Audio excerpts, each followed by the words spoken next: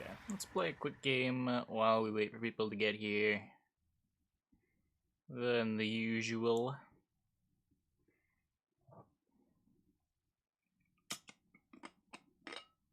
Hey, Squelchy.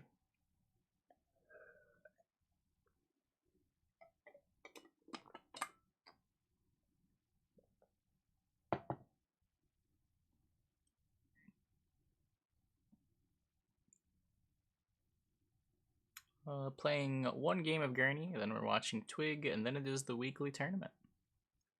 Hey, Exile. Guess we'll talk about the leaks at some point in there too. Should have plenty of time. How long is Twig this week? Pretty short. Only like 20 minutes. Hey, Han guy. Hey, Travanura. I sense strong magic.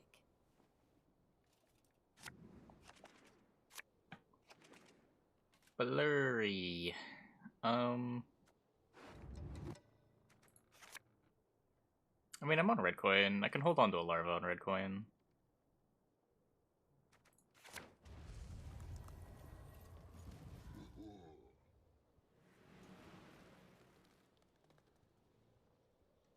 If I get a leader charge out of him in round 1, I'm sort of happy.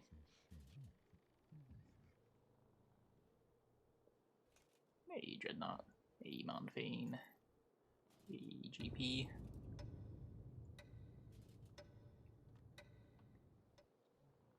Hey, Pacatoria.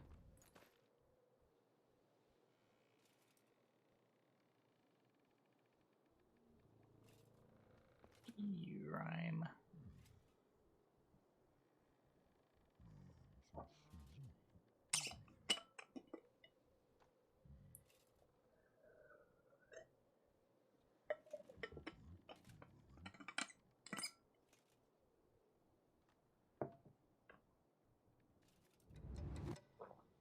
Okay, opponents taking their time. I just want to play my Dragon Larva. I see how it is. Reddit mob is losing their... Wait, why?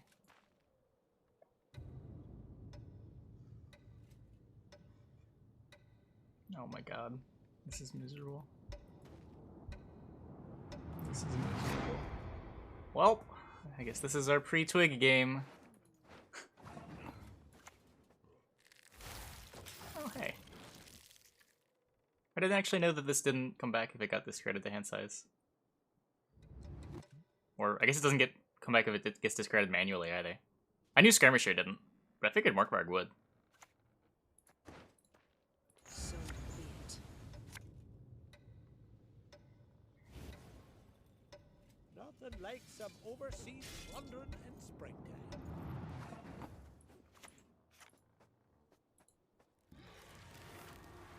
The 4P Beast seems really good. I don't think I'd call anything broken.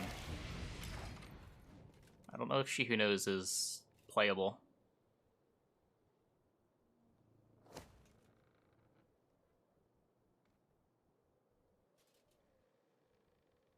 No. Today we're playing one quick Gurney game, and then Twig, and then we'll talk about cards. And then it's the tournament.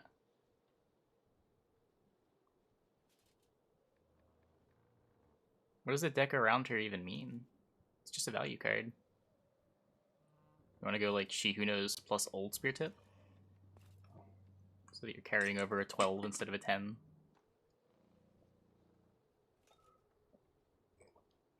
It doesn't make sense in Vi. You just play another tutor. Yeah, it's an Alzur buff. It's kind of a crazy Alzur buff. I will give you that. Makes an Alzur 13 that's actually kind of disgusting.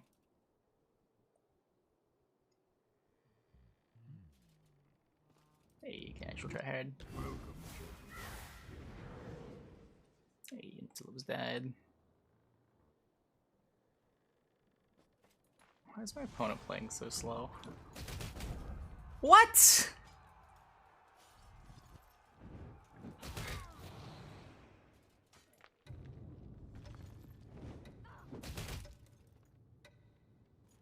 I don't know what's going on. He's trying to sword this.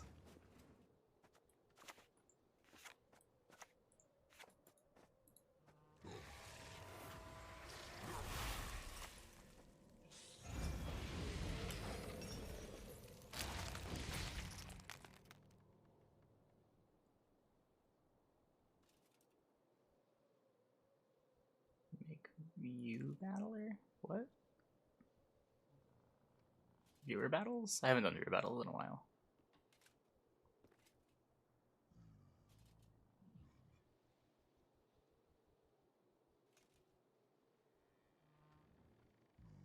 Just let him sword it. He's roping every turn. I'm not letting him have his fun.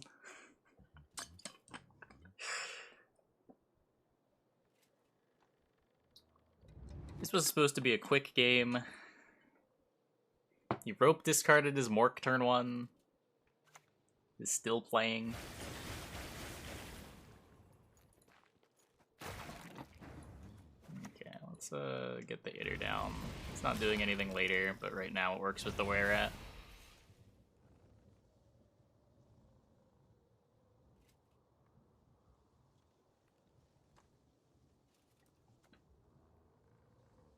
Yeah, doesn't really headbutt things. He'll walk into things. What card do I like the most so far? All the NR stuff is really cool. Probably the NR stuff. I think the bronze package for NR is really interesting.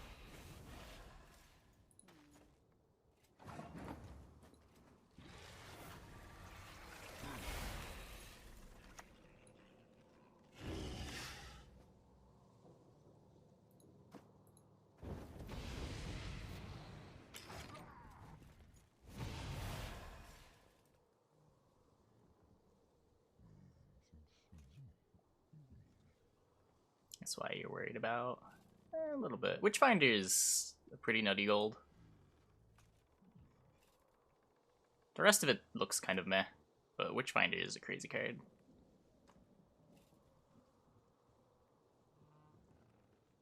Hey, Zaz.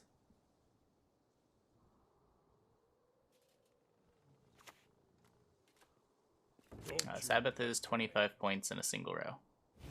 I think it's specifically 25 points in the row that that unit is in.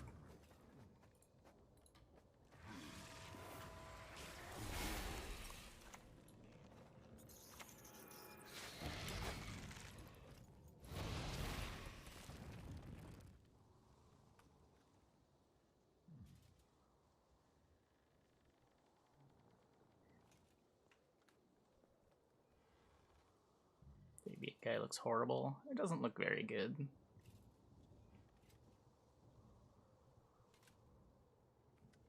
Hysteria is sort of cool, but it's not, like, super strong.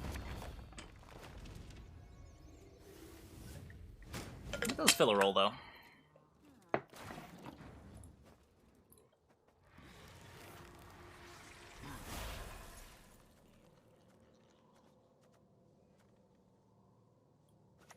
I assume I don't need this. I do not mince words on principle.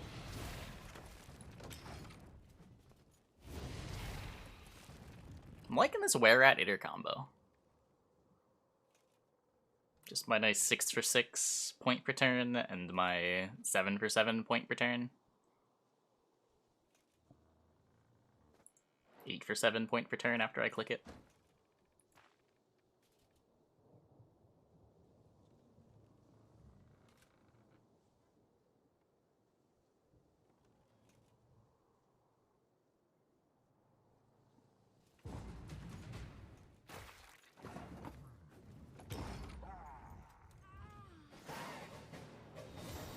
Well, it's more than just a drone per turn. You're also resetting your fruit. What's this bag? This is just Gurney.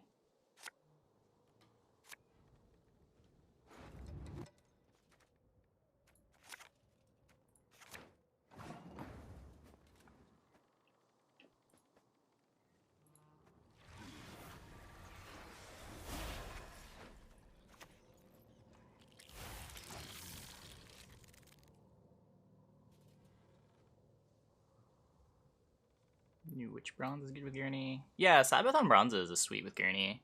Because you've got like this token that's in play every round that adds to the Sabbath count and makes it go up faster. Yeah, that's not cool.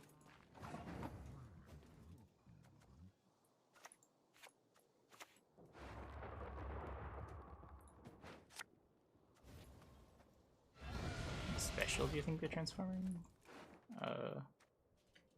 I guess they didn't play it for meaningful tutor.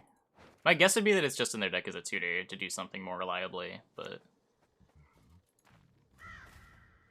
I don't know.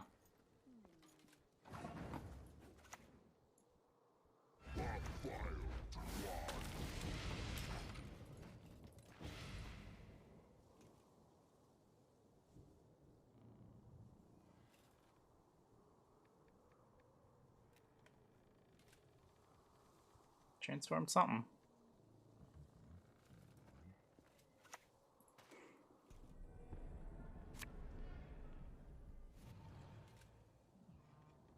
I suppose. And the end.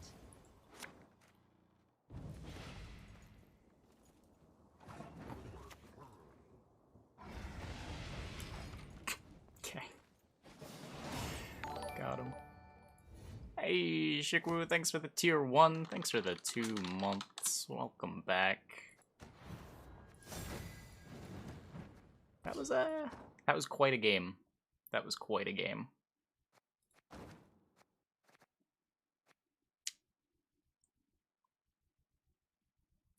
Okay, so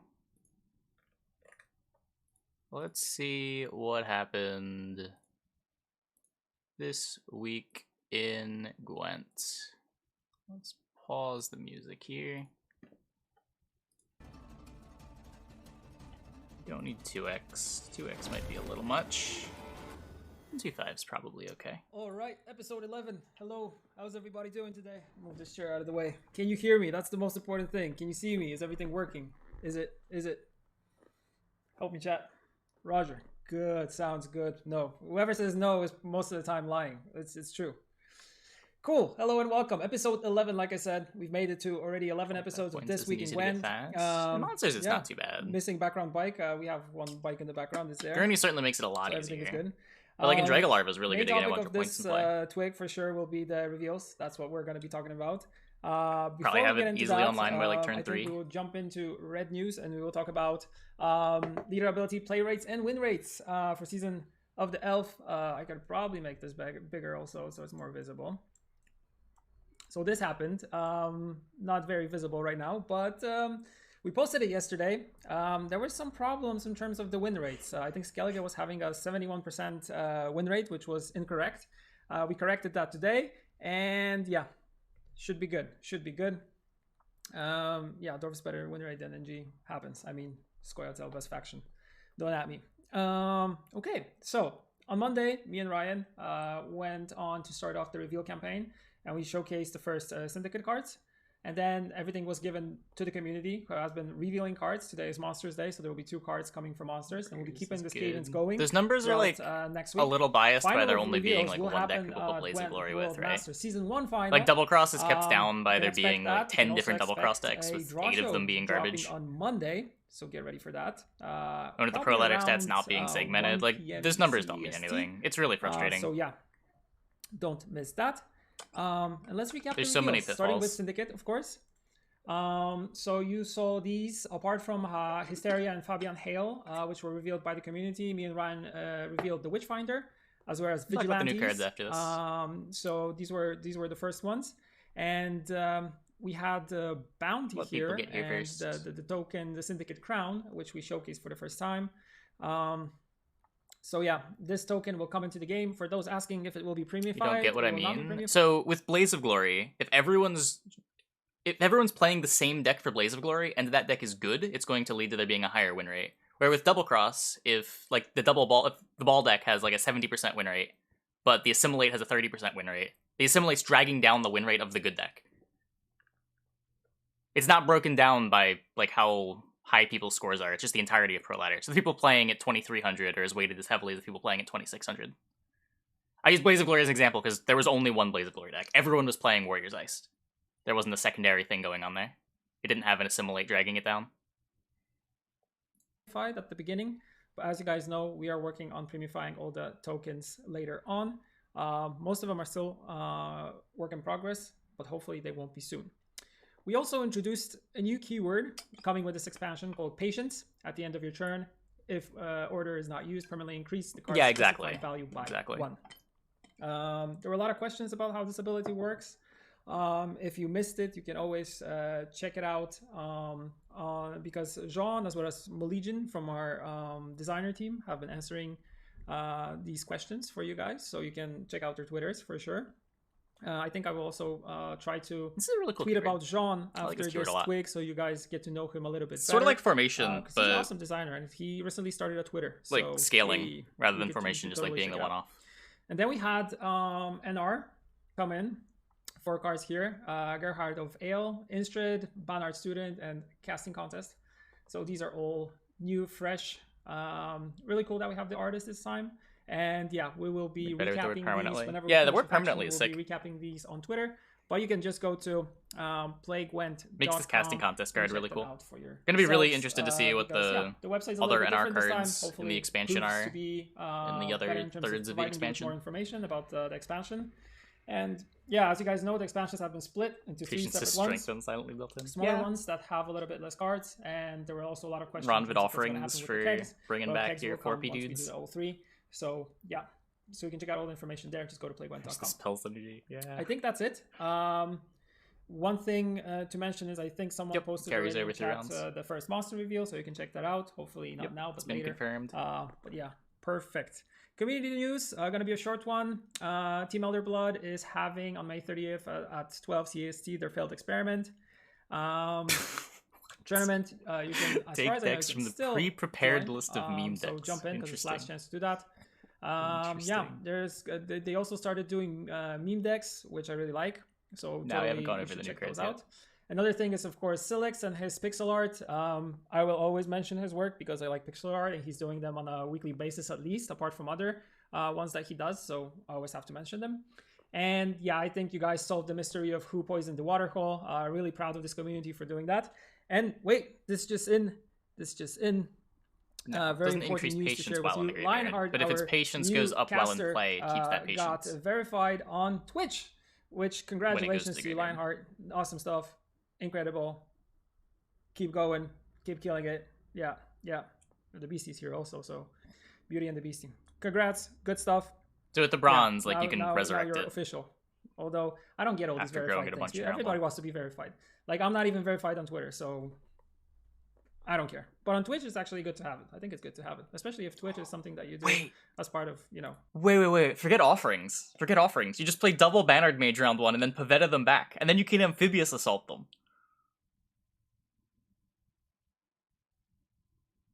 That's so much better than offering.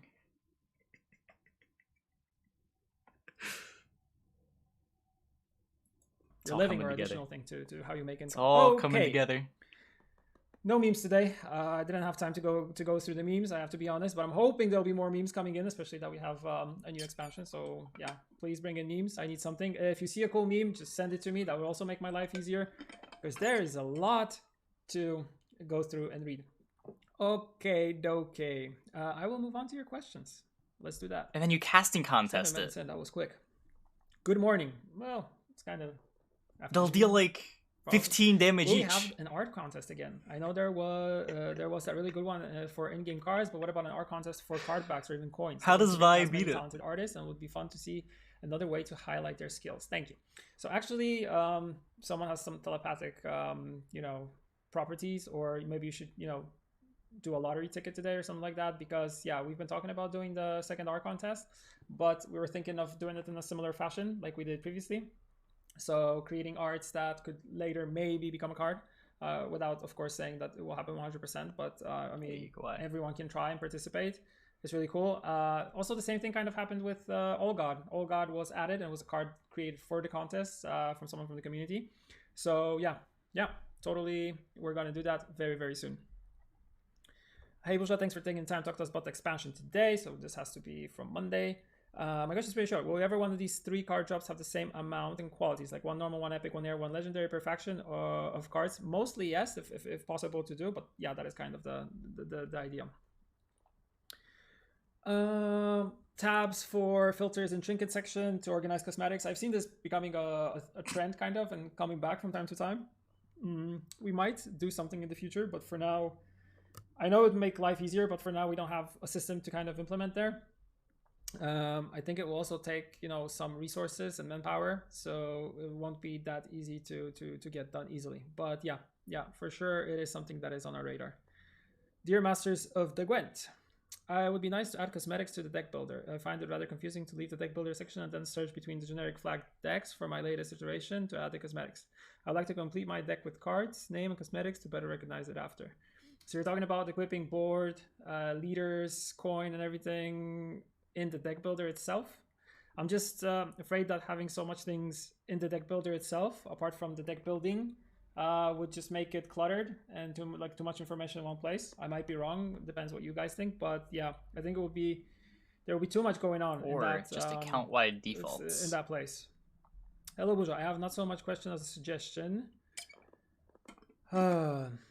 In case of kegs and expansions, or rather in their absence, packs are an integral part of CCG. And for me personally, I think for many, opening kegs on the day of the supplement was a small holiday. And the lack of kegs in being beginning of the expansion can not help but upset. So I have a suggestion on how to fix it. Create kegs that would have the last 3 mini extensions. Example, 7.3, 7.1, 7.2, 7.3, output 8.1, 7.2, 7.3, 8.1. Okay. That's an interesting one. That'll be hard to implement, because what about if you don't want kegs from the previous drop? I mean, the cards from the previous drop, you just want 26 from the first drop. I know that kegs are kind of, and packs are an integral part of CCG, but we're also trying to do something a little bit different in terms of not doing what everybody does, especially the fact that you have, 26 cards, and doing kegs and packs for them means you're probably going to get, a lot of the same card over and over. Or then you have to mill it, and then you have to create something. And even if you buy a lot of packs, then you mill a lot, and you get a lot of resources for crafting. And then what are you going to craft with those resources? Like, for me, that doesn't make sense right now. With the kegs for the first drop, of course, 1, 2, and 3. Once they come out, there will be a keg that has every one of those cards. That works. Having kegs which have later on stuff that feature from a different expansion and a different, let's say, mood and set also. I don't know if that would work, if I of course understand your question correctly, but I guess I think I get it. Hello, have you considered using the tremendous success of Witcher Old World board game fundraiser to advertise Gwent? I think adding a regular flyer to each box would make any of the supporters take a look at Gwent. Yes and no. It's a little bit of a different theme, let's say. Morgvark there is just a werewolf, for example. I think it's a little bit of a different crowd, if I'm not mistaken, because not all CCG players are board. The best way to get specific cards a good example of always that. to craft them. It is a little janky for like the commons card games, but although you can get them through Ultimate Cake still, right? Builder games, those are just not quite interesting. But the flyer idea is a pretty cool idea. I will take not a 26 card keg that you can get. Regarding the past art contest, I believe the top winner had their art turned into official card named Olgot. Will we see other amazing art from the past contest turned into future cards, or that was the only exception to the first place? That was the only exception. Our team wanted to create a card out of Olgot, and we just had a really good art from the contest, so we used it. That's pretty much the whole story. Yeah, the problem with the coin is something that we are aware of. So yeah, totally, this should be fixed and working properly. Hello, is there a chance that we can get a second bundle from Once Upon a Pyre without premium cards, only with border and avatars, because I can just create these cards for free? I know that a lot of people can probably create the cards for free, especially if you're part of the community for a long time and you most likely have all the resources to do so. We're thinking about what we can do in terms of taking the stuff and that we have and like feature it later when it comes to just the vanities itself. It kind of plays into the whole idea of what we want to do with older journeys and how we want to bring them back. So probably we will have some information about that coming around Masters, I would say. So stay tuned for that. Next page. I'll get some water.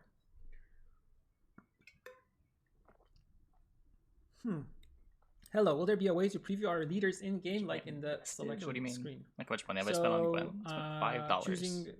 You choose a leader, and then you get to see him or her in game. I just play a lot. That'll be interesting, but that'll be difficult to do. Can you just fire up training mode and check it? I don't know. What phrase does Vincent Van Moorhem speak in the Nilfgaardian dialect, and how is it translated? I would have to check because I don't remember. So I cannot tell you right now, but I will add that to my tab of things I need to check later and actually copy it so I don't forget. Man, Berza, how do you not know? Yeah, I said $5. I bought the starter pack when I started playing. That's all I did. I guess I technically bought the journeys, but that's all just cosmetic stuff. Copy that over. Do you have any plans to tell the story of Falibor and Milena? Nope.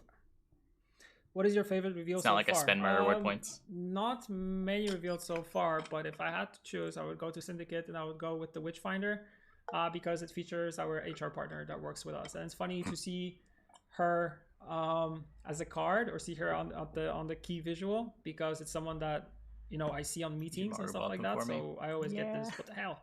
I know this person, although she is, she's also, you know, a real person and a fictional person at the same time. So yeah, that's the weird one for sure. Yeah, we could say that's my favorite reveal so far. Hey, do you guys plan? Oh, I'm waiting for the Scoia'tael reveals. Like those will be juicy. Yes.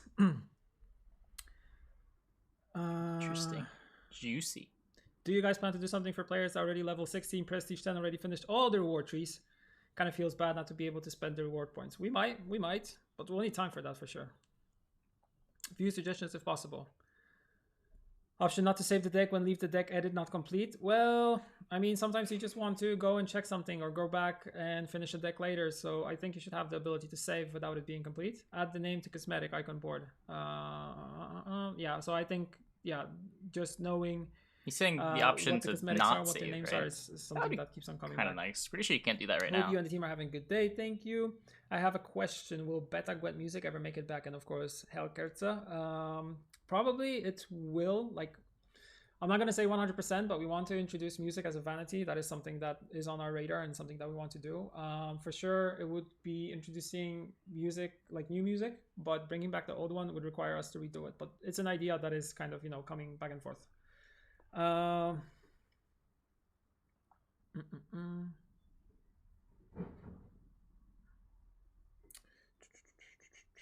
Yeah, and then there's a question about about the kegs. Kind of once again, what about faction kegs that 150 cards and get new 4 cards? The chance is so small, and like if you compare faction kegs to these kegs, I don't know if you can compare these two. Like faction kegs, of course, feature all cards from a given faction if you want to collect those, and that of course makes sense. But also the kind of problem that we have as a game is we have too many kegs. That's also another thing. Like too many kegs when we're cutting like the amounts of them. But yeah, I kind of get where you're coming from. That's saying that, you know, 150 cards that are from a faction, we can you know, get a lot of duplicates still. Getting duplicates of new cards doesn't really make sense. Plus, you will get a lot of duplicates and you'll mill a lot of duplicates, increasing your resources. And then I don't think economically that makes any sense. So that's why I'm against it. And that was actually the last question. I'll refresh just in case. Yeah, that was the last question. Whew. Nerf Wolfpack, please. Okay. New reward trees for first expansion drop. We shall see. More details to come soon. TM. Any news on special Twitch drops for the upcoming World Master Season 1? Stay tuned. There will be more Masters info coming next week. So yeah, you should totally get ready for those. I don't know. Just to consolidate the store, I guess. Why is it bad to have many different kegs? It's just too many different options to get almost the same cards, and I feel like we ran always into a place where there's just too many. You don't know what to choose from, and from a user experience wise, it's not good. Can you bring back This Week in Gwent? Yeah, I've done it before a few years back. I saw it in your YouTube channel. Yeah, This Week in Gwent will come back in a normal format once we get back to working in the office. And since we do not work, there'll be expansion kegs when the expansion is fully released. Is to do it from home, like I'm doing it on a weekly basis here. Yes. What happened to faction challenges? They might come back. Yeah. All right. That's it. That's all for your questions. 20 minutes, I think, is pretty much enough. I shall be signing off. Wishing you all a happy weekend, a good weekend, sunny weekend, and yeah, kegs in order for the full expansion release. So yeah, take care. Have a good one. I mean, just buy ultimate kegs next week. I don't know. Ultimate kegs or faction kegs, depending on what you're looking for. I don't think you want to wait that long. Might as well get your scraps and craft stuff. Okay. So, check-in time. What is going on here?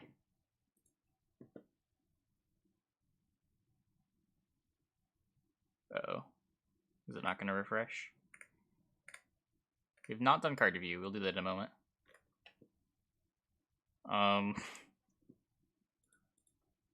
You wanna refresh? Tournament client, please.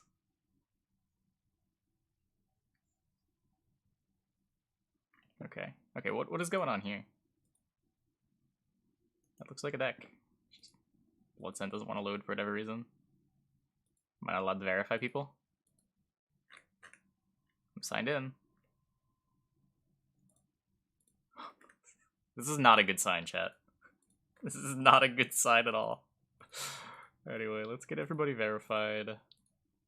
And we'll quickly read the rules of everything. Trying to make sure I'm not verifying anybody with 2 decks of the same faction. Yeah, we'll be getting started in about a half hour on the weekly tournament. This is an omen. Yeah.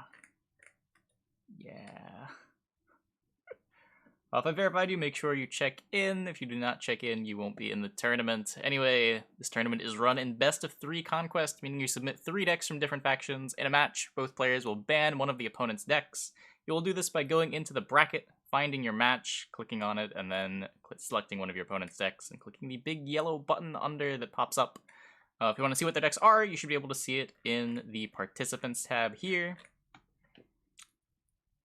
Players need to win with both of their unbanned decks to win the match, meaning after you win with a deck, you do not play with that deck again. You need to win with both of your unbanned decks to win the match. Draws are immediately replayed with the same decks, so you should get another game invite and just re-queue up the same matchup you just played. If you queue in a legal deck, try to contact your opponent and tie the game. The easiest way to do this is to pass on 10 cards and then just tie both rounds. If you're unable to do so, I have to issue a game loss to the player queued in a legal deck, as there is no way to void games in the tournament platform. If you issues the bans, make sure you're logged in. It does like to randomly log you out pretty frequently, and it can be hard to tell when it logged you out. So I gotta scroll up and make sure if there's any other indicator. At the start of the round, you have 10 minutes to get your ban in before you lose the match, so make sure you are here as the rounds start. Okay, let's get some music going. Anyway, what's going on in the chat?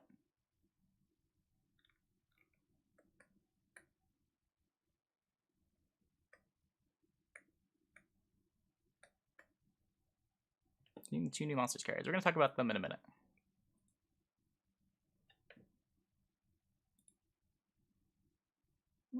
The Alakas.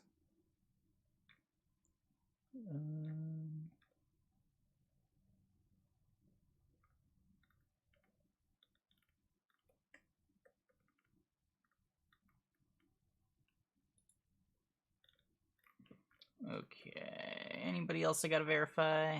Not yet. Let's see what the monster cards are.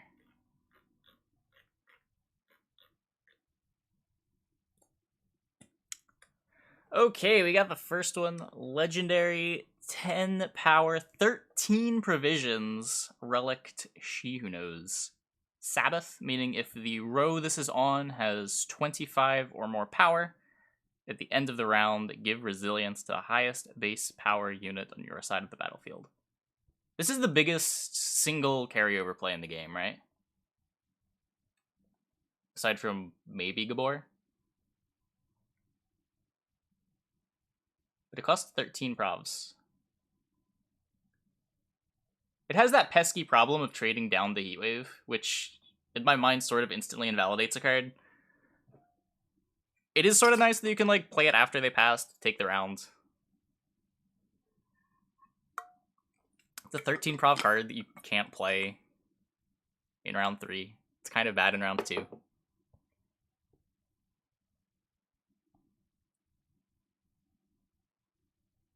Yeah, being an Alzerable card off of an Aeromancy is nuts.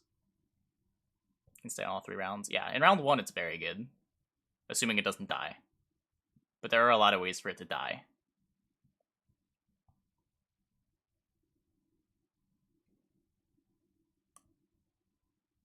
Doesn't give res to veiled units? Correct.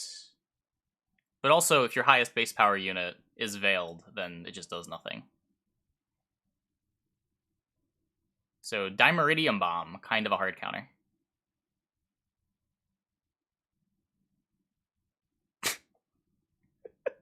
Dimeridium Bomb, Poisons, Heatwave, Invocation.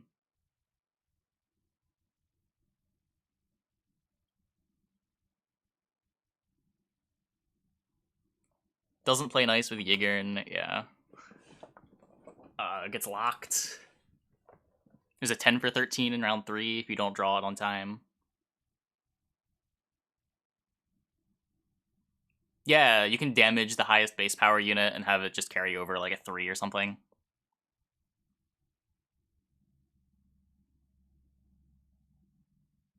You can knock it off of Sabbath.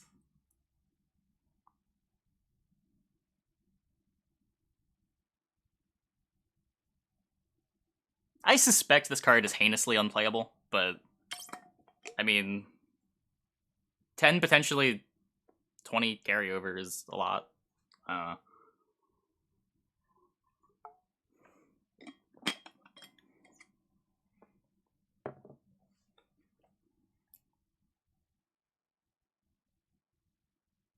What's Sabbath do? If you have 25 or more points on the row this card is on, the Sabbath condition is applied.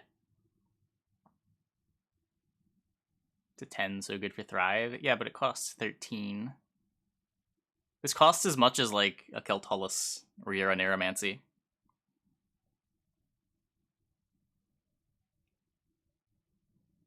At least Keltullus like burns a card the turn it comes down.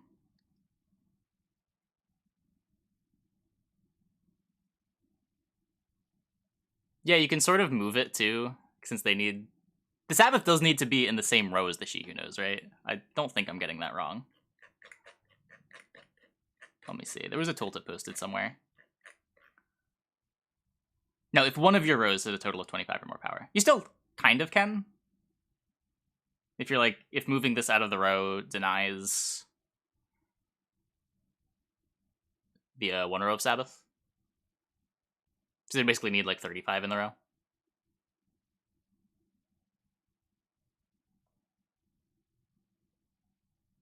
Significant buff to Viper Witcher Mentor. Not only is your carryover card stuck in the deck, but they're playing 13s for 6.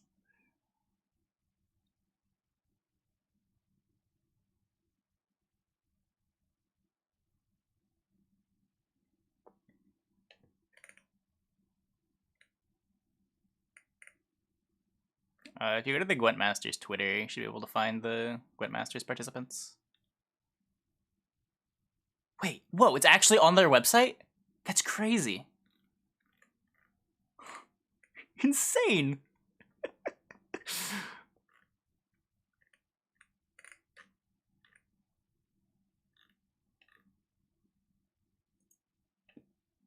Let me see if I gotta verify anybody. You're verified. Jinsius, thanks for the Prime. Thanks for the 3 months. Welcome back. Yeah, if you want to play in the weekly tournament, you still got 20 minutes to sign up. Just type !tournament and then navigate over to this join tournament button and submit your lists.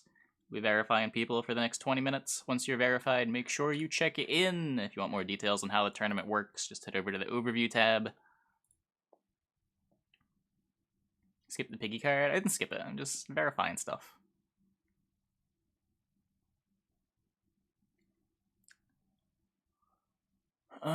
Okay. Yeah, I don't know. Low expectations, but I mean, when it works, the card's pretty disgusting. It's just the downside of being a 13 provision card that doesn't float any value is sort of hard for me to get over. Witch Apprentice. Relict, 4 provisions, Sabbath. At the end of your turn, boost self by 2. Which apprentice? Is this the person or the pig? Neither of these look like relics.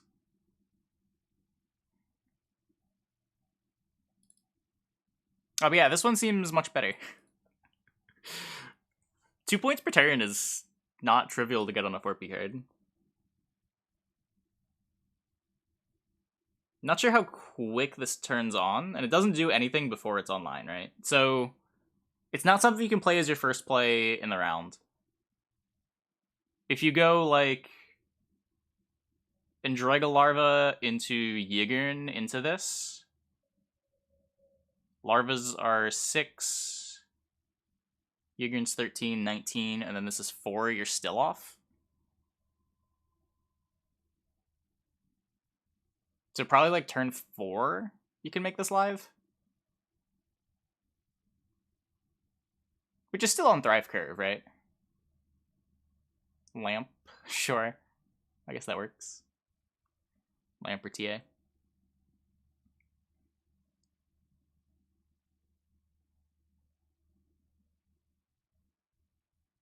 Yeah, I guess you could like Crystal Skull it too. Unlike Beast, you don't mind giving this a TA. Oh yeah, once this starts going, you're probably not that worried about Sabbath getting turned off. I suppose they could like move your Yigern. Or move like whatever your big unit is, and maybe you'll have a little bit of trouble. Have to play another gold to get an online immediately.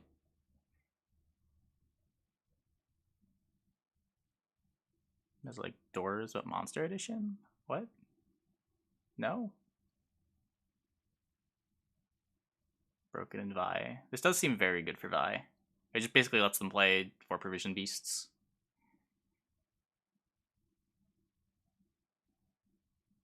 Doesn't help them that much in round 1 though, right? It doesn't solve the hard to start up problem, but it does significantly help their long round problem.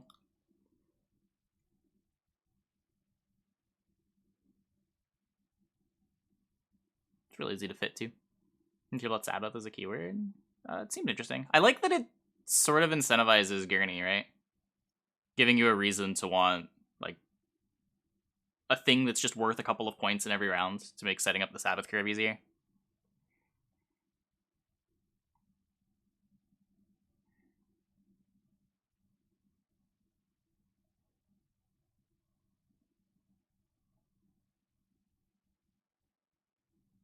Seems snowbally? I don't... No, I don't think so. 25 points isn't that hard. It's basically just asking that you build your deck a certain way, and it makes you vulnerable to control in a different way. Rather than, like, these point slammy decks being, like, a natural counter to interactive decks. The interactive decks with, like, Alzur's Thunders can delay Sabbath a couple turns, so they're getting a little bit more value out of their stuff.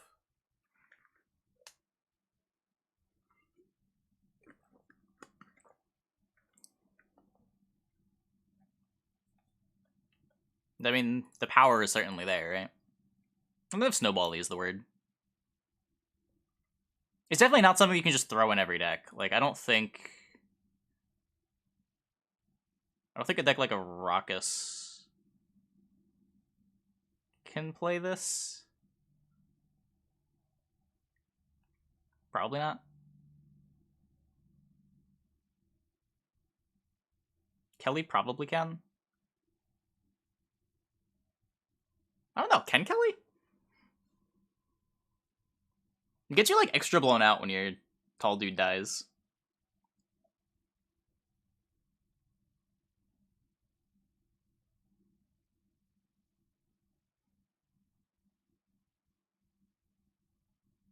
Yeah, on the full row is 27 already. Yeah, but, like, that's the end round. Do you need help in the end round?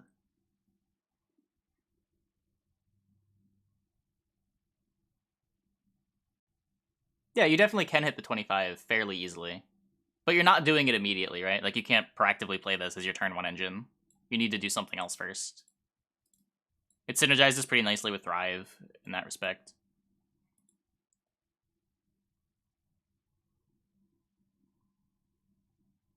Kelly likes to split rows. Yeah, exactly. It might be too clunky for Kelly. Like, Vi definitely wants it. Random stuff like Koshche definitely wants it.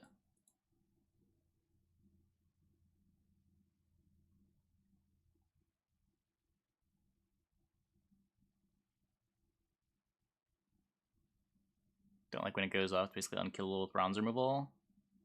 Yeah, I mean, your goal, I think, is just to try to make the Sabbath not go off. Which is probably pretty hard, but...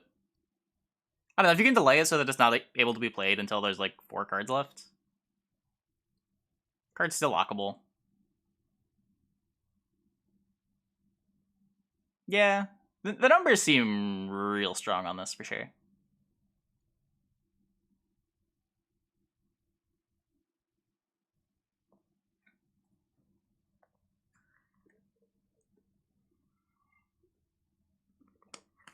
Four cards in, they're gonna turn around with basically like 1 point per turn. Well, no, because you can play other 1 point per turn engines before you play this, right?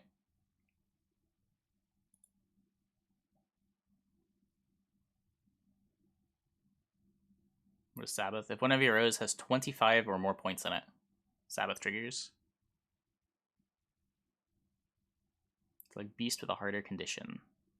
It's a beast that doesn't stop growing. There are decks where this is an easier condition than Beast. Like, I've played a lot of games with Gurney where I struggled to get my Beast above, like, 8.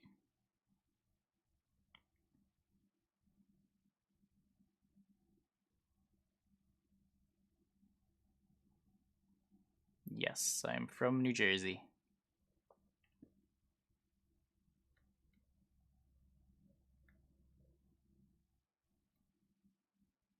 It could end up being super hard to enable. Yeah. I think the deck building cost around Sabbath might be harder than people are giving it credit for. Because your opponent is able to remove points from your side of the board too, right? Like, this isn't going to be live before, like, turn 3 of the round. And if your opponent's interacting, probably even longer.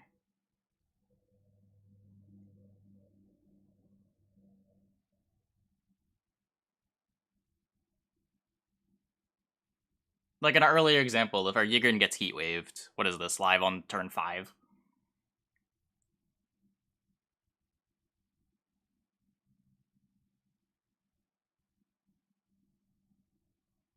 And then it's not coming down on Thrive Curve.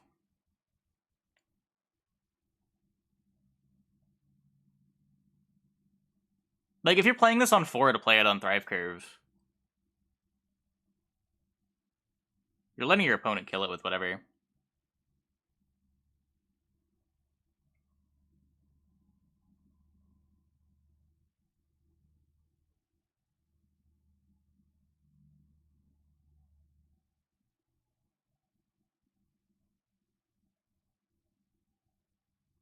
Yigern plus Riders. You can do that, but then, like, you're playing Witch Apprentice, foregoing your Indraga Larva Curve. Like, you're losing all your other Thrives. Which I guess is fine if you're just trying to, like, tempo pass. Maybe that could be a thing.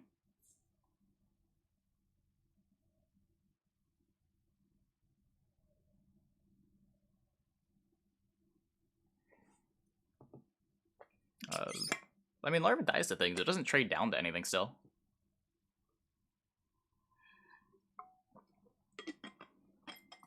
Aside from, I guess, like, Reckless Flurry charges. Like, the most brutal thing.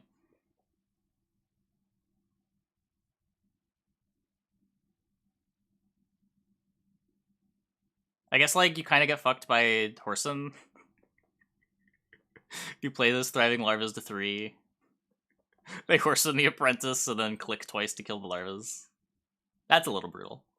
That's a little brutal.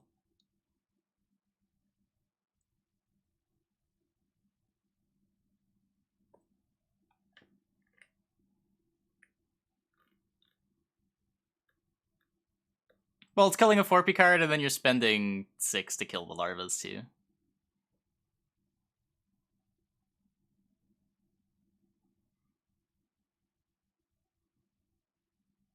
But I guess you can just, like, delay the Apprentice a turn if you're worried about that. Have the Larvas thrive to 4. Since the Apprentice can thrive the Larvas to 4.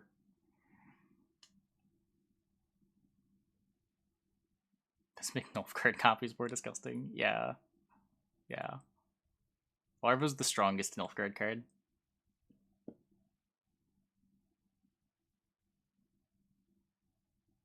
Anyway, who else do I gotta verify? We got 10 minutes until we're starting the tournament. Oh god, there's a lot of people.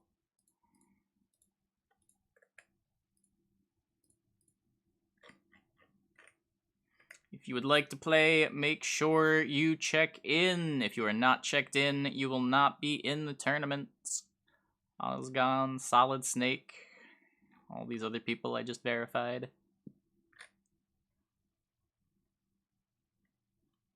Above 32? Not quite. I imagine most of these players aren't gonna check in. It's usually how it goes, is some number of the people that signed up before the stream aren't actually here for the stream.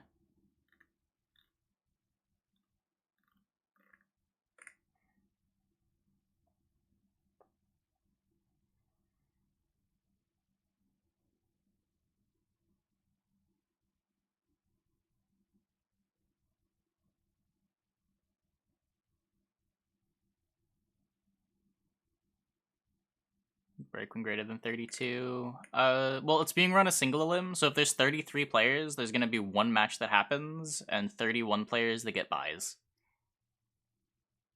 So, not really, but kind of.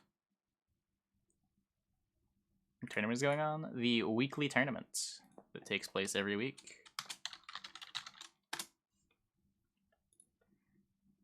Deck am I gonna build? I'm probably gonna try something with the NR stuff. This package is sweet. I don't know what yet, but probably that. Maybe we'll play some Gurney, depending on what these other cards are. We're definitely gonna play some Gurney, but see just how heinously unplayable this card is.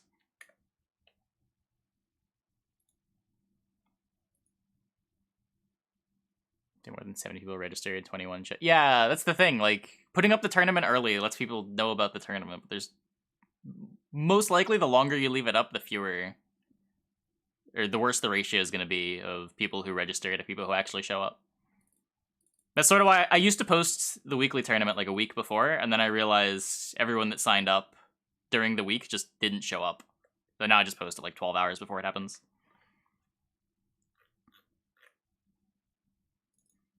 You're verified. I will manually check you in since I'm pretty sure you're here. Same thing with you, Gagarinen.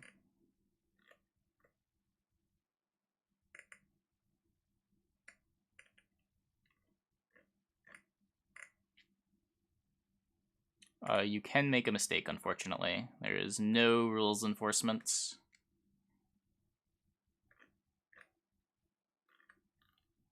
Check you in. Yeah, you got it.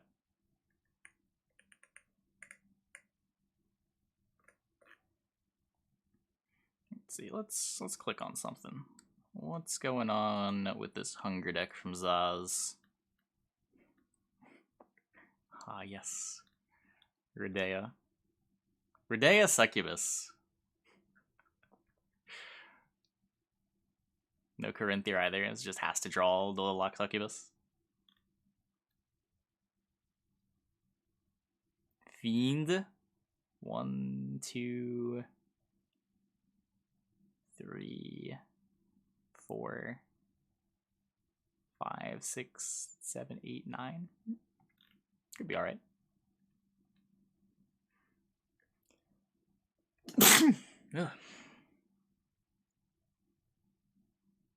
Yeah, you can lock Succubus. It's a Death Wish. I click on AQ number 7. I guess I can click on AQ number 7. This deck has a Scorch. I was ready for full degeneracy, and then I saw Dolorun right. I'm very confused.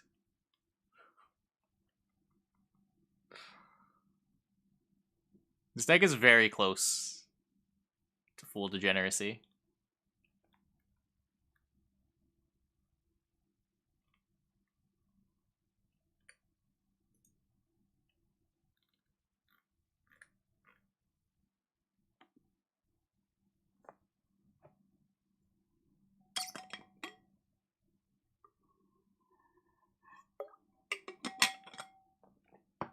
Okay, let's get you verified. I will check you in. Yeah, it looks like these 5 aren't here.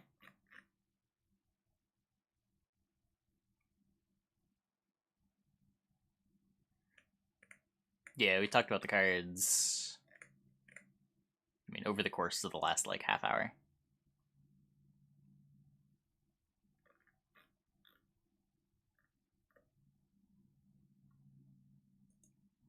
What's Luke up to with this Gurney deck?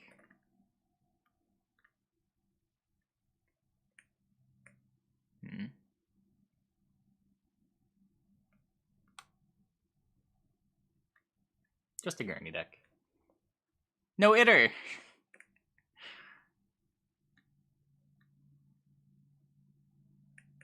I like it. I like it.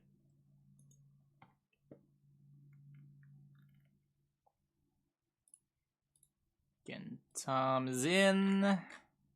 4 minutes, everybody. 4 minutes. I guess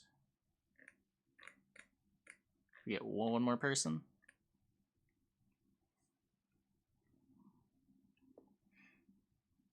Check you out. Oh, you can't play? Okay. Oh, your decks. Oh. Let me know when it's fixed.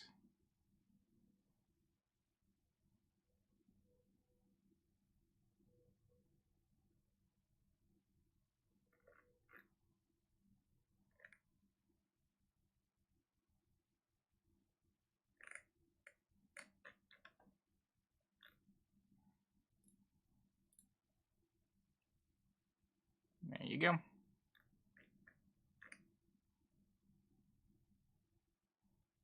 Yes, if you win with the deck, you do not play the deck again in a match. Please don't make me issue game losses. Okay, so I think we're just gonna remove this and then we'll have 32. Boop. Boop. Boop. Boop.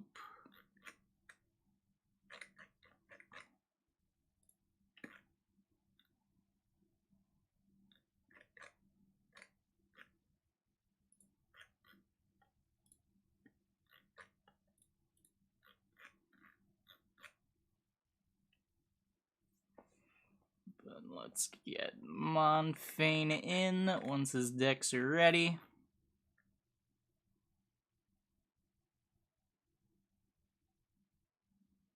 Third 32-man tournament in a row. Nice, nice, nice. Should be in. Okay, just gotta wait for this to load.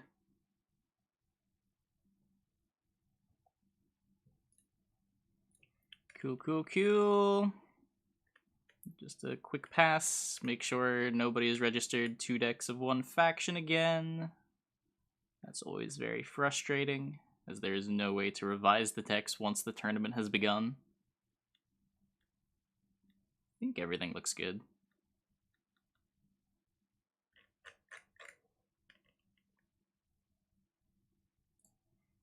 Let's activate the bracket. We will. Let me make sure I have round starting manually.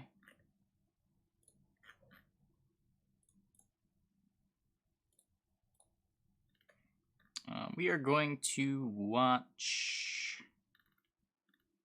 Let's see.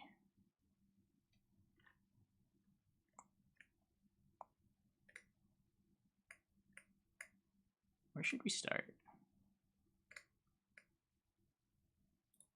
Where's some... Watch the Dula deck? Oh, true. Which one was that? It was number 7, which would have moved up a bunch. Wait.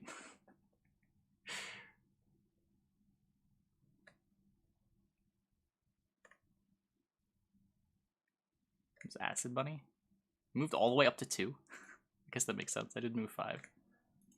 Yeah, sure. You can head over to there. Let's see. Dreadnought Acid Bunny. Okay, and it is 1 o'clock. Let's start the tournament, start the round. For those of you that it is your first tournament, what you will do is you will go into the bracket, find your match. Click on your match. Click on one of your opponent's decks. A big yellow button saying ban this deck should appear. Click on the deck you would like to ban, and then click on that big yellow button. If you would like to see what cards are in each of the opponent's decks, you can head over to the Players tab and click on these decks individually, and it should open up the library links in different tabs. You have 10 minutes to get your bans in, or you will receive a match loss, and your opponent will move on.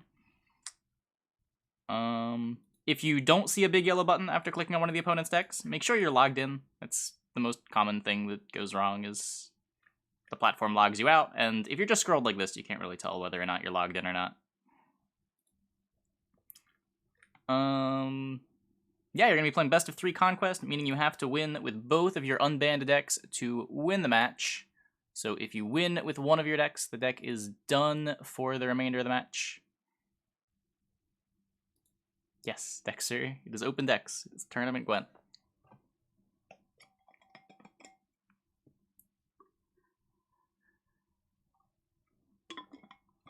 You have the same advantage.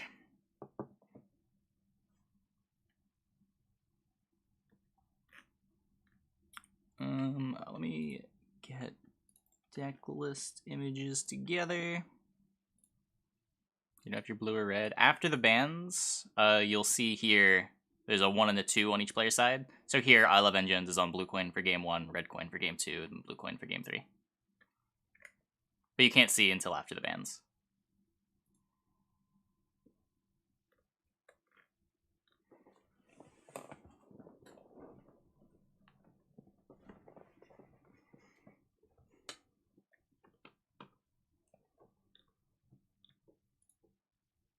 Looks like bans are in. We should be receiving game invites shortly. Imprisonment banned out of Acid Bunny. And then Deadeye Ambush banned for Dreadnoughts. I'm down as a spectator, right? Yep. There we go. We have received our game invite. Let's hop into game number 1 of Acid Bunny versus Dreadnought. Vengeance versus Control decks. I feel like in the past, I Love Vengeance has not lived up to his username.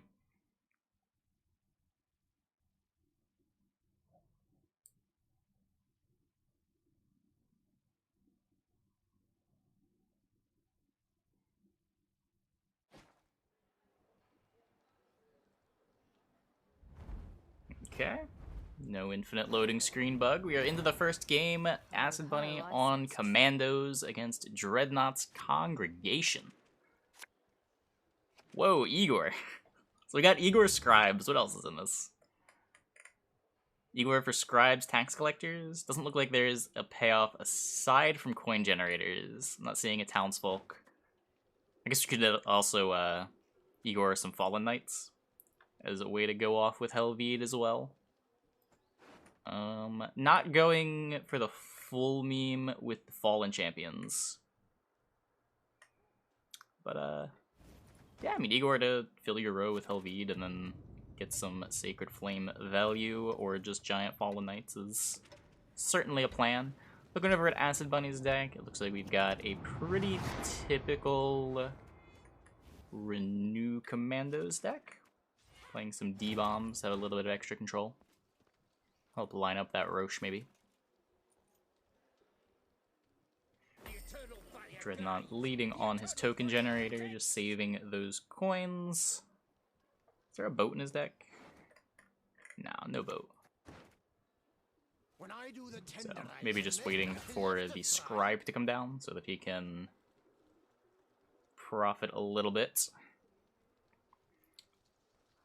He is mousing over it.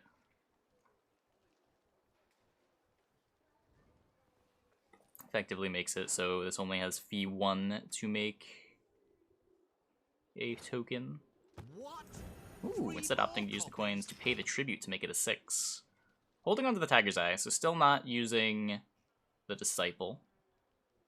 This does keep the Scribe alive through Mauler plus Roche. Oh, the tournament proceeds off stream. Yeah, I can't cast every single game. Usually 1 game per round. And then if this ends early, we'll hop in like a game 3 of another ongoing series.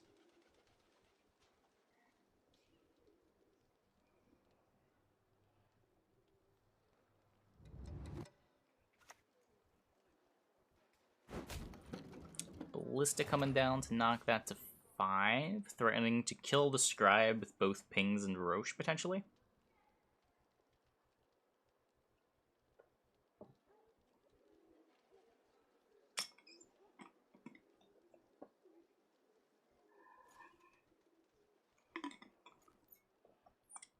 Try to tie the game, Binrothis. Passing on 10 should give your opponent the idea that something is wrong and the game should be tied. If you're unable to tie, then I just gotta give your opponent the game for game 1. Not much that I can do about it, unfortunately.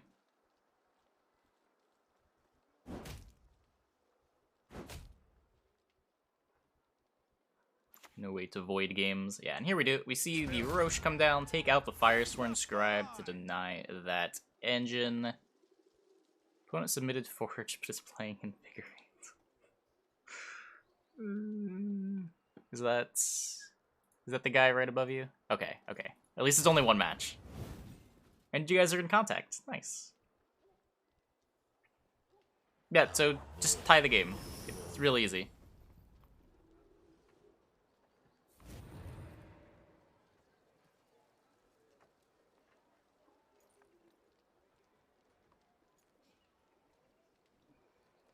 There really is no way to not tie.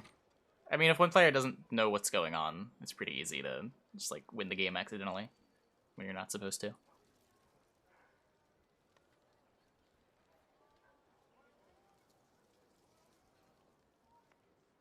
Yeah, just, like, go to round 3 and then have both players pass on 0.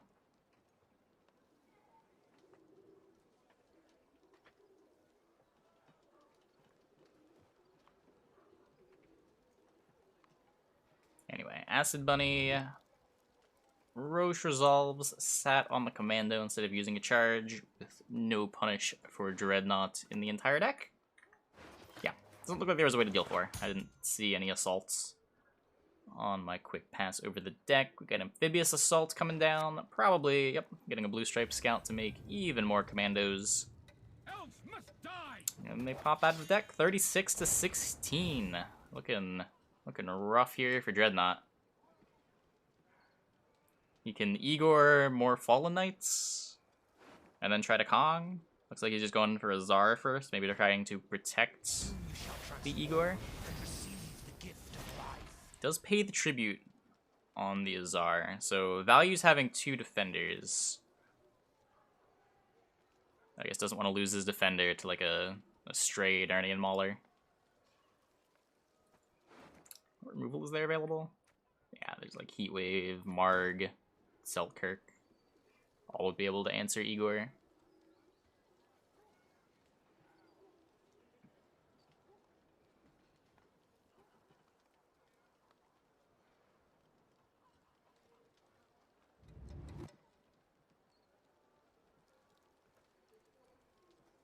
And your opponent tries to fight the tie. I mean, if you made the mistake queuing the wrong deck and your opponent doesn't realize and they go for the win, I can't really hold that against them. I just have to give a win to the other side. Assume nobody's gonna like intentionally try to scum.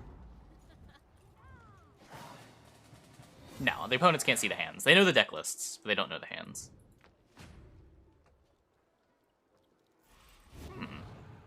So that was Commandos giving round 1 there.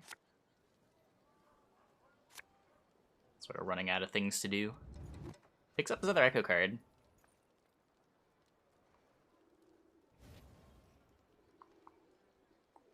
Now he has the Pavetta Renew version, yeah. So Nero can get the Pavetta. Then he already has the Renew. So you can AA the Commando this round. And then you'll always draw the Aniro for round 3. So I think he has full combo. No, if he goes for it this way, he won't have access to full test. But, I mean, you gotta save a tutor. That is one of the problems with this Renew version, is your tutors are sort of reserved to pull out the commandos. There's not really a whole lot you can do about it.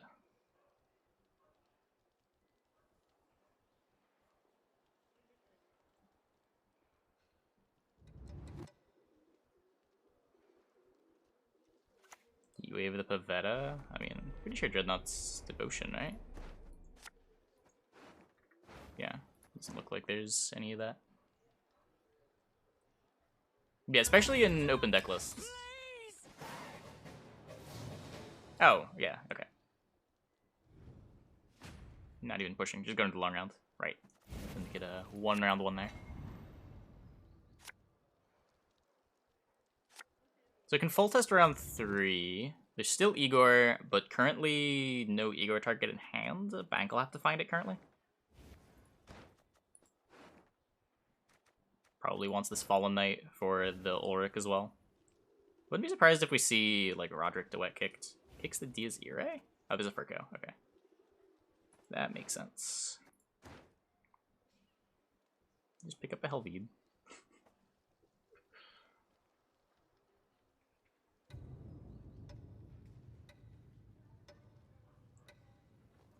Just thinking. Takes the bank?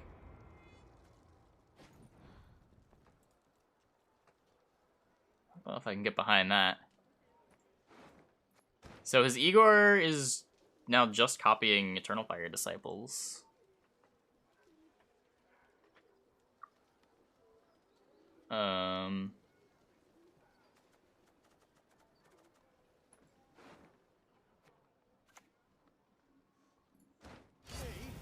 Right? Yeah, there's no way to access anything out of the deck now.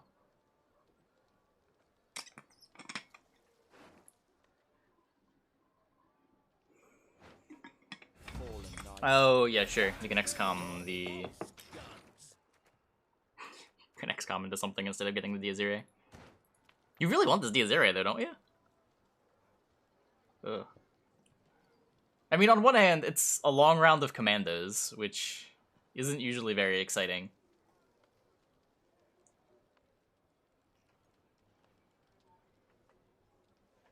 But, like, this Syndicate hand is also not very exciting.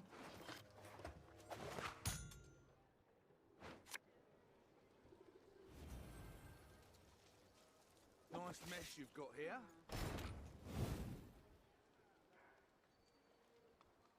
I guess with the Siege Ladder, this full test is gonna go pretty nuts, right? It's like whole board's gonna get full.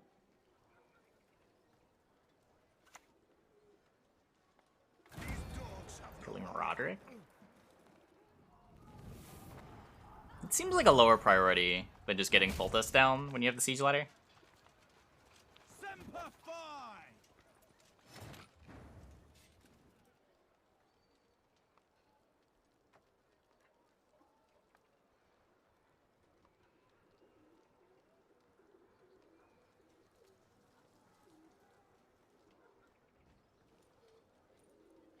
The amulet. Think it'll save you? Yes, you! Have you made your offering? There's the Helveed. Single click on the Helveed. So this is the last turn for Gellert to spread a bunch of poisons around. That is what we're gonna see here. Might be seeing some leader charges come out to you to spend those at a better rate as well.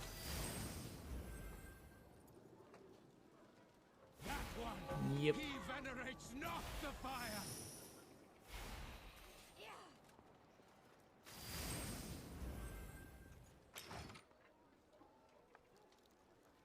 Wait, did he click on... He chose to click on Disciple instead of get 2 more clicks on his Gellert.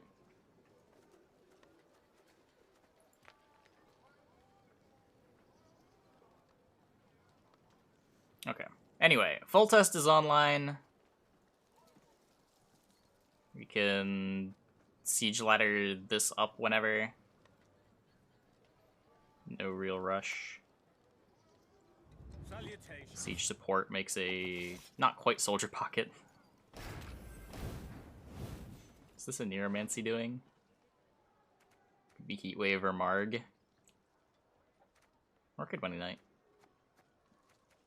Or Blue Strip Scout. Drive off the mages and their foul manufacture.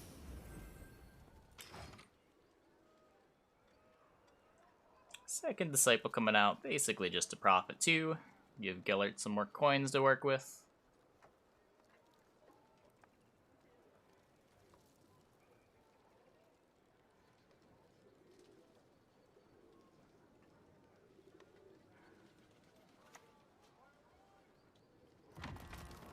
Death to the enemy!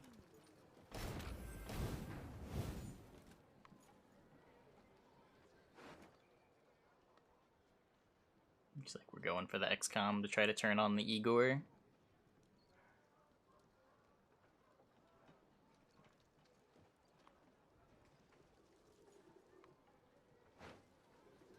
Can he cut cleanly when you squirming about like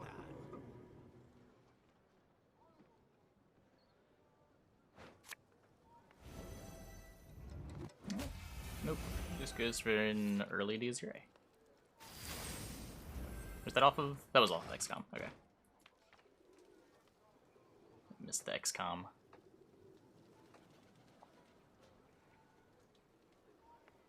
So Sacred Flame points, Congregate Jacques, and just like a 6-point Igor.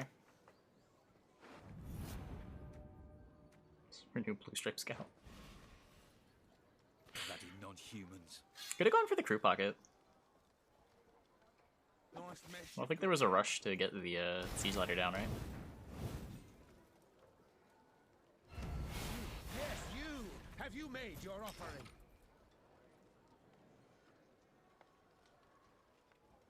Gun played for -3 versus doing the DSR 3 Igor. Through a Virgo, yeah. I think he was looking for like the Fallen Knight or something, so that he had an Igor target, but missed, I guess.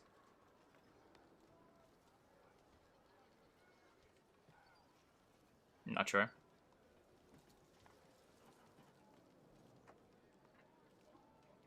feel like it was probably better to just play to maximize the DSR. We lost a lot of points this way.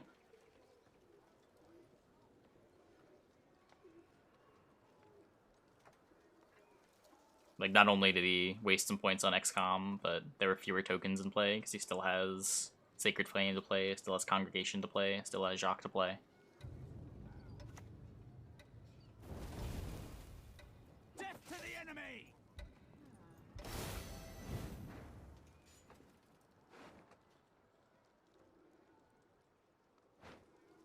I must act, no matter the price.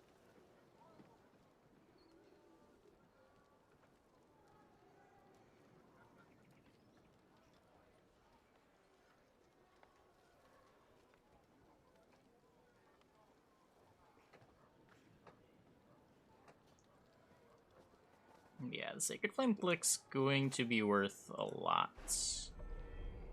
You want the Heat Wave here for board space?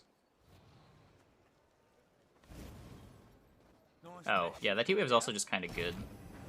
Officials time out. Mop up the blood slick. Yeah, you can Heat Wave Sacred Flame.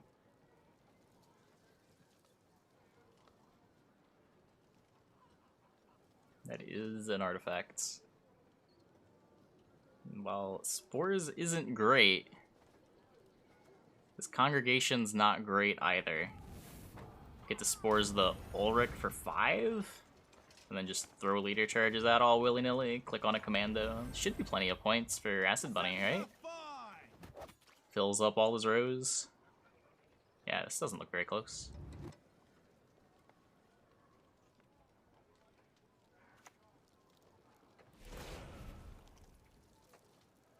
Sacred Flame might not have been enough either. By denying penance, you confirm Eh. your guilt.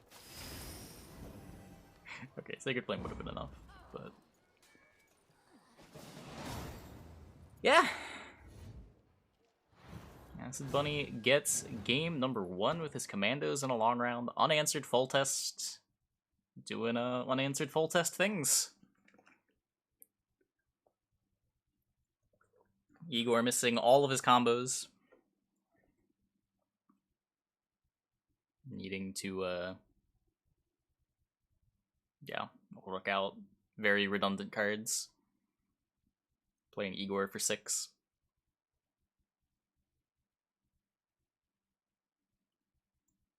Fallen Knight would have made a big difference. Fallen Knight would have made a big difference.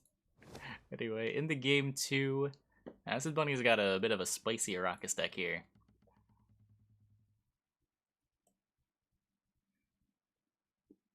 Which we should be about to see.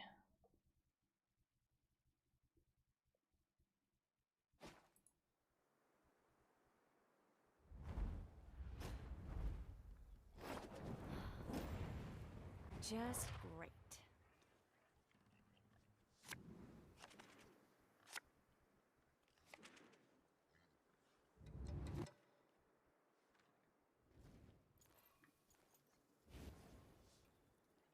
Yeah, so this Arrakis deck is sort of a take on the unitless variant of Arrakis, playing Scorch with the Frightener Dormant Glusty Warp finisher.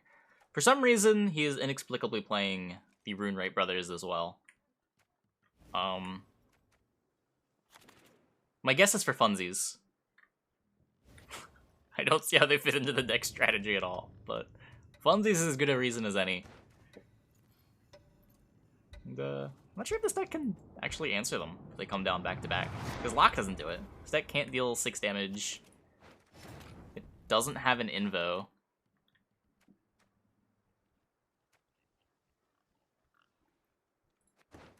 So they might just resolve, which is exciting. Very exciting. Funsies is the best reason. Yeah, nothing wrong with some funsies.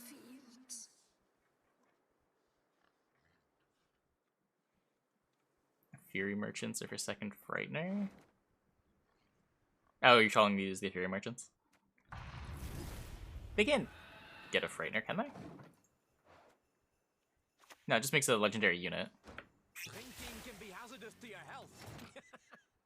It can get you an old Spear Tip, which is functionally another Frightener. I come into the bro, that doesn't work. No, it just cares that card name is in play. It's a deploy. Locking doesn't remove the card's name.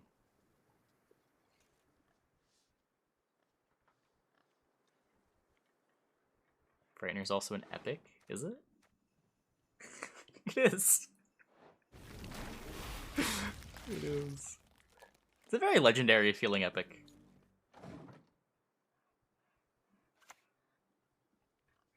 Feeling a bit peckish?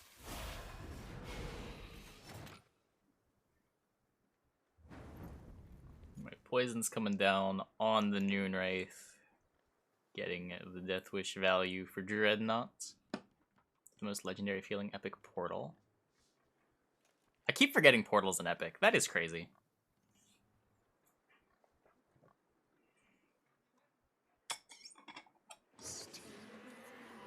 Beneath the sun.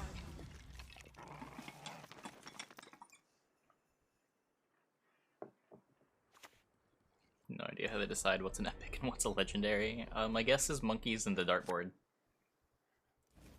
Ooh, round 1 ball for Dreadnought. Highly prioritizing round control here.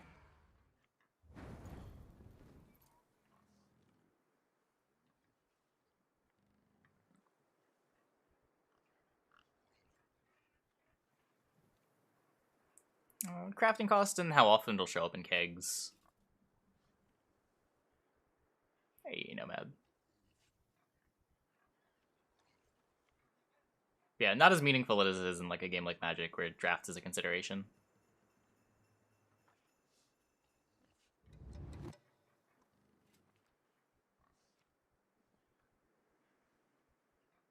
Yeah, one of the few things it matters for is Treasure Brothers. I'm not sure how many cards reference rarity aside from them. And just like Portal, it just doesn't matter at all, as far as I'm aware. Just wait, one of these days they'll make a card just like searches your deck for a legendary card.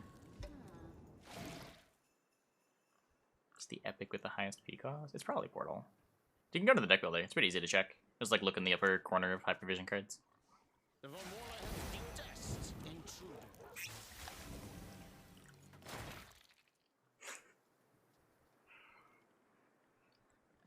So Crimson Curse coming down for Acid Bunny to match the Masquerade Ball. Bleeds an Ekimara to boost up the Thirsty Dame, and we are back over to Acid Bunny. with yeah, cards in hand. Manticore Venom can line up a pretty silly Glusty Warp if he's willing to commit Glusty Warp in round 1. The problem is if he does that, I don't think he has a way to trigger the Frightener in round 3.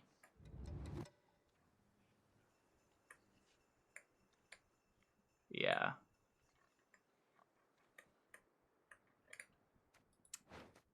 Bit of an unfortunate interaction there. Can you nail your own units? Ah. That's how you do it.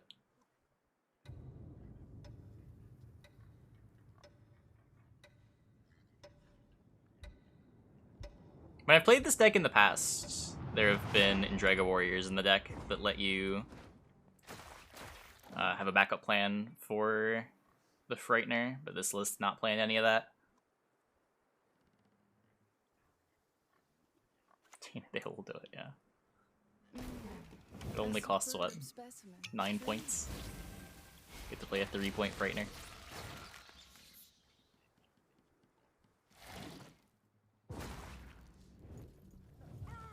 And you've only got to use 1 charge after an Draga Warrior, it's like, sort of whatever, but using all 3 charges on your drones is not a winning line most of the time.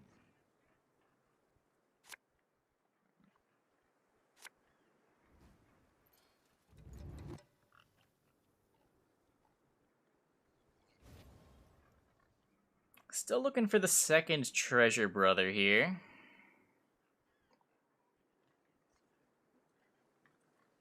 See the song name top of the screen.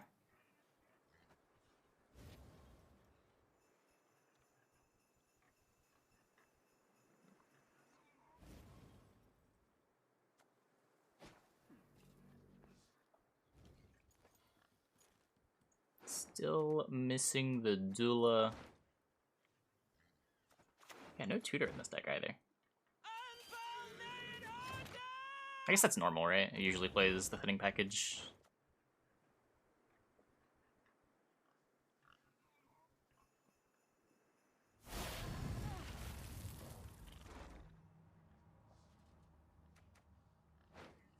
Going for the...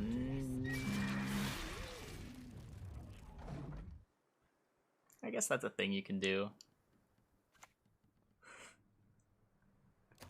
I mean... I guess Dive is a worse card than Natural Selection. Funny how that works.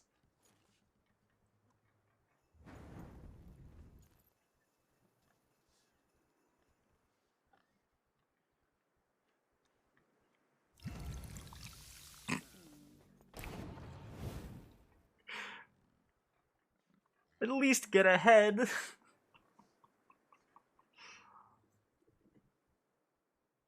You're lining up a 1 too. Do you need this for something?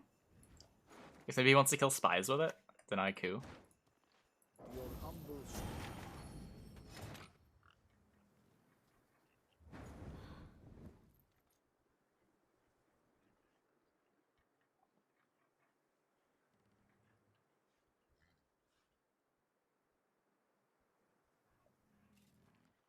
Could spores here. You could Plumward here. Those are sort of the only 2 plays, right? Could use spores and 1 ale charge, and that gets ahead.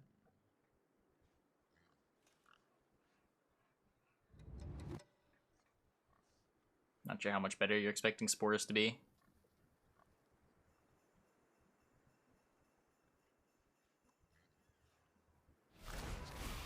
Yeah. He doesn't use a charge here. Okay. Yeah.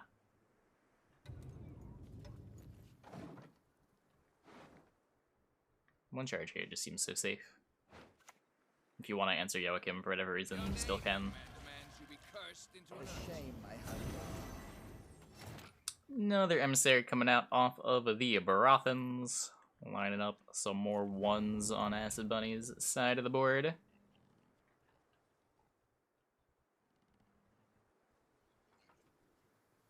So now Murg is online. Can Plumard. You could play Frightener if you're starting to get scared. Problem with playing Frightener is... I still have Treasure Brothers. Maybe Treasure Brothers can win a short round 3.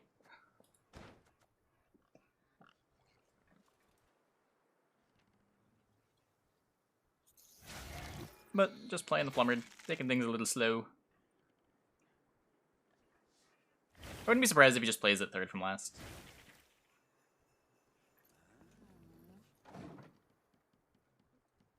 It's not ahead, right?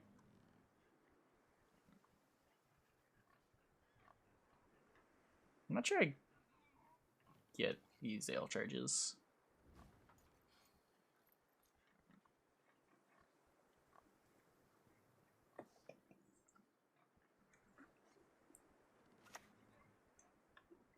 Patience is not a virtue I am known to have. Picks up an emissary. Could send a gold back if he just wants to hold off the bleed. Yeah, decides the pressure is more important as he imposters a Plummered. Ugh. Gotta do what you gotta do, I guess.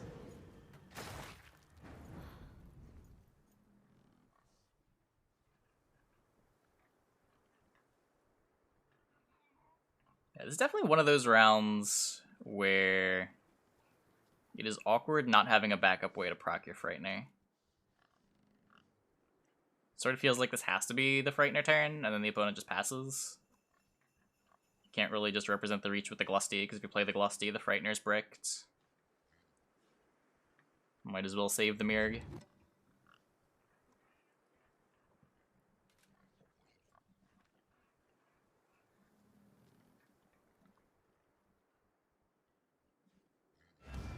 Yep. Opponent pass, though? Apparently not. He's playing into it.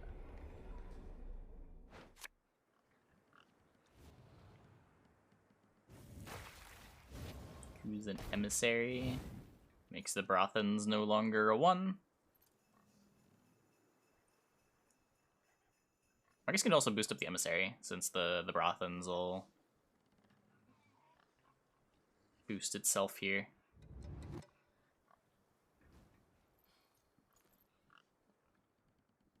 Please wait, Your Excellency. Falling behind. Let's boost the Emir instead.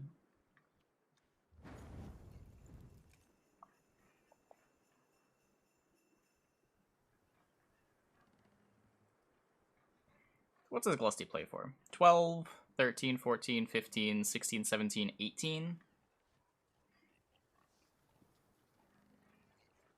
I didn't count the plus 6. 24. Should get ahead. Whether he wants to do it now or he wants to wait, though. Wouldn't be surprised if he just plays Venom, thinking that it's going to be bad later on.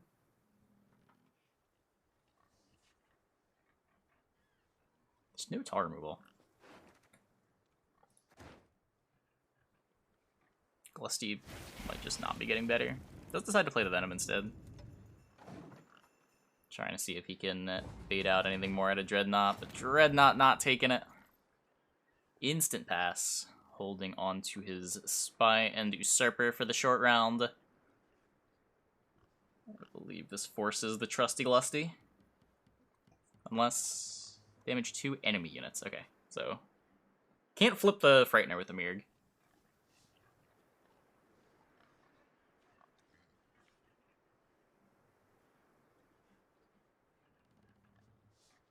The way he's mousing over things, it sort of looks like that's what he's trying to do.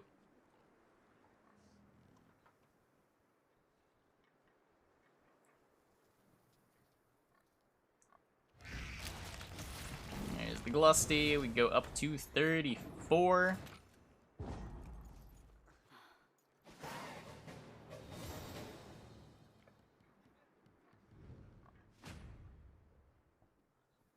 So a bit of a greedy line there from Acid Bunny. Gets a little bit punished with the pass.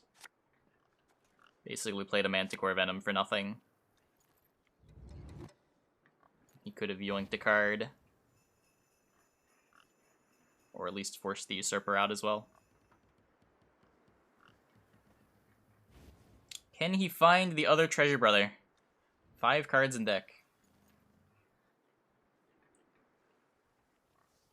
He does kind of need it. Red Haze goes away, and he finds it. He finds it. Imposter's gone, so this operator's not doing a whole lot.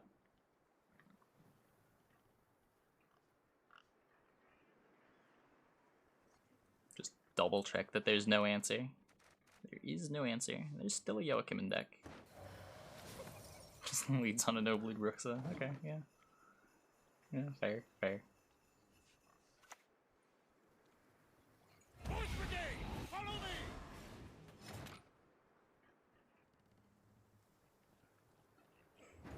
So what do you do here? Do you maximize Thrive Curve, or do you maximize any potential engines that you get off of your Desert Treasure? Because if you're playing for Thrives, you want to go Plummered into Mirk de Brock. I guess you only ever Thrive up to 6. So you can Mirk de Brock last.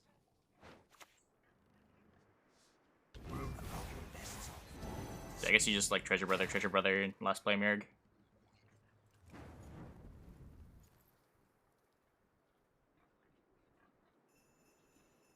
You play the card.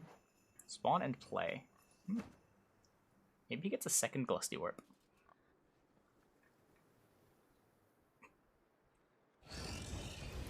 Ooh. Looks like he's playing for the second Glusty Warp.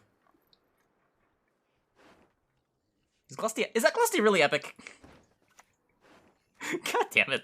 Out of the way, rabble! Never mind. Never mind. Finish this. A taste of Nordling, is it?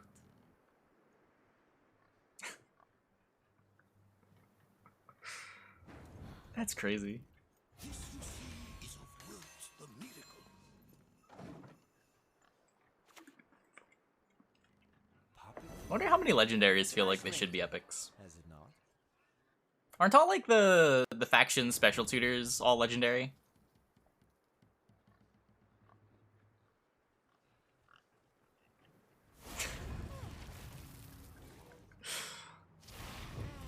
What's the epic most legendary? Probably all of those. That entire cycle. At high price, my services command. Okay, what do we get? What do we get? Does a K-Run win the game? Okay, better question. Is K-Run legendary? That one's probably not, right? That one's gotta be epic. Oh, Zoltan. I don't think that wins. K-Run's legendary. Okay, whatever. Whatever. K-Run would have been sick. K-Run, eat the Joachim, eat the aristocrats, eat the Roderick. I shall flog them into submission. Oh. Zoltan was enough. As he Joachims into a 4. Incredible. Treasure Brothers taking it home. Acid Bunny taking the set 2-0.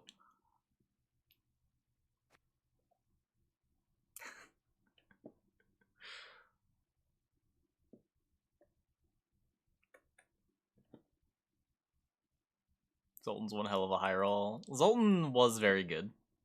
Zoltan probably one of the better cards that he could get. Okay, let's see. What's going on over here? Monfane versus Luke Standby is currently in game 2. So let's see if we will be able to spectate a game 3. And then Eat Brain versus Backwards Emir.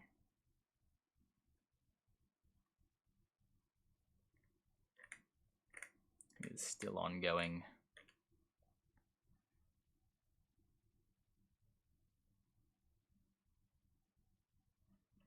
I guess we can bring up some deck lists. Let's see. Hopefully this is this week. We got Standby Luke here, and we got Monfane here.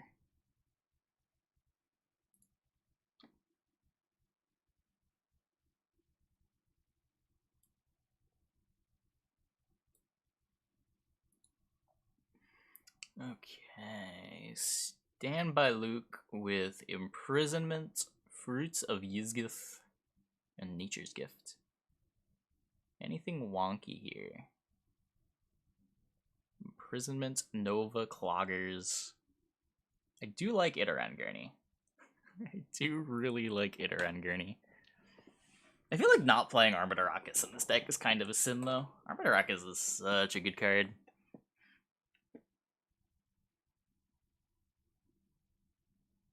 Still haven't really been sold on the Oberon.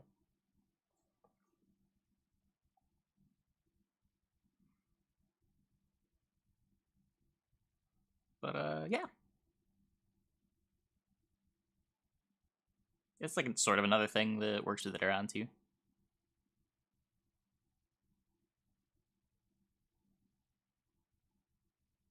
I'm the only Armored Arrakis believer out there. The card's so easily placed for like 12 on Thrive Curve.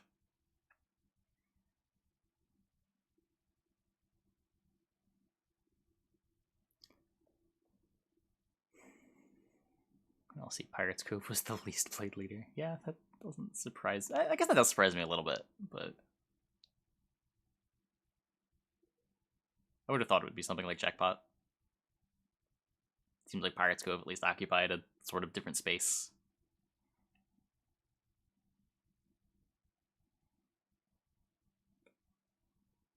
I also really like Itter in these Gurney decks, especially if you're playing Where At. You don't need a whole lot of synergy for Itter to look really nice at 7p.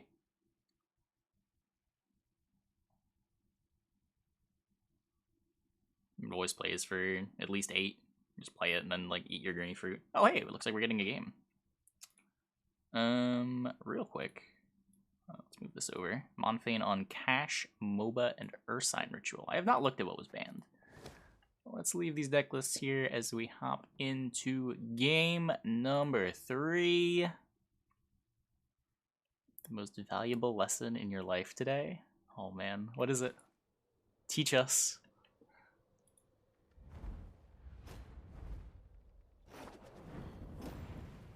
I'll do what I can. Stockpile is pure shit.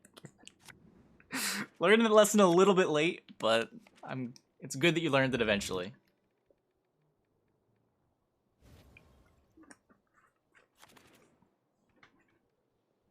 There we go. We got MOBA versus Fruits of Yizgith in this game number 3 between Monfane and Standby Luke. Standby with a pretty nice Thrive curve going on here. He's got Larva into Bruxa, into whatever he wants to do from there. Kicks one of the Bruxas, finds an Azrael. Not sure how big of a fan I am of keeping Oberon in these round 1 hands, but without a tutor in deck, it is sort of hard to justify kicking it. But especially against Revenants, you want to be able to play very deep. Oberon, a tough card to play in round 1, especially when you're not Devotion, and it has the odds of rolling a Conqueror that just immediately kills itself.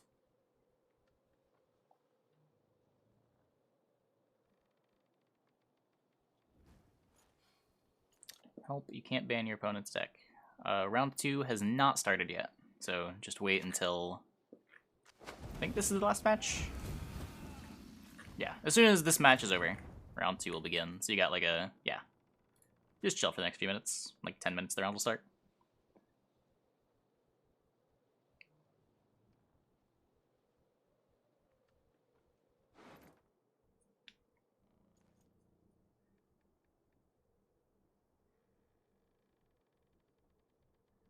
What's this? Is this a maxi? He's finding the Iteran and Corinthia combo. He will miss the Were-Rats.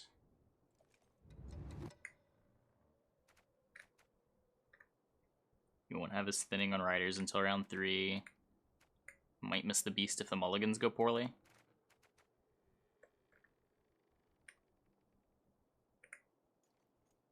Definitely a consideration to shuffle here.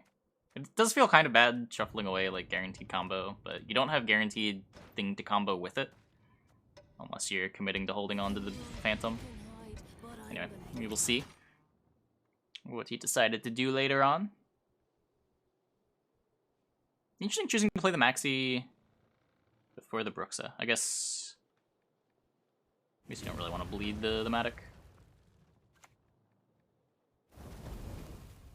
A-Bomb takes out that Larva. Now both Larvas have been dealt with. I wonder if now we're going to see the Bruxa. This is the last turn you're playing it on curve. Yeah, we talked about the new monsters cards while we were waiting for signups. So like the half-hour mark on the stream, roughly.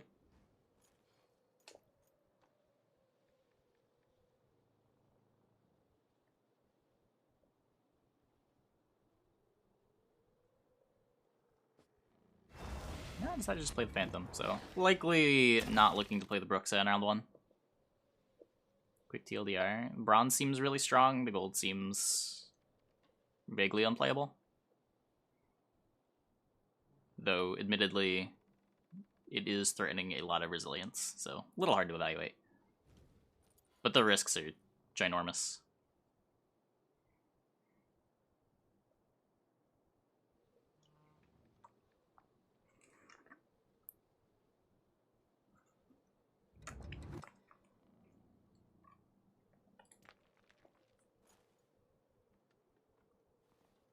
Why do I have these emotes?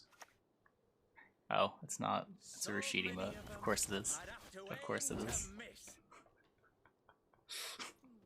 Okay. Archer coming down.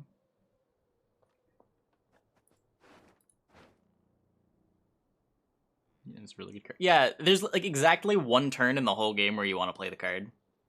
And for a 13 provision card, I don't know if that's justifiable.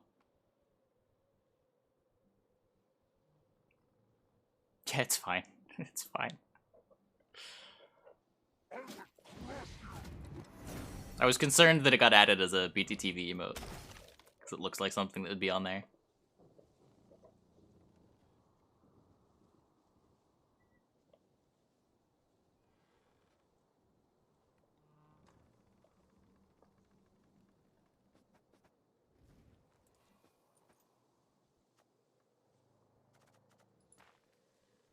Random Hades song? Okay. Let's do this one. Not itching to play some fruits with Crone Mommy. Fruits with the the 4 provision card seems sweet. I mean, I'll definitely try it out. I just have very low expectations for any 13 provision card that trades down the Heatwave.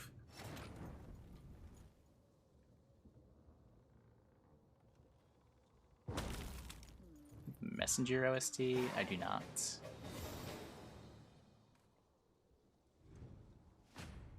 Highest base power unit gets resilience.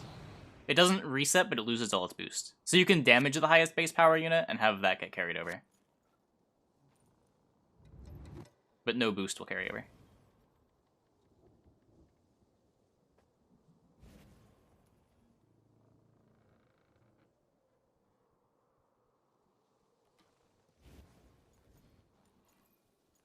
So step 1, Gurney manages to get round 1. This is the spot Gurney needs to be in to have a fighting chance in this matchup. Not a match where Iteron lives either. So it looks like he decided to not shuffle.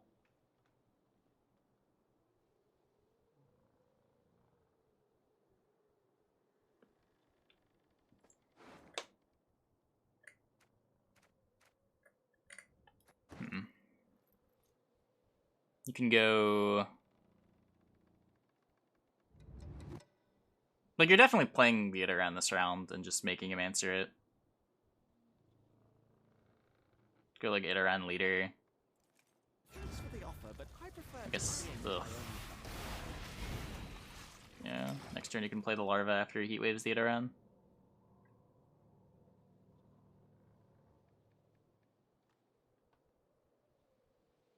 Luke's current their target. This round... Oh, we played the Phantom. Bruxa? I might just hold on to it. He has a beast that is theoretically 5 cards down. Do you like them? Ooh. Okay. That's a line.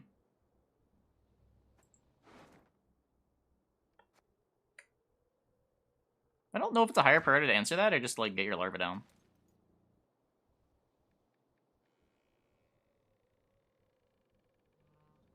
What's the scariest thing he can do? Like, if he uses leader, you're not that sad.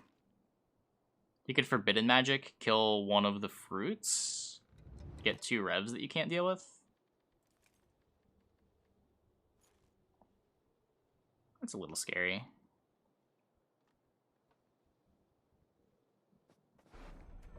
Yeah, he's going for the Anero lock. I respect it.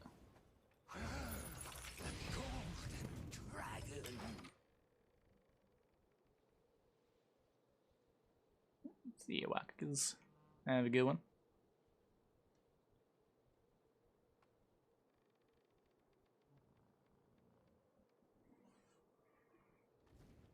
So he can answer the Iteran, or he can play Forbidden Magic on one of the fruits.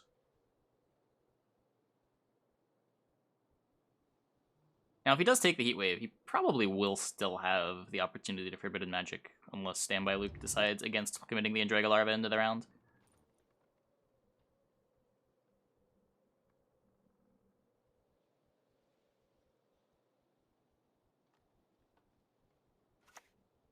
Not prioritizing killing the Citaran. So it'll go down next turn to the Vincent, surely. But you get to play another Larva here.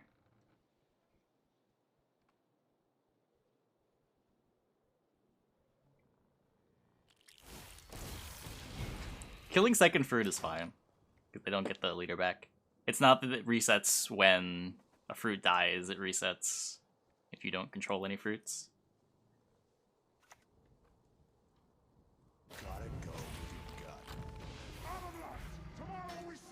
Yep. So, Montagne ahead for now, but 4 Thrive units in play.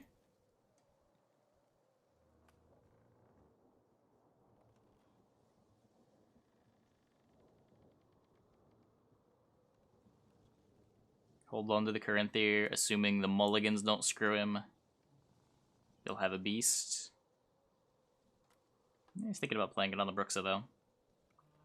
Can't really blame him. Depends on how much pressure he thinks he needs to put on this round. If he plans on playing the Oberon as well, having the extra Thrive unit could be big.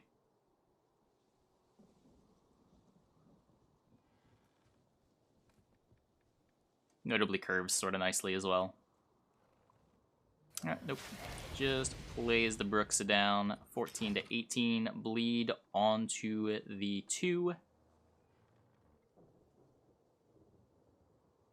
Not sure how much I like that, giving him a 1 that he can eat with a Revenant. Next turn. I feel like I'd prefer bleeding the Iteran. I don't think there's a Purify in the deck, right? Yeah.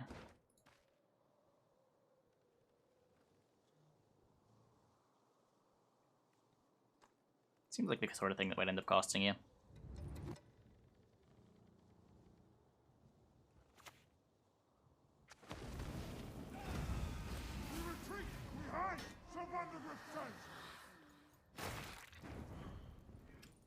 Dancing Star used to take out a Larva in conjunction with the Rev. Thinking about Oberon.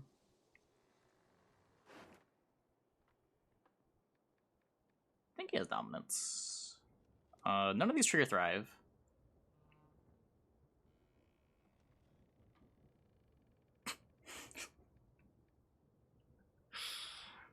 Nagelfar's crew should be the most points. This goes for the Navigator. This is 6, the Navigator's 7 if it walks. If you're not expecting it to walk, then I guess it's fine. But the 2 Froster just hit the Iteran twice. It doesn't even line up another Rev.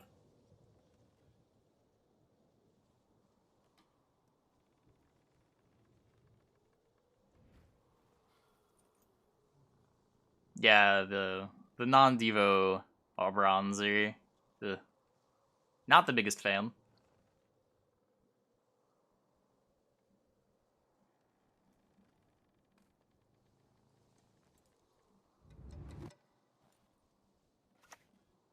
Rider would have been a crazy high roll. That's true.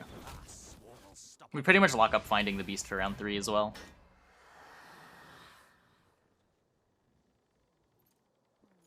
And 7-point Conqueror, because it was a 0-point Conqueror.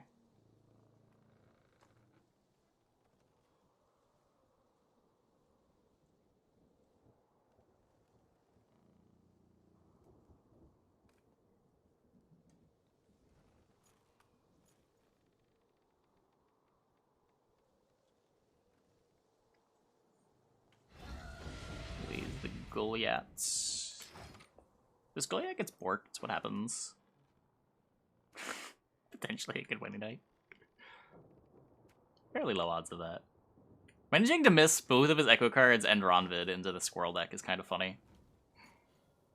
The Squirrel's just chilling.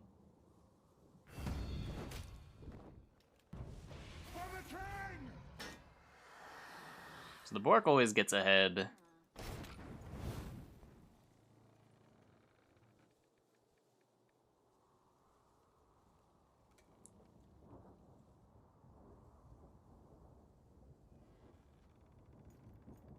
What can Standby Luke do? You can try to simplify more, just like play junk. I don't think you can block the... Yeah, Azrael doesn't do anything on this board.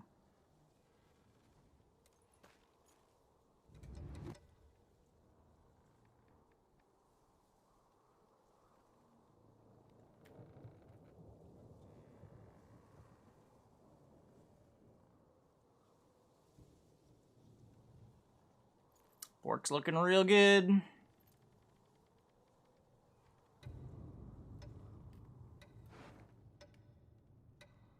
Yep, just trades the squirrel off for whatever. Seems better than passing. It's not gonna do anything in round 3. And sure, this like lets Monfane play an Echo card safely if he has one in his hand, but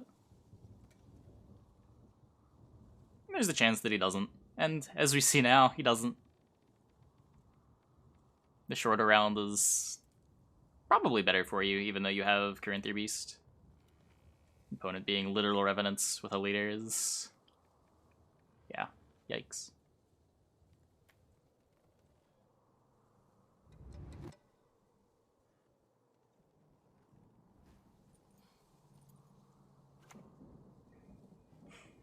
Gets Rev from hand.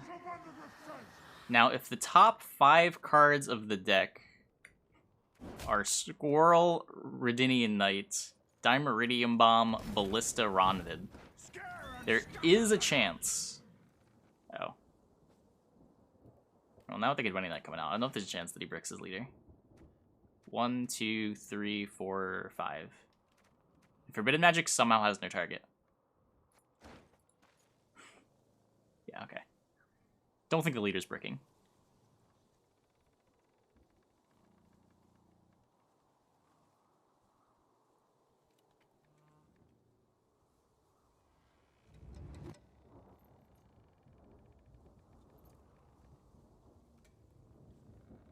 Oh, there's a Tortoise Cam check. I don't think he's there. Yeah, he's not there.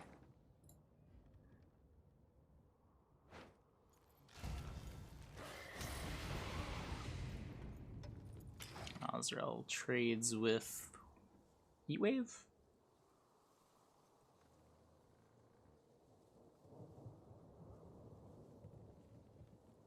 I don't know. Not a great trade unless you're valuing simplifying the round.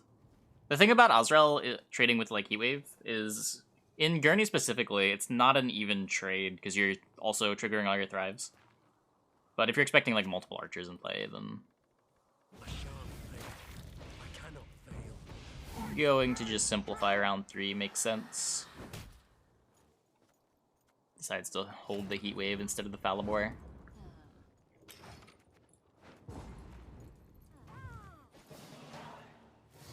Yeah, not really sure. This was near the bottom, and this was near the bottom. I think he finds Yigern Rider's Beast. Oh wait, this isn't a Nero too. Wait, the Nero means he's not gonna find the Beast.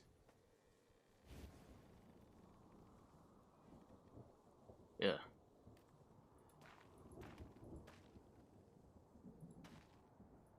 I don't know what he has in hand. It's a spectator. You're watching a tournament. Yeah, this is a hard one.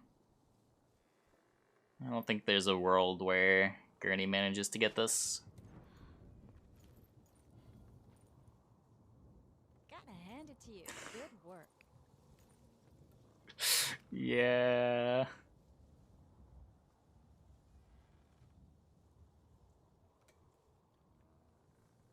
Okay, I'm gonna let this play out. I'm gonna take a quick restroom break while we watch this round 3 massacre.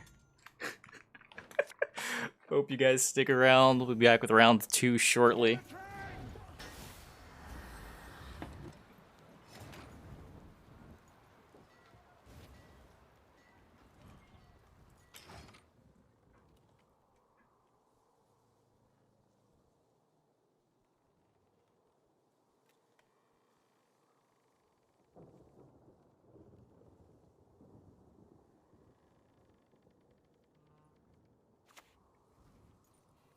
If I had a hammer, I'd hammer in the morning.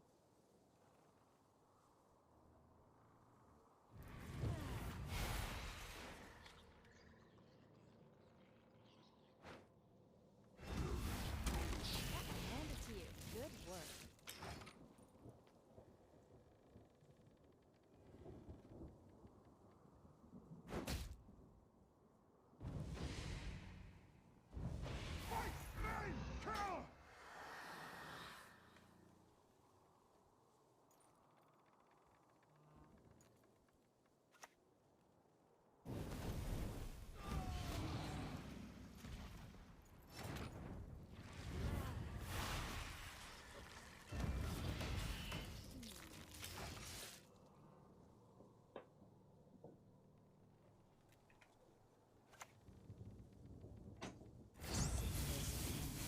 Is it over?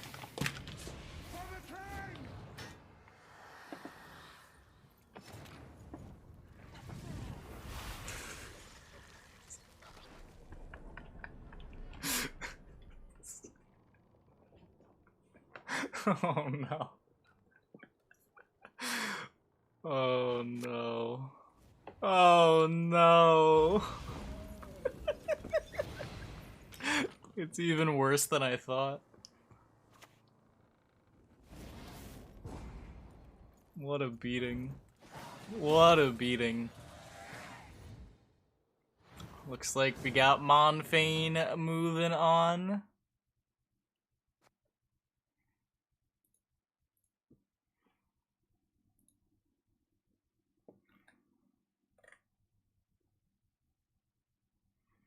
Okay. Let's see. What do we want to watch next? Let's go. Zaz has some spice, right?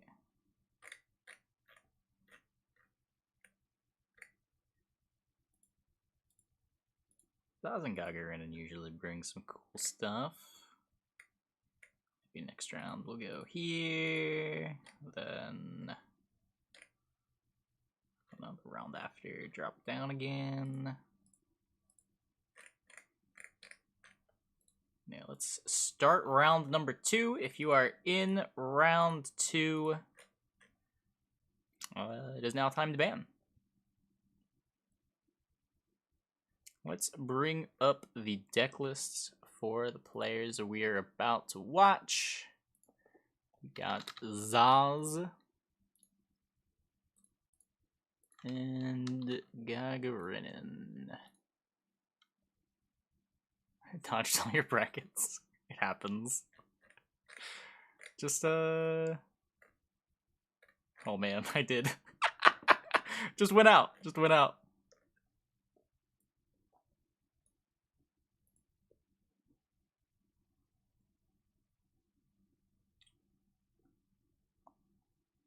So Zaz with Imprisonment, Guerrilla Tactics, and Overwhelming Hunger. For Hunger, he's got Redea taking advantage of the new Urn of Shadows, which is able to double proc Maruna, Werecat, or Manticore. Notably not playing the Etier in round 1 is really only useful with golds, and playing your golds out on blue coin, not very exciting. Check Tortoise Cam. He's not there. For Guerrilla Tactics, there's a Land of 1,000 Fables in this deck. Not sure exactly what the goals are with his Land of 1,000 Fables. Might just be for consistency. Make sure that he has access to Novigrad and Justice. Certainly a card you want to have access for early. Yeah, not sure what transforming tens does. And transforming spells does make Herald Gourd worse as well. And lastly, we got Imprisonment Ball with... Oh, wait. Imprisonment Ball with a Heavy Soldiers package. Thalarin Soldiers and a Slave Infantry. Not playing any of the Pingy Soldier dude. Instead focusing on the Swarm side of things. Real quick, his opponent, Gagarinen, has got Tactical Decision. What is this? A Daldric Snowdrop deck? A Lined Pockets deck with a Purse... Wait, what am I looking at? There's an Igor here. Wait, I can't process this in time. What is happening? Damien... Okay, this is... Yeah, draw a Nilfgaard. So we've got Letho Kingslayer for Snowdrop. And we go off with, like, Damien Snowdrop leader and try to make some gigantic Snowdrops. Line Pockets, Igors for Townsfolks to double dip boosts on all the crimes, as well as just get good value on leader charges. And then looks like the Kelly deck here was just for some ban fodder. Hoping that nobody targets Kelly in this tournament, which usually pretty fair. Not a whole lot of people going for hard target stuff in these weekly tournaments. But we see the Lined Pockets deck banned out for Gagarinen, so we'll get to play Kelly, as Zaza's Guerrilla Tactics was banned out from under him there, so no Land of 1,000 Fables in this series. Yeah, it's an open tournament. You just have to be here during the first hour of the stream. And you can play. Every Saturday we run it.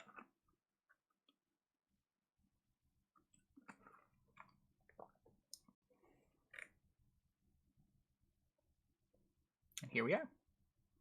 Into game number 1.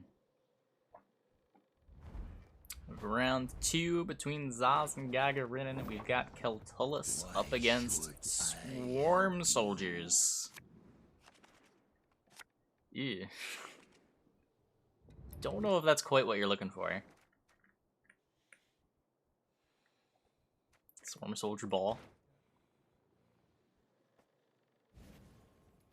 This feels like all of the tools in this Keltullus deck line up very well against everything that this deck is trying to do. So you've got Veils for the poisons.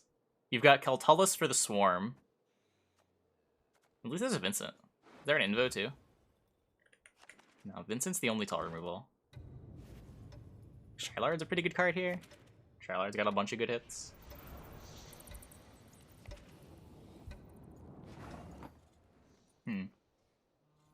Yeah, I mean, main package to main package feels like Gagarinen would be favored, but there are some nice tech cards here for Zaz that might switch it around.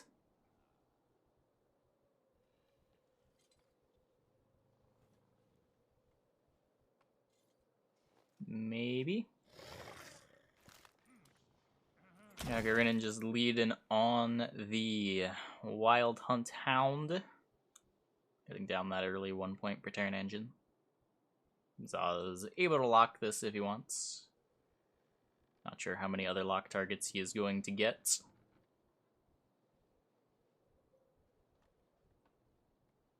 Don't think you'd ever want to ram on this. Don't know if you need 4 locks against Kelly. Yeah, and we see him just play the one from hand.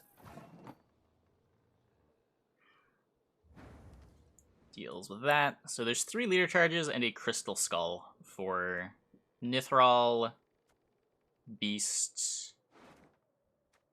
Phantom already has Veil, Siridash, and Keltullus. Yeah. Unless there's other Hound played, it is very possible that these imprisonment charges do not get any lock value. Plus there's a Taskmaster as well.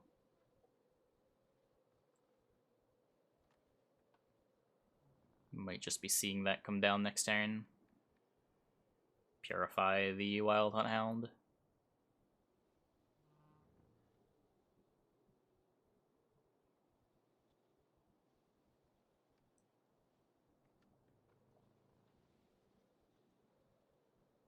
But Urian coming out makes this Shylard only bring down the Cave Troll. And notably in this matchup, a Cave Troll at 1 isn't very different than a Cave Troll at 7, as far as protecting things goes. I don't think there's a way to deal 5 damage. When did this go to 4 power? It just happened. Wasn't this like a 3 for 10? I completely forgot about that patch note whenever that happened. Yeah, we do see the Purify come out, getting that Wild Hunt Hound ticking. Now, if he wants to lock this, he is committing leader charges, which, while the lock might not be super valuable out of it, it is still 3 points for later. It's a little expensive.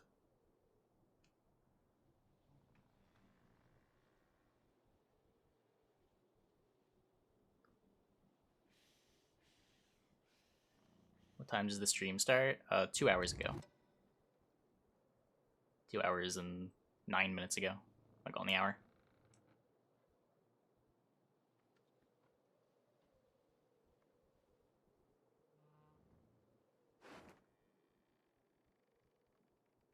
I had to buff the PN after nerfing Regis. Ah, that's what it was. That's what it was. Okay, here's the Ramen coming out in round 1, deciding that he doesn't want the Soldier Swarm package when there's going to be a Kelly coming out later. Notably also has the Reamed that he can play in round 1 as well. Missing the Ragif. It's sort of the problem with this this whole package. It's a bunch of golds. A bunch of like mid-cost golds that you would sort of like to be able to get out in round 1, but without having the full package, it doesn't feel great to commit them early. It's like too inconsistent for round 1 and not strong enough for round 3.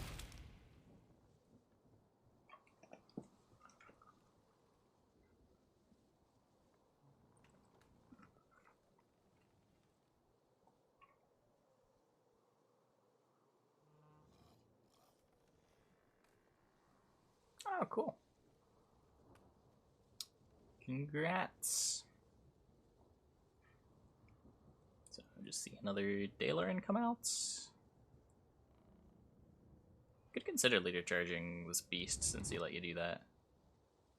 It's a little bit more impactful than the Hound. But nope. Besides, it's 3 points later, just worth more. If he gets around control, he's happy with it. He doesn't need card advantage. Back over to Gagarinen with plenty of options. And play a Pact. Still has that TA up. Could Adrenaline Rush this Yigrin even. No way for Zaz to deal 8 damage.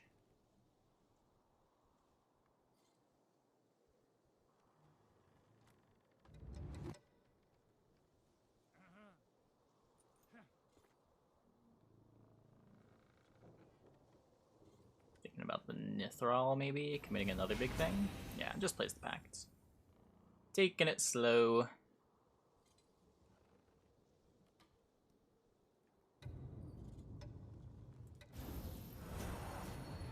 Decides it is now time to use the TA.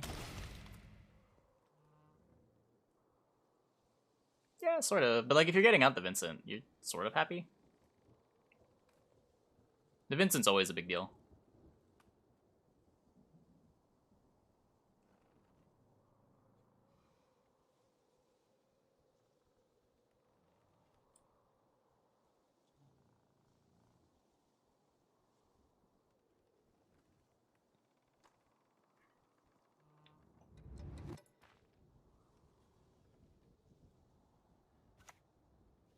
And Slave Infantry. Interesting opting to play the Slave Infantry. His last good Reamed target, or last good Ragif target, instead of just playing the bad Reamed. Sequencing it this way, not only are you bricking the Ragif, I guess you can always just play this after he passes if he passes. There's never a window where you don't get the Ragif, or you don't get the Reamed.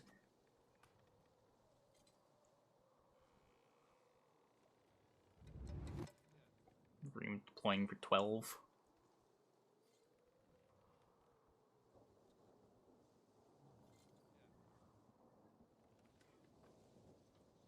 Anyway, back over to Gagarin. What is the plan?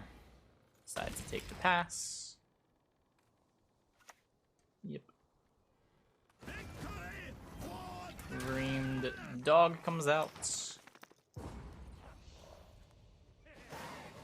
And the soldiers takes the first round, able to bleed Kelly if he wants.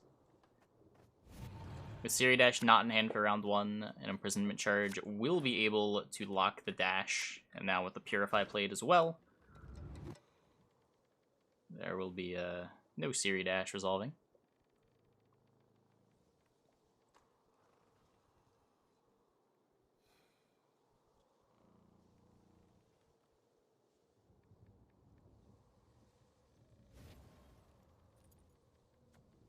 Is this only answer to Cave Troll?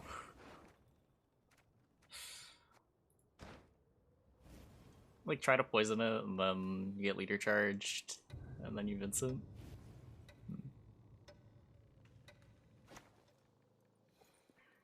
Okay, here's the push. Zaz leading on a Nausicaa Sergeant. Gagarin deciding to get ahead instead of taking the natural selection. Deciding that there will be other targets for that later. He's prioritizing getting his own engine down.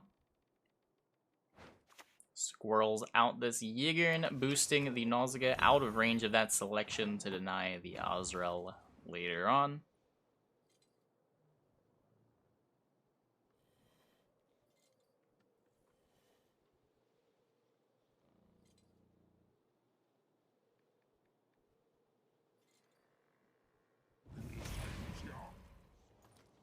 Is that Wrath? Did I just take the Wrath on the Nausicaa Sergeant?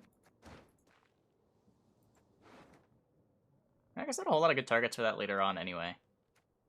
Potentially like a Vivian boosts something and that gets better. So I was thinking about the Shylard. 3 Aristocrats in hand, plus a Neuromancy, which can get another one. So is able to play 2 Aristocrats without committing Bald if he wants to. Dawes bleeds out Cave Troll without using Vincent. If he's able to keep his card, it's pretty big. I don't know if bleeding out the Cave Troll is enough if you're losing your card.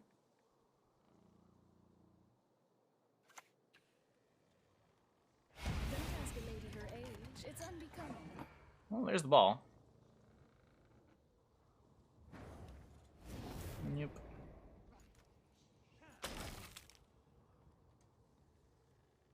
Yeah, Shylard's definitely big. Shylard's setting this Kelly to 1. Doesn't entirely answer it, as he can still just like leader charge it up to 4 and doesn't easily die to anything. It's like double leader charge can kill it, but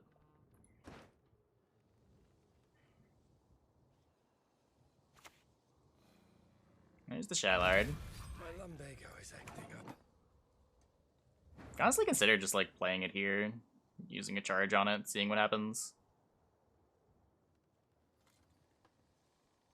Just have Nithral for round 3.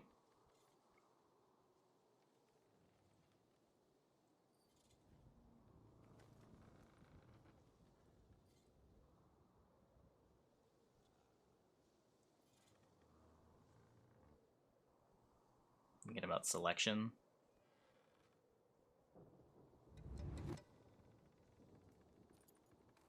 Oh, I guess if you go Catullus leader, that does boost the Dame to 5.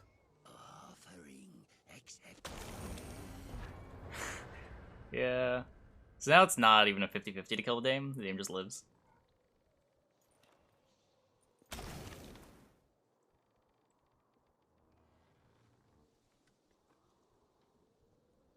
I think this... Yeah. Forces the Vincent onto the Phantom. Forces the Vincent and both leader charges. Okay. I mean... There's some stuff going on here. This is a board. He does have to overtake it with not the best cards in hand. You could play the dash now. And then if he has to play all his cards, at least he draws one. Oh, so I just hold it for round 3. That Nithrall seems important though.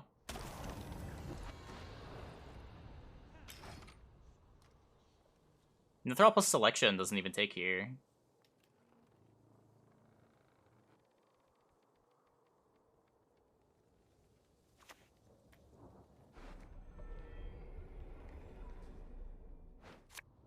Now Dash can't go off. Vivian comes down, boosts up the Vincent, and all of a sudden this is looking scary. Second leader charge comes out, full leader committed for both players.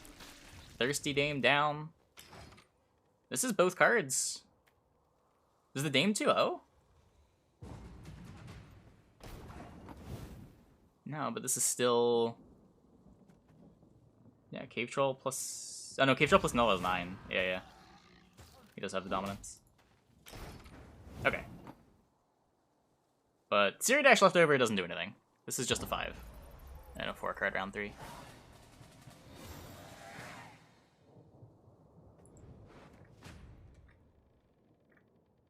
I think Azrael's playing for 10, eating Keltullus. Though, I mean, neither player with particularly good cards left. Looks like quality is actually favoring Kelly here. The Azrael's worth, like, half of the Nilfgaard player's hand. Picks up the Dalaran. So he's got Dalar and Ragev. Ragev gonna do something here.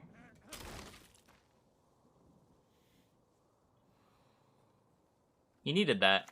He definitely needed that.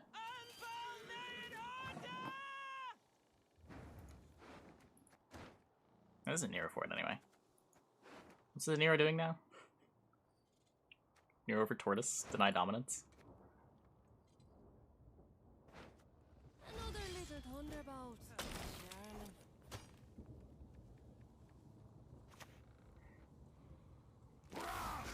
Okay, there's the Dalarans.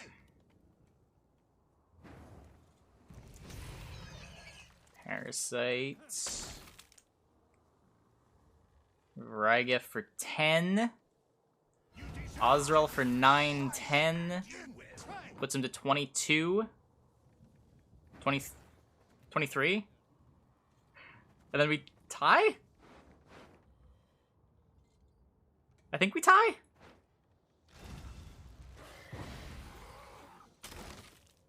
We go again?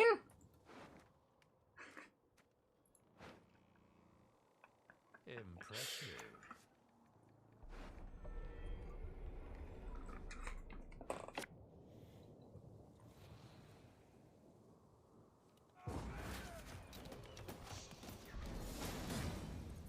That is a tie. That is a tie. We're going to be seeing this matchup one more time. Oh, and we have our game invites already.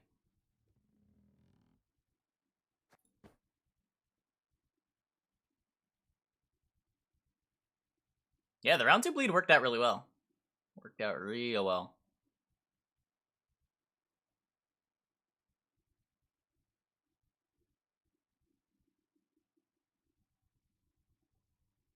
Hey, Patsy. Tournament's going alright. I don't think we've had any...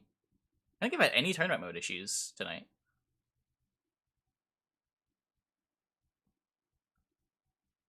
A couple people queuing the wrong decks, but I think it's gotten resolved without me needing to intervene both times.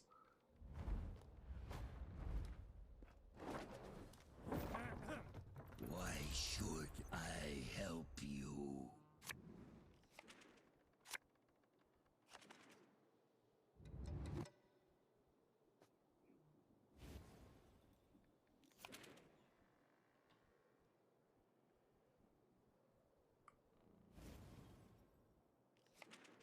Okay, this time he's got dash on blue.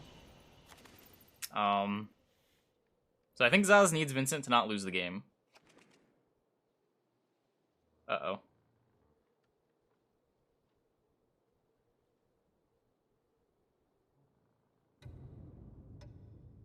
I'm not seeing a Vincent.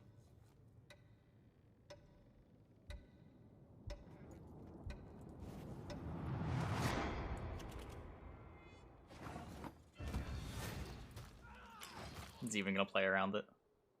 I mean, that's good for Zaz, I guess.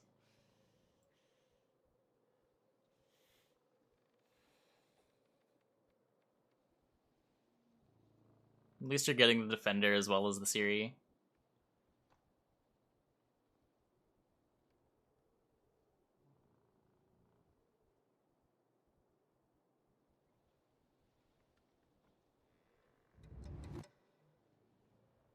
Zaz, considering his options, decides to lead on Nausicaa.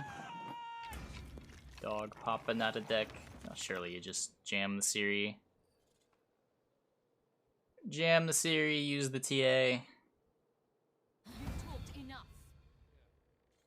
So the new monsters card. The bronze seems sick. Gold seems interesting, though I suspect it's unplayable.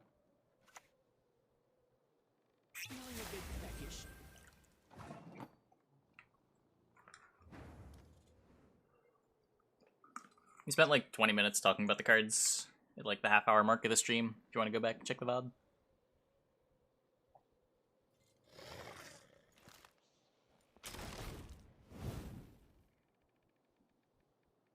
Yeah, Jürgen would just die. That's the joke. Managing to complete the poisons. Interesting how that was allowed.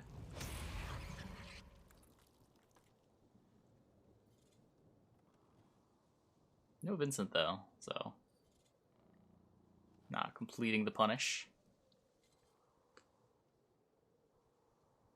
I think Gagarin beginning to regret some of his decisions. Not a... I think after he clicks this end turn button though, he's gonna be very happy with what Zaz does, or in this case, doesn't do.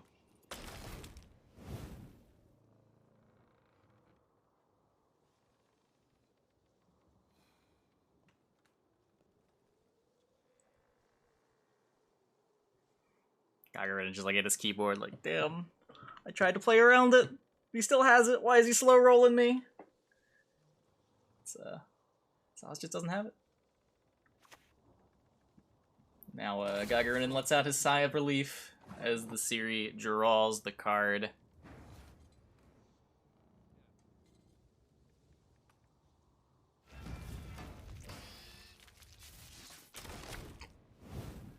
You're at 5, perfectly safe.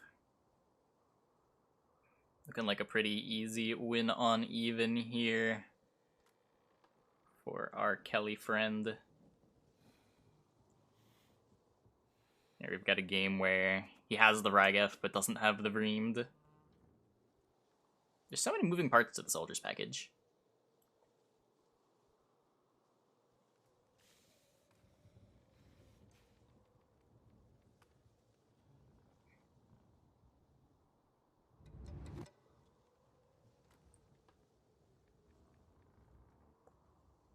You could potentially get Fork Tail IE this round. Oh, nope. Zaz just taking the pass. Notably still has his important interactive piece with the Vincent. Still has yet to play his Shylard as well.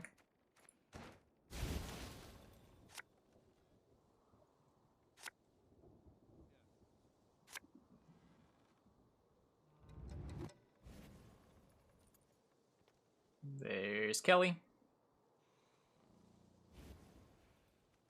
And there's a squirrel. Squirrel could be annoying if he finds the Aniro, but instead finds an Imperial Brigade. Ah, no, there's the Aniro. Okay, we got it, we got it. Squirrel gonna look pretty good here. Means that he does have access to his Vincent this round, so he's not just going to lose this round.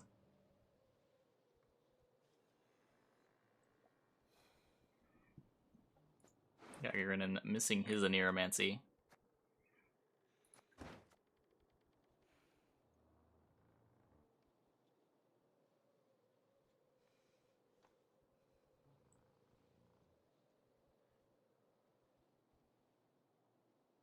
Mithril is still pretty scary on its own, though. Pretty easy 2 points a turn. Zaz still missing the Breamed. Assuming that this Aniro has to leave open access to the Vincent at all times.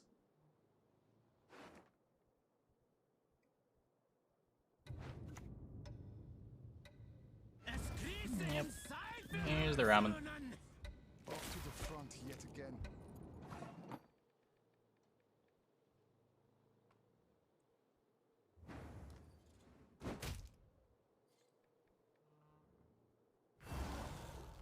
Just deploys some more of the weaker engines.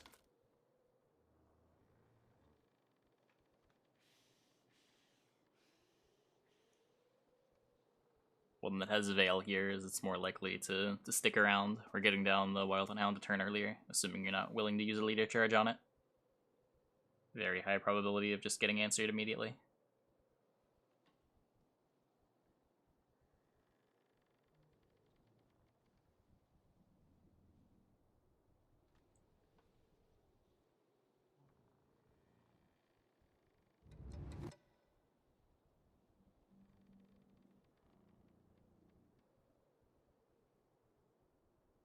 Rygif turn. These forktails are... Ugh. These forktails are big.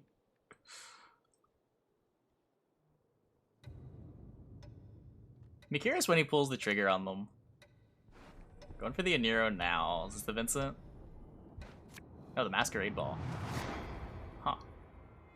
Don't ask a lady her age. It's unbecoming. Okay. Well... Now I'm very worried for Zaz. This might just be a 2-0 now.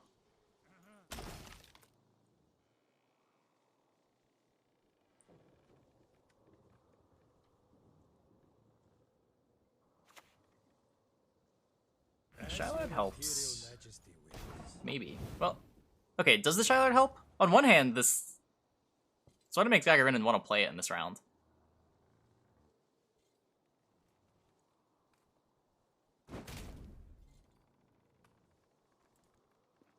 No rush on it, I suppose.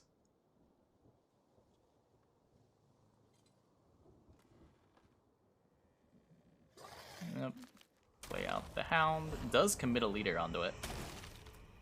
Keeping that whole board veiled around imprisonments.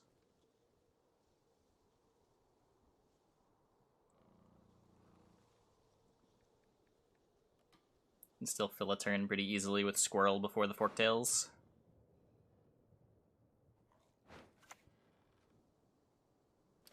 Zaz with a Squirrel of his own. I'm pretty sure this is just Gagarin and Squirrel to take. Get that Aniro out of here.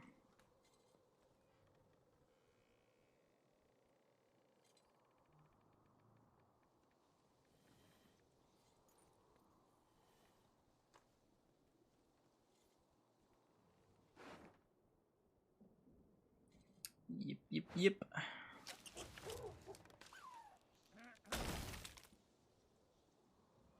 Go over with Zaz. Basically his whole hand is cards that he doesn't mind throwing away. Have I something in my teeth? But it is scary to be playing slow into these engines.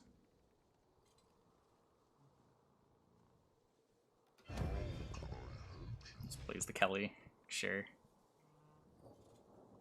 Not the best synergy with the Forktails. Offering accepted. Just gonna let it die to the imprisonment charge. I don't hate that. Just save the charge for round 3. No.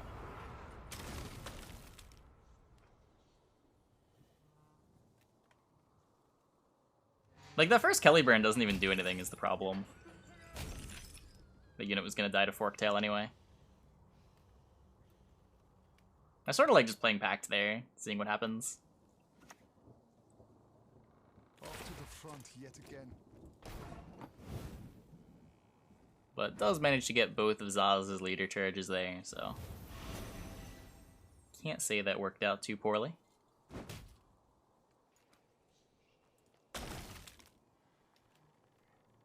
Which is each of these Forktails playing for? He plays Tortoise this turn. Nope.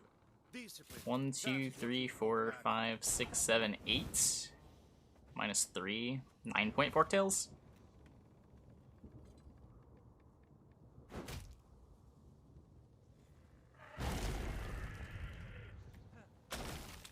As the engines continue to grow. Off to the front yet again. You all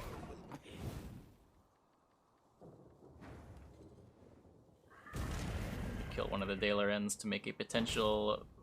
nope, okay, well, it's a 2-0 anyway.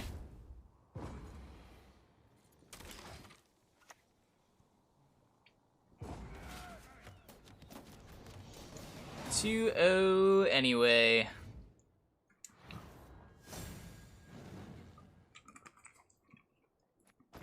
Yeah, the inconsistency of the soldier package really kicking in there.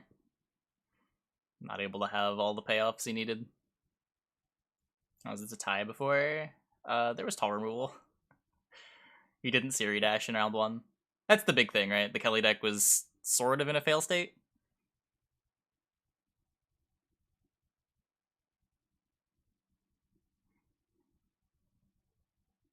But in game 2, the Kelly deck did exactly what it wanted to do. Just had its way with the soldier deck. Okay, but Kelly's out of the way, and now we've got, I believe, a pretty spicy one. Not that lineup. Yeah, it was Pockets that was banned. So we've got this tactical decision draw deck for Gagarin, and gonna be trying to get some gigantic snowdrops. Might be hard to do against Imprisonment, but might work. Might work.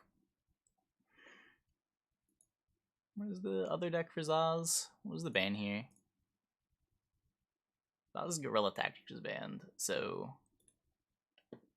could certainly see it working against this monsters deck. It's not the highest on interaction.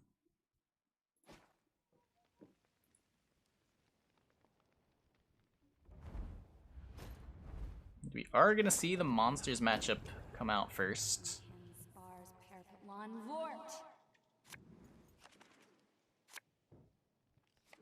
This tank has an Drago Warrior. Kikimor Warrior.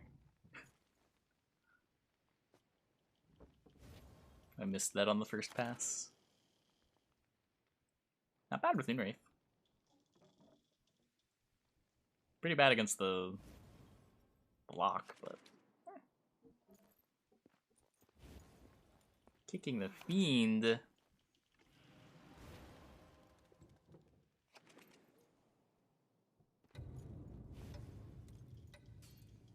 I mean, not a whole lot of Deathwish units. I think we counted earlier and there were 9 in the whole deck.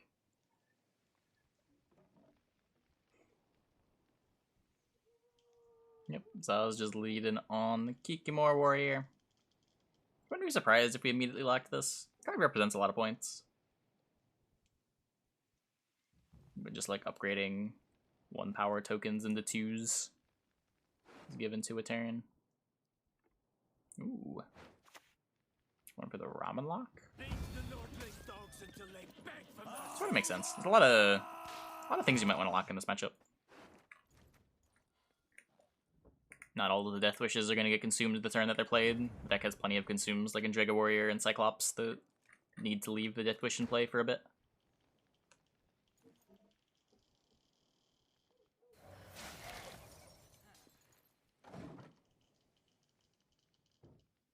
There's a website for all the cosmetics where they're from, right? I think it's like the trendy Gwentelman. I don't have a link to it, but I'm sure if you Google it, it'll come up.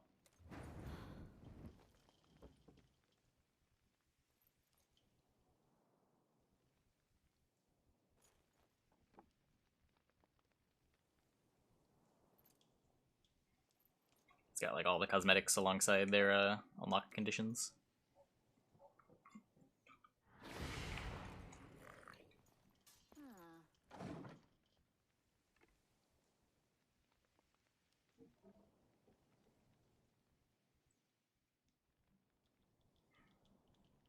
Yep, speaking of Death Wishes that are going to be sticking on the board for a turn, can lock the Spoglet before it's able to get its 6 extra value. Man, this is a potent Death Wish. Just a regular 10 for 4.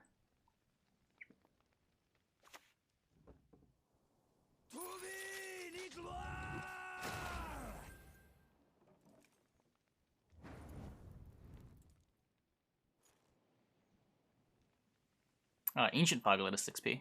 This thing is just a 4p friend.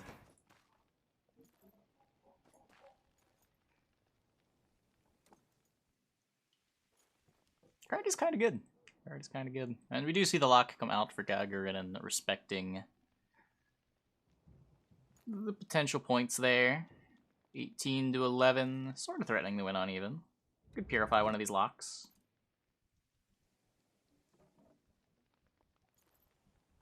No, I guess he can't purify one of these locks.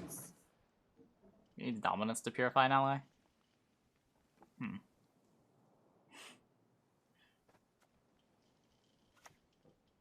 If you Bargist the Night Wraith, you'll be tied at 8.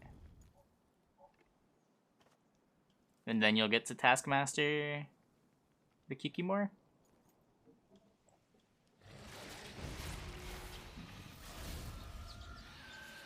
Does appear to be what's happening.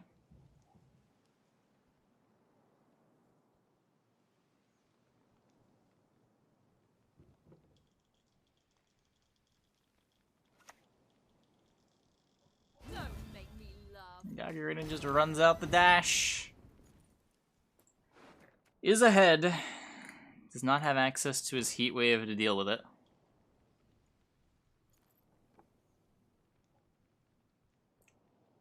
It's scary. It's scary. The tempo dash. Often not where you want to be.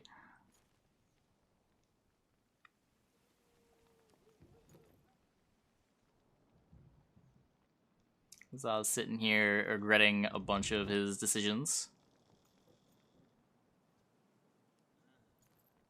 Am I getting today's reveals? I don't think there's reveals on the weekend. There haven't been in the past.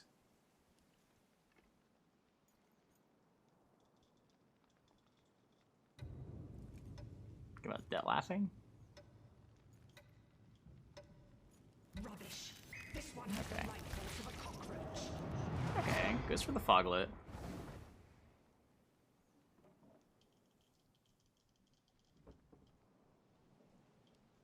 Now, Fog is not Frost. Does damage the lowest unit, so not helping him with dominance, but also not going to hit this Archfane Tortoise.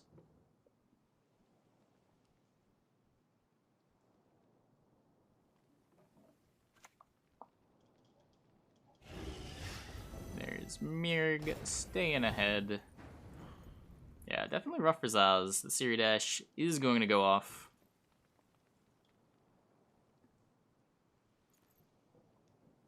Not really anything you can do about it.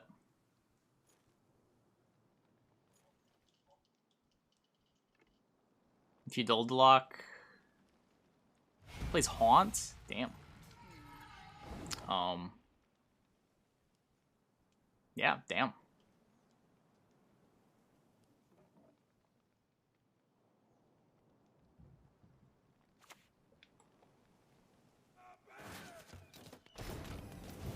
Can you afford to do this? You'll have Redea Maruna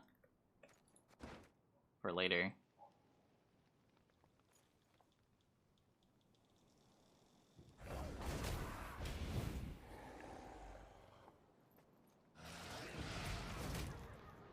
I don't ever use a Fawn. It's just like 5 points that come out of your deck with leader. It's like a Morkbarg. You get to choose what order these cards go back in with this.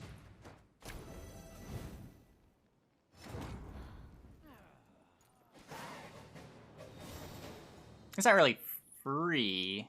You are paying 8 for it, but it's better rate than like a Knickers, right?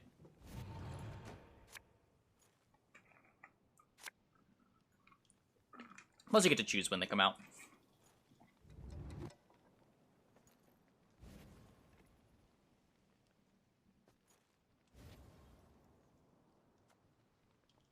Does the site not let you ban? Probably because the round hasn't started yet.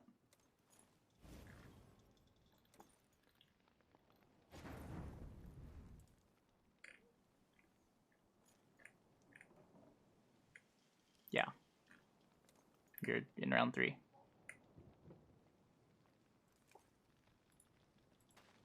This is still round 2.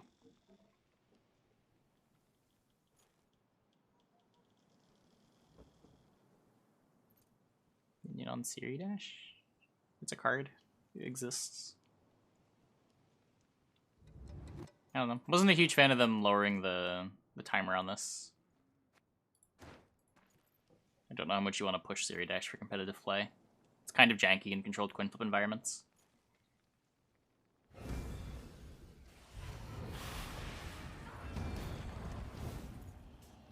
Okay, going for some tempo here with the Dettlaff. Looking to, I guess, simplify the round into like Redea, a big Death Wish. Goliath? What's this Doldalock doing? Doldalock wants to be a succubus, right? But you don't have consumes for it with the Haunt gone. You just like play this for. Yeah, Invo gets there.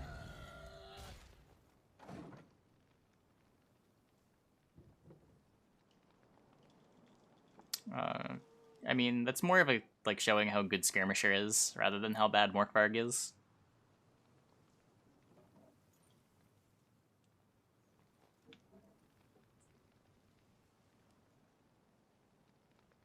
Skirmisher is just kind of bonkers. To do business with you is ever a pleasure. My men know the meaning of sacrifice. Seeing the Morvain come out, still missing the Snowdrop. Let's have a Damien for later. Both decide it's worth playing Yafam though.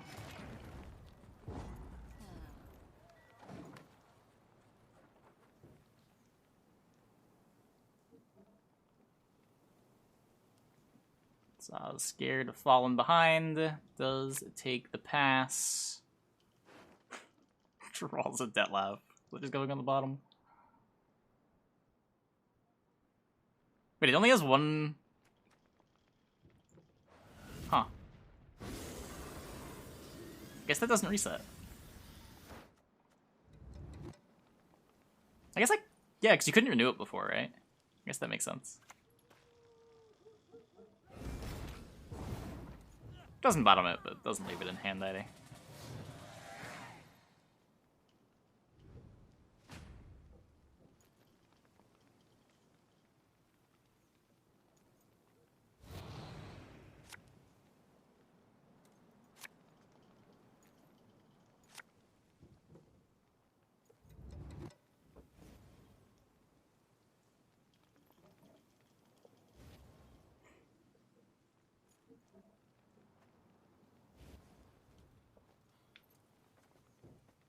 Takes the spores, finds the Fion.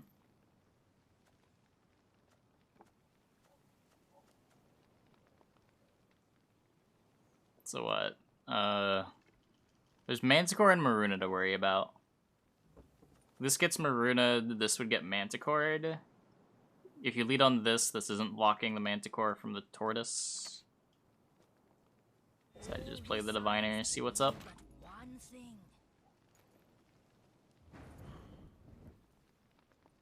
I guess if he doesn't take the Maruna this turn, then you get to play the Defender, and this goes to 5, which is out of Maruna range. Yeah, I like this. The Maruna just bricks.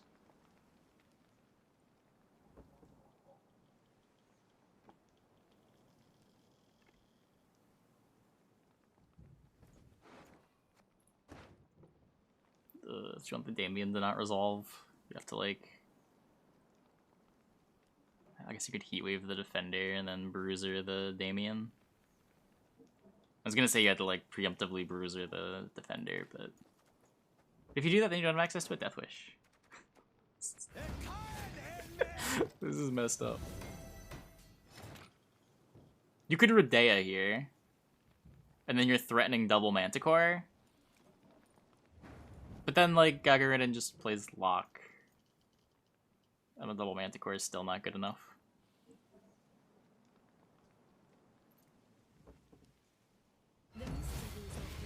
Yeah, you just, like, lock a Larva here, and you're in the same spot. Except now you've committed to Redea on Urn of Shadows. So if you have to Anero for the Karate Heatwave, Yeah. You're committed to not answering this Damien now?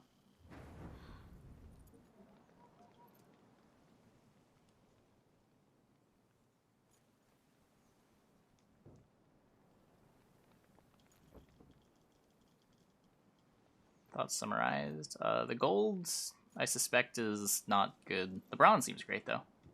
That would be the basic summary. If you want more, you can check out the VOD.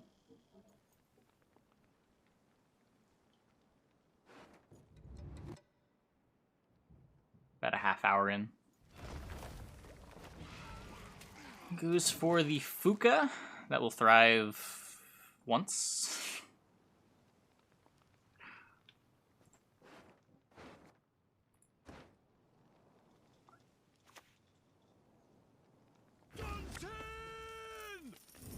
Going for the Snowdrop first. Never get my rhymes out of your head. I mean, I guess that's fine. You're never gonna greed the Snowdrop.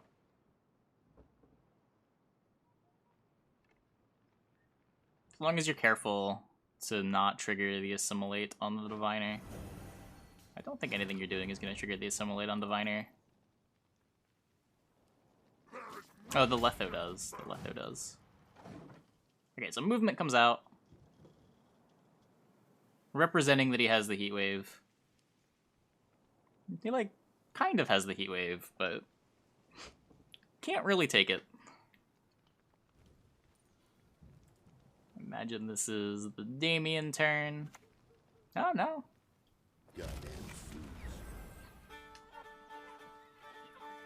This is fine, too, sure. Can delay a turn. Doesn't make a huge amount of difference.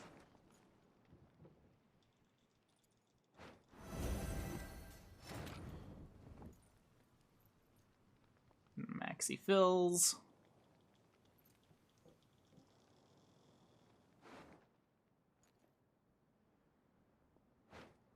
Fuka versus new Witch 4P card. And now I shall New Witch 4P card is much, much better than Fuka.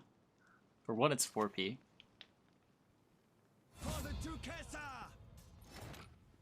Okay.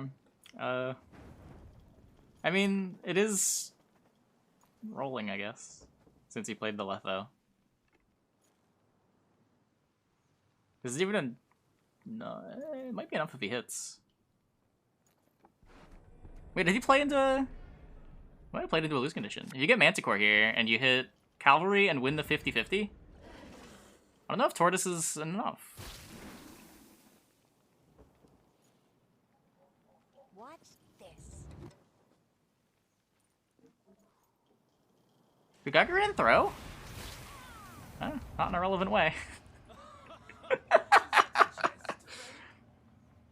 Not in a relevant way.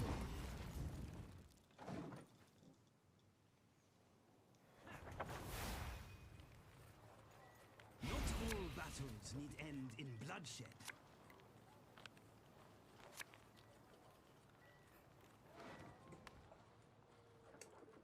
It was 50% to throw, yeah.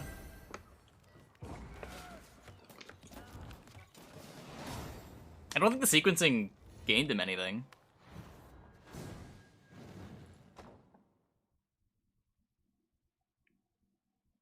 Just like let the 50-50 happen.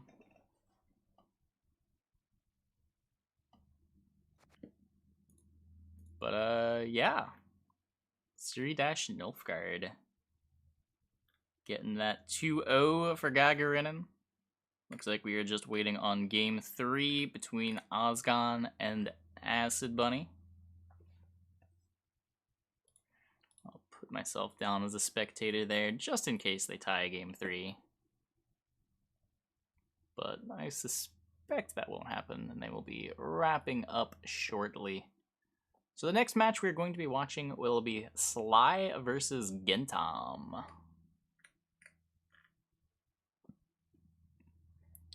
So we can bring up those deck lists. Excuse me. Yeah, round 2 has 1 game still going. Ah, you're Gentom. Okay.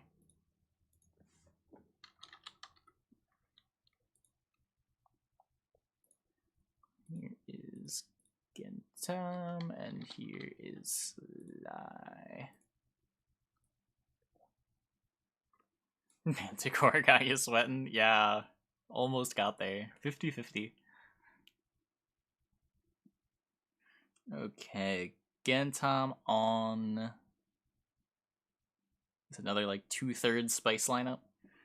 Got a pretty stock looking Deadeye ambush deck, making space for Inspired Zeal Siege.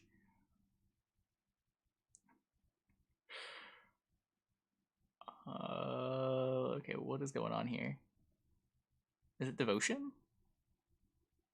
Looks Devotion. So it's Devotion for, yeah, Carrack Marine and Full Test.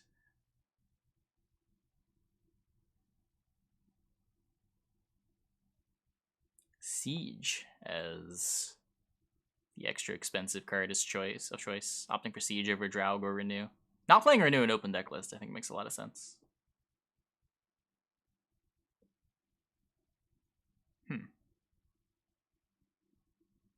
Frigate, Siege Tower, Ballistas as procs. Siege Tower's kind of good now. That's what, like an 8 for 5?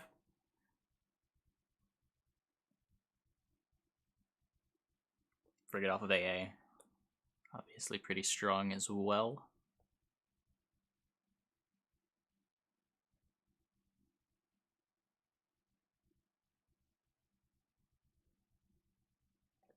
I can see it. It means when the Commandos deck's getting pushed, it still has a plan that doesn't involve the Commandos to play 3 rounds. Whereas if you're playing like Draug in the deck, finding a third thing to do can be hard, because you can't really Draug very well outside of the Commando round. And then lastly we got Urn of Shadows. Overwhelming Hunger. What is this for? Round 1 Penitent for thinning. Is that it? There's 2 Foglets as well. Weather monsters is the plan. Okay. So Ancient Foglets work with Foglets, Ardgith, Crimson Curse. And instead of playing the White Frost leader, he's got Overwhelming Hunger for Foglets. Is that just way better than White Frost? Wait.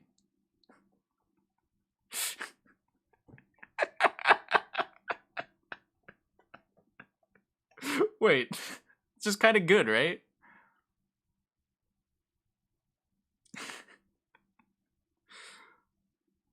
Foglet leader charge is 13.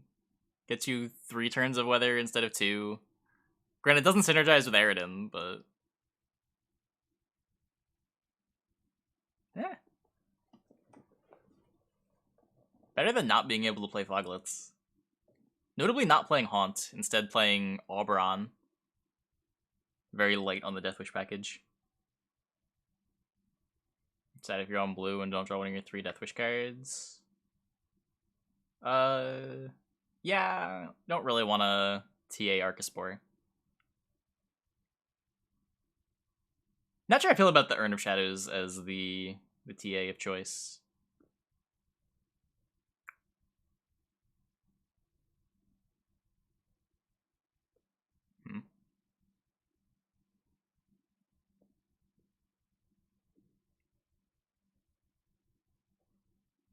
Oh, yeah. Very interesting deck. Very interesting deck. His opponent, Sly. Oh man, we got another Overwhelming Hunger Redea deck. What's this one doing differently? I think the golds are all the same, but the bronzes slightly different. Noah and Drago Warrior in this one.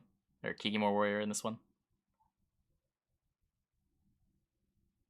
Yeah, still playing Yeager Nazarel, Werecat, Manticore, Maruna as Urn of Shadows targets. Notably playing Urn of Shadows as his TA. With Harpy Egg and... is he not playing Foglet? There's no Foglet!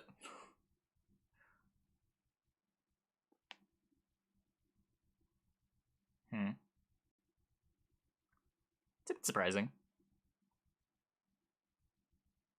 Opting for Andrega eggs over it.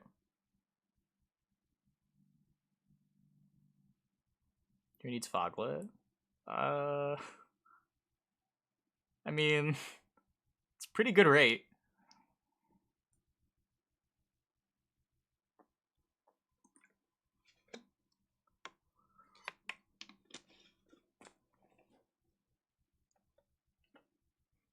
Then we got his Reckless Flurry over here. Anything unusual? Just like warriors with no iced. Yeah, just like a bit of a blast from the past. Just a solid mid-rangey warriors deck. And lastly, we got Imprisonment Ball. Devo for Fergus Usurper.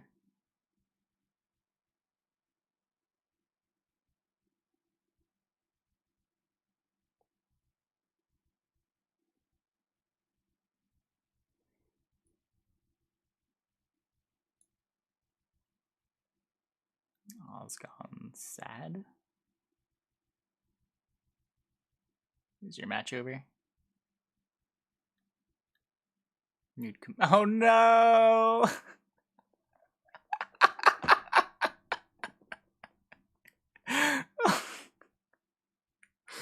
That'll do it. Okay, anyway, before we hop into round number 3 while they're wrapping up, I'm gonna take a quick restroom break. I'll be back in like 2 minutes.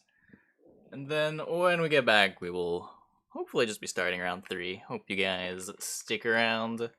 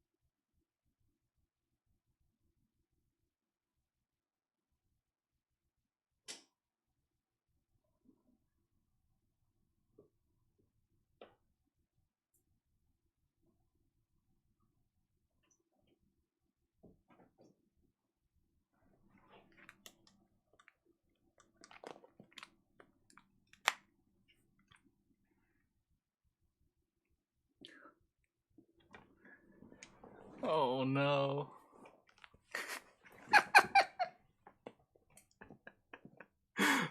Oh no. Poor Acid Bunny.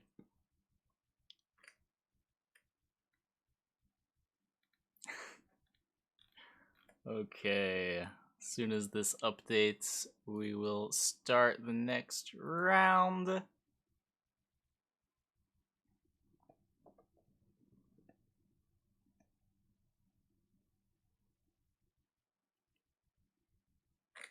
Okay, round number 3 has begun. You know the drill. Get your bands in, and you should receive game invites. Oh, hey, Lionheart.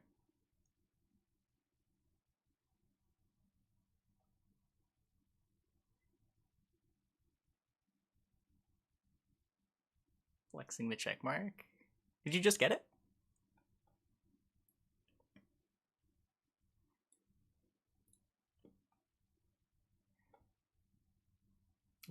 Oh, congrats.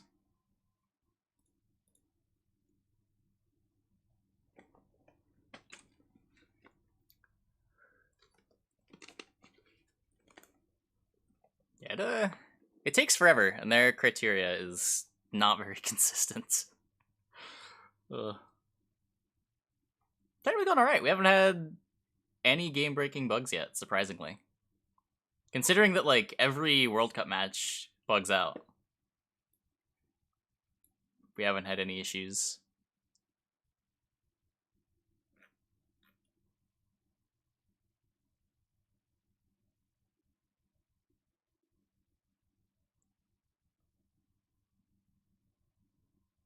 Yeah, we are just waiting on a game invite here. Looks like Imprisonment was banned for Sly, and Gentom's Inspired Zeal was banned. Should be getting our game invite shortly. There it is. Let's hop in.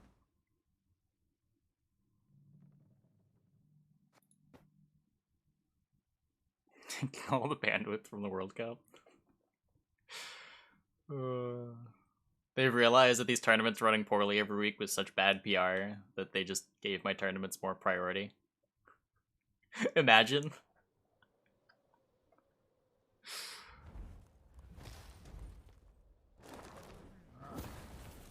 You shall die, worm.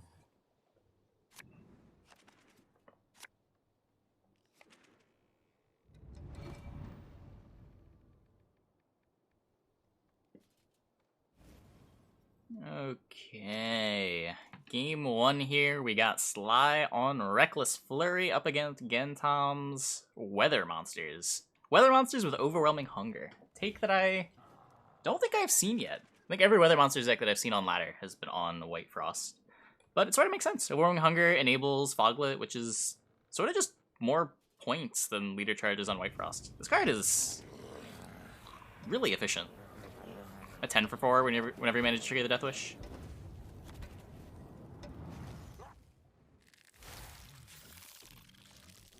Now, this does have you end up with even more weather in your deck than the White Frost version, as White Frost is just 4 turns of weather. Well, this represents 6, assuming you use both of them. Maybe you just don't plan on using both of them very often. Gentom does have his Penitent, which can pair with Urn of Shadows for some pretty nice thinning.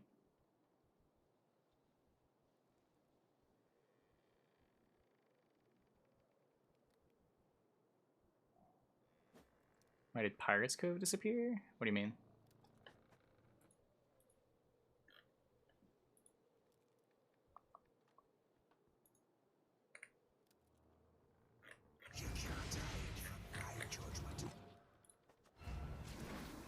Yep, decides to just play out the Penitent, thins out the Pugo. Hey, Barnabas.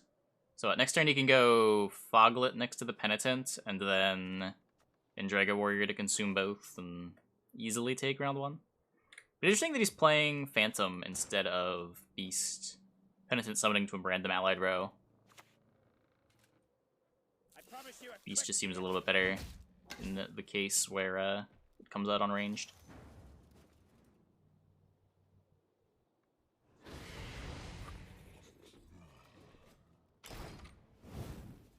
But there is the Foglet, and it looks like Gentom going to be able to get round control here, as this is a lot of tempo.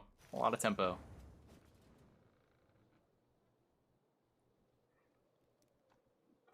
Sly with Morkvarg for tall removal in order to deal with Ancient Foglet in round 3.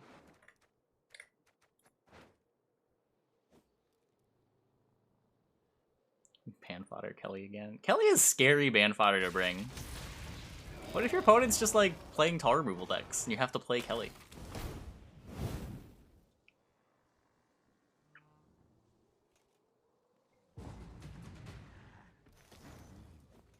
Yep. Not the cheapest round, but it was a lot of thinning too. Pulling out 2 7s from his deck.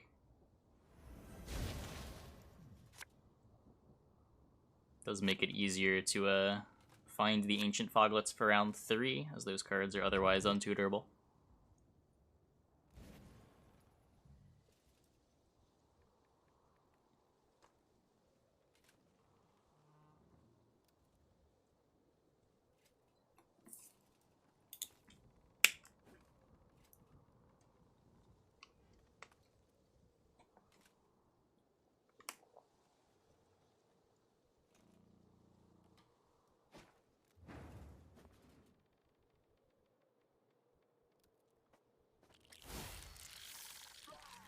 So I'm going for the round 2 push here. I guess this lets him do, like, Herdgith Aridin things. Oh, also just doesn't want to Dragolarvas later on. I guess that makes more sense. Dragolarva kind of bad against this leader. This might not be a push still.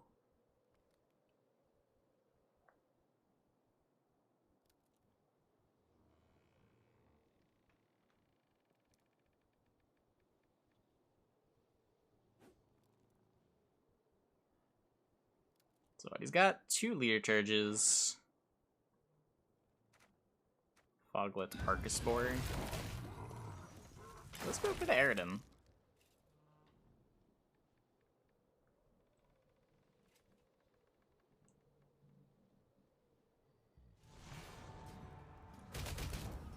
Flurry taking out one of the larvas.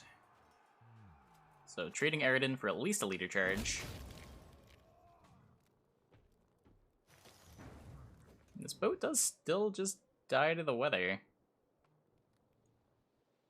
Consider just like Arcaspore leader charge here? Don't necessarily need the leader charge, the extra thinning could help.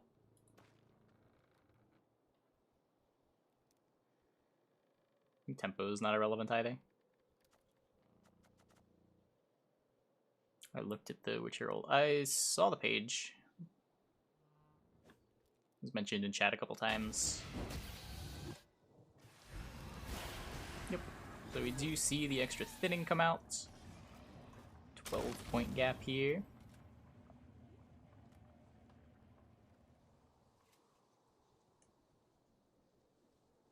Decklists are vampires too, right? Wait.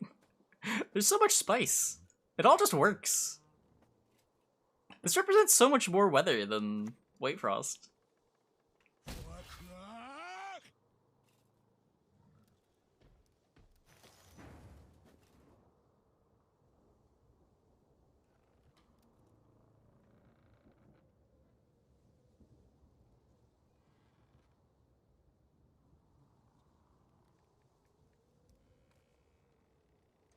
Plan here. I have a larva in play. You could Crimson Curse this if you want. Got so much weather in hand. Like at some point, you're self-bleeding, right? If you're not getting some of these weathers out of hand. We shall conquer this world It's just as we have conquered none of these the weathers are good on this board. Crimson Curse is especially kind of bad in round 3 because of all the Veil. This is gonna go to form 3.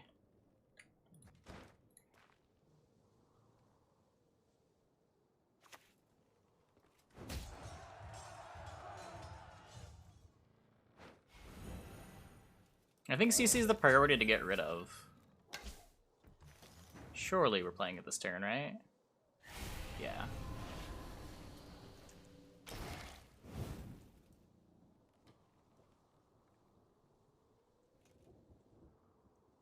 Not incredible on Greatsword, but better than on Veil units.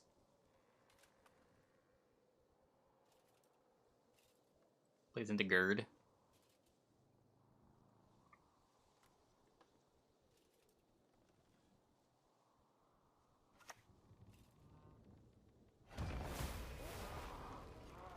Getting the totem's nice. It's a good card. Happy to make that trade. Crimson Curse for Slawblood Totem. Now, does he want to commit an Ancient Foglet? Does. He does.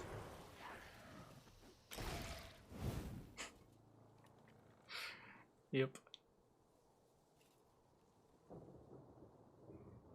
Fnatic gets the bleed. Last turn for the Gird.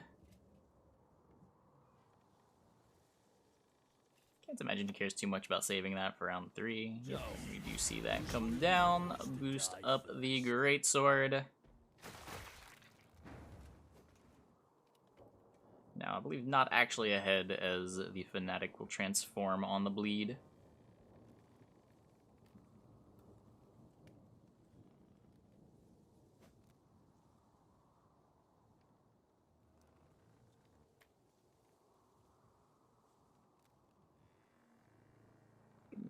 Naglfar to set at the top of your deck.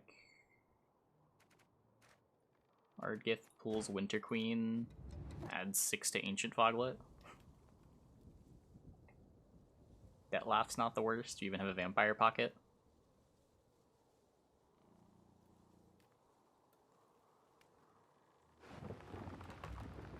Okay. Naglfar gets the Oberon. That's one way to get some points. Ooh.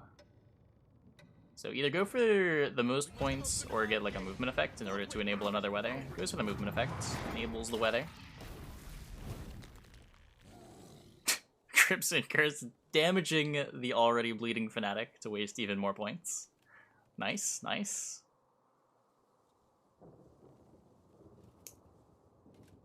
Seen Ardgith in one deck? Yeah, that's... You're trying to make Ancient Foglet really strong.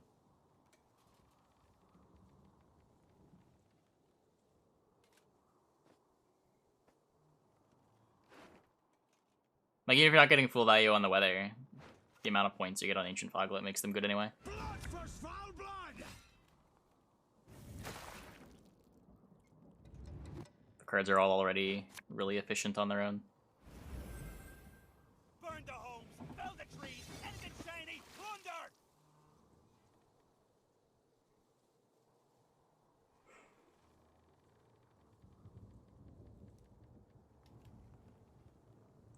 Ardgith time?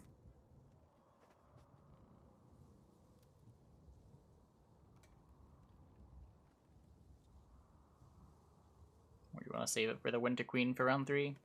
Could also just Detlef. Or pass. Sort of surprised to see the pass. It's extending the round. Pretty important when you still got an Ardgith you're trying to resolve. Does make Oberoning into the 5 look kind of silly though.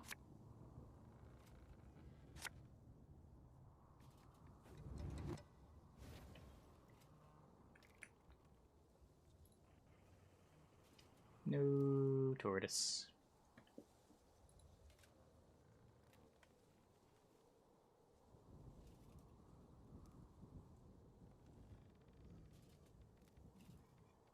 This observer in Gwent now. Only for tournaments.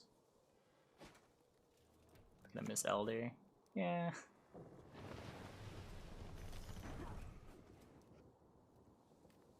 I don't know. I mean, Elder's not even really that good. Truth is a shard of ice. With all the Veil and other things that he needs to get down. He doesn't even have... Like, the bigger deal is honestly missing the... I guess the Ancient Foglet just gets Morkburged. Yeah, it doesn't matter. This is... Yikes.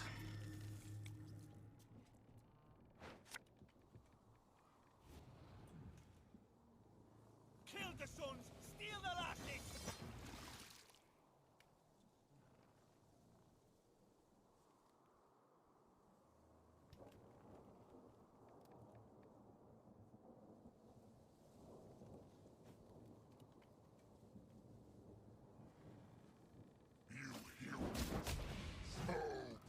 Foglet. The Foglet still ends up being, what, like 8?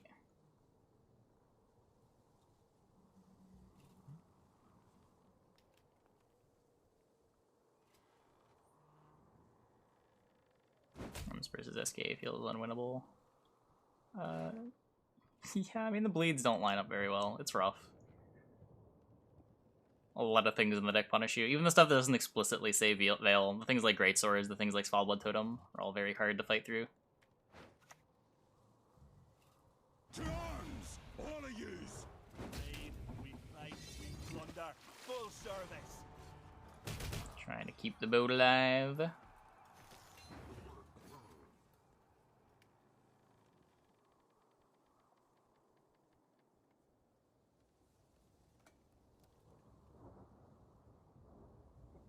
Yeah, there's just nothing going on here. There's no points. There's no points.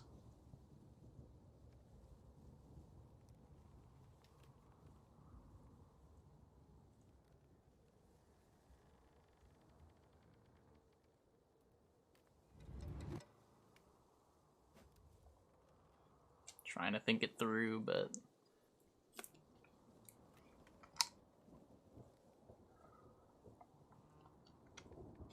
Doesn't look like it's gonna matter.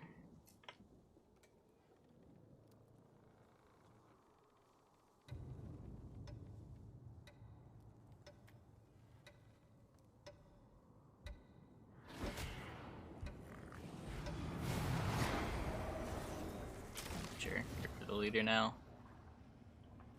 Over at a turn of frost, but there's only 3 turns of this anyway.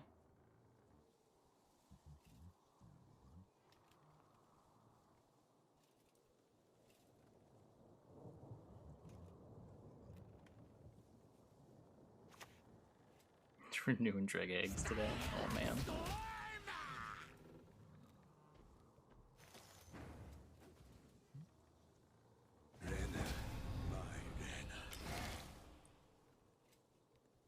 It was sort of free to let the foglet float for a turn, right?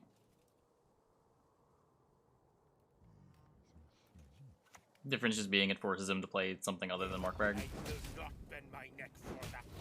It really doesn't matter. There's no points.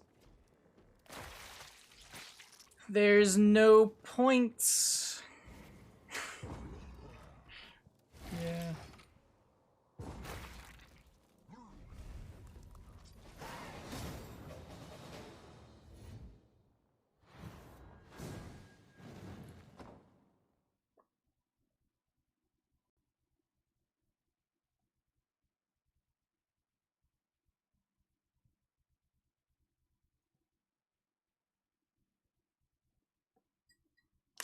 Yeah, melee could have been better.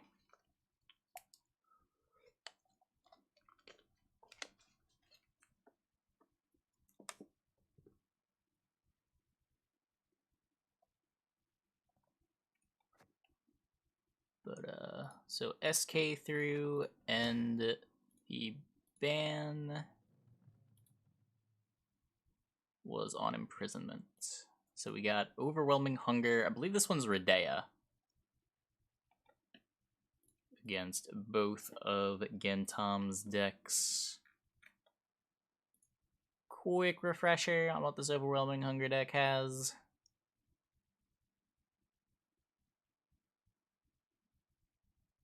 A bunch of bronzes. Werecat, Manticore, Maruna as Urn of Shadows targets. Golds are the usual suspects, and then in the bronzes we got monsters trying to fill up a Redea deck.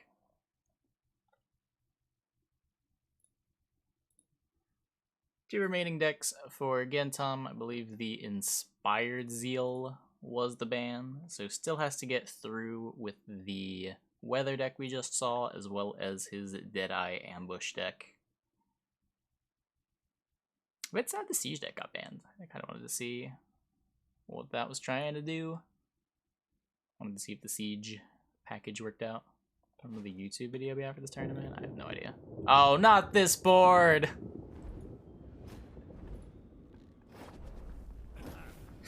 I hate it. I hate it so much. I was getting bored.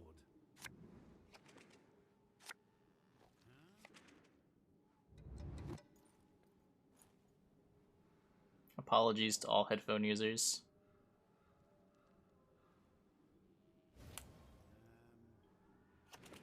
Why? It plays Thunder in one ear, and it is incredibly jarring. I'm just gonna take these off for this game.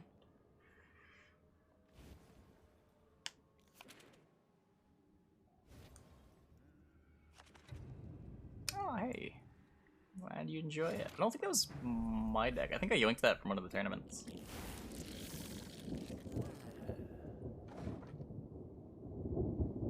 Your favorite, but you play the game on mute. Yeah, you... Sure, the board looks fine. I have no problem with how the board looks. Problem with how the board sounds.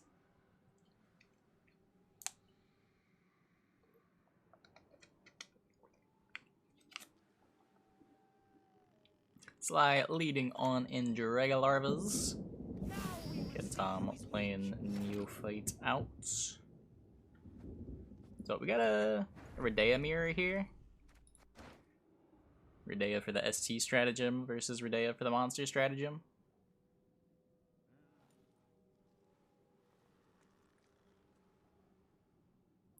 for his round 1 Urn of Shadows target. Looks like he's playing on either.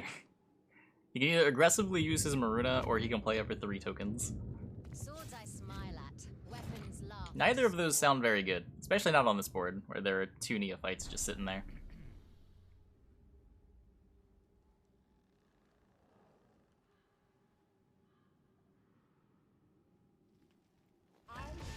Surround sound, the thunder's coming from all sides because Twitch handles the audio different?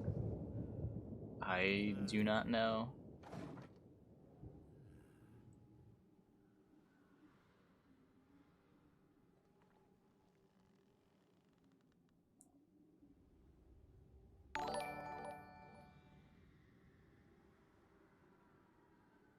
So it does go for the Maruna, does yoink a Neophyte.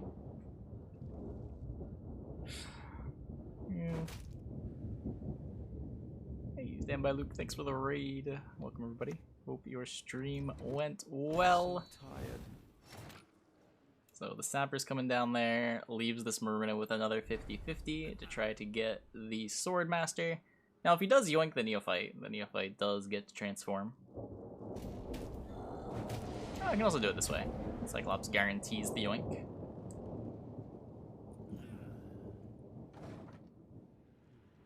Does lose some points in the process of Cyclopsing a 5 into a 1, but make sure he gets the Swordmaster.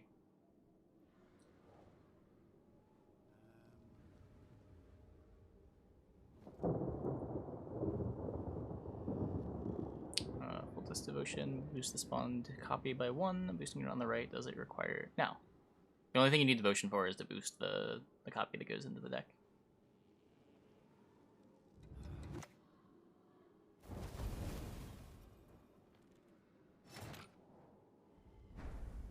Gurney Tourney didn't work out. Yeah, happens.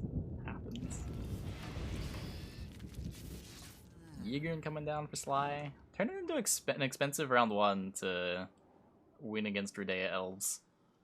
Redea Elves, not really a deck that's all that focused on getting round control in round 1. Usually just trying to trade off whatever bronzes they can. Sort of use red coin as a way to simplify the game. Manages to get Maruna and Yigern out in round 1 there. Also in Dregalarva, which when you only get to play 1 copy of Dregalarva, it doesn't matter. So now what's this Redea doing? It's a Werecat, right? So maybe an extra Lacerate with the Werecat? Not really a matchup where Imperial Manticore is all that exciting.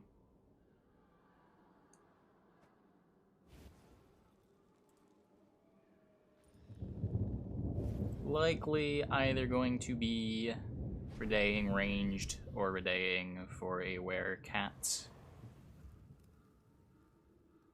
But he does have round control. I imagine he doesn't want to go into a long round against Elves, so let's see how this bleed works out.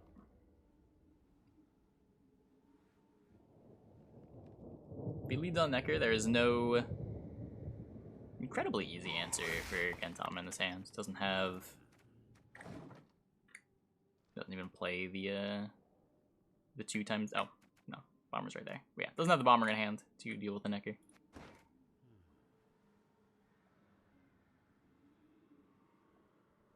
Could potentially Hattori for Crushing Trap.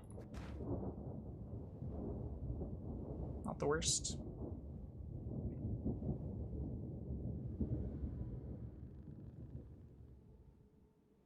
Appears to be considering it.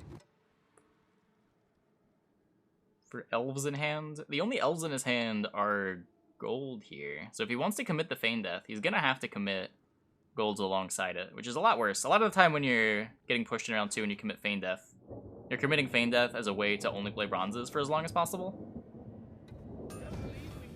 But here, if he wants to fully proc the Feign Death, he's gonna have to play another gold in addition to Redea.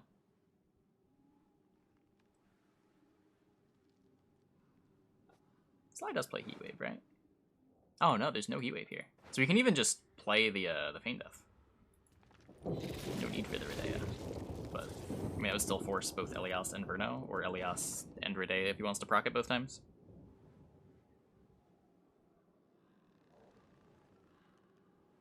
Thane does tempo ahead. The Tori is an elf.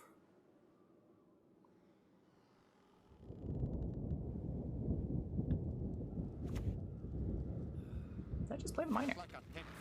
Just play the minor.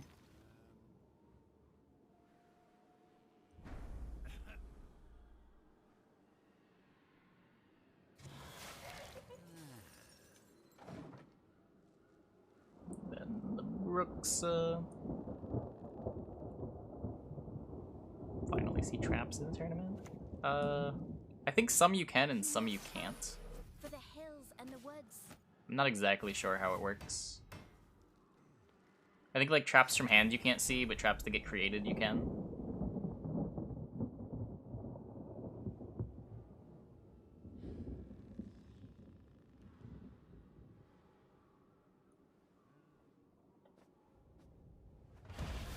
Now, Vitality onto the bleed. Cancel out the Bruxa. And then Sly committing the Haunt. Haunt, probably the best heat wave you're gonna get. Yeah, unless you think for some reason you'll be able to heat wave an unconsumed Detlaf. Now, you won't be ahead. You could go heat wave and then 1 leader charge if you want to stay ahead.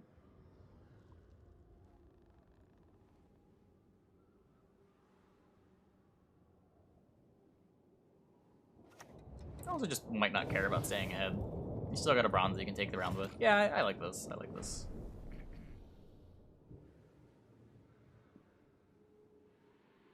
Manticore, not very good here. Argist with nothing to consume. Decide to play the Manticore. Not eat it. Sit on it, sure. Pain Death. Not playing for much tempo with 2 non-elves in play.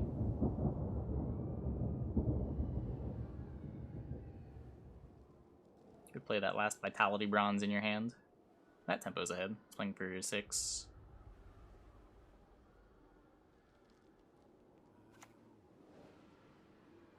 Just for everything else. Go for the full roast deck, which is a bit scary when Sly's deck has Werecat. Representing a Yavin that's not in his hand. Special item I have. A surprise.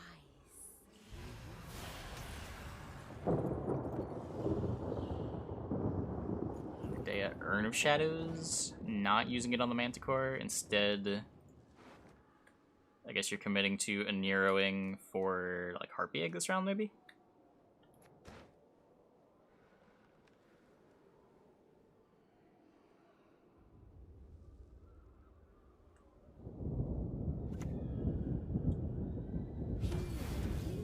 Okay, there's the Redea.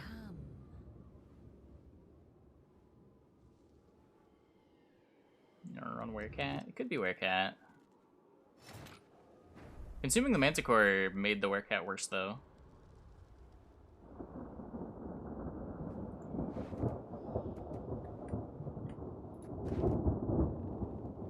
The players chilling with their respective TAs in play. Back over to Sly.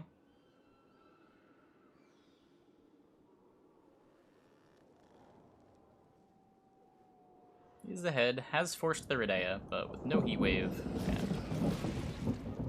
Gonna play the Bargist.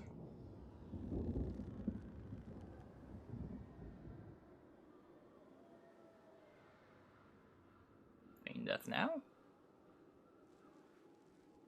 Like Bane Death melee. Use your saber. Be ahead.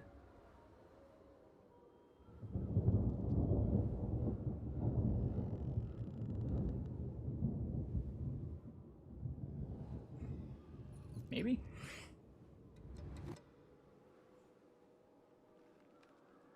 Maybe? He's bouncing over it.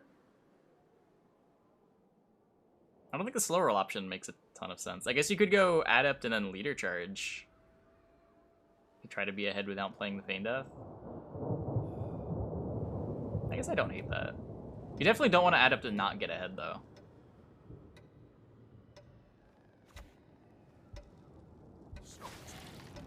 Just for the bleed. Okay.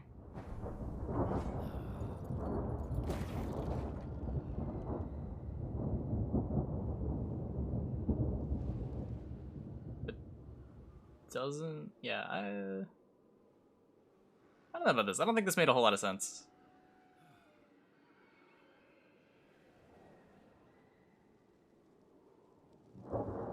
I guess I don't know. The pass makes the urn not do anything. Just a weird round all around. It's... I don't know. I feel like Gentom's still super favored here, right? He's got full leader. He's got to play Verno or Feign Death. I don't care too much which. There's a Dettlaff left over. Dettlaff with 1 leader charge left over. Is there any consume remaining? This is Seleno Harpy.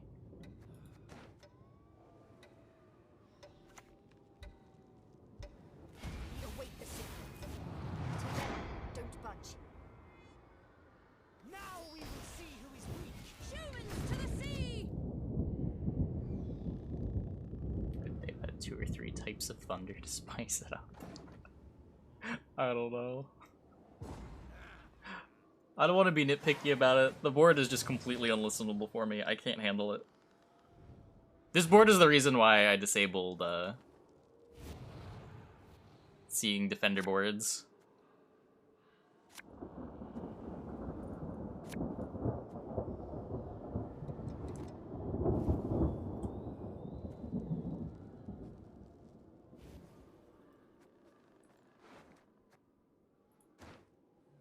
Just not gonna find anything.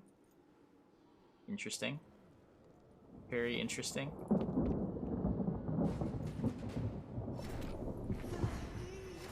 This has been a very strange game so far. Wait.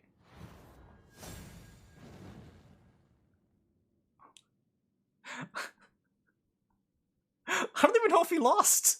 I think he won. Oh no. Oh no.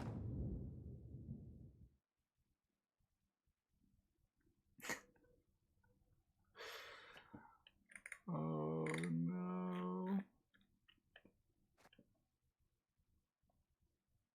There was nothing. There was nothing on either side.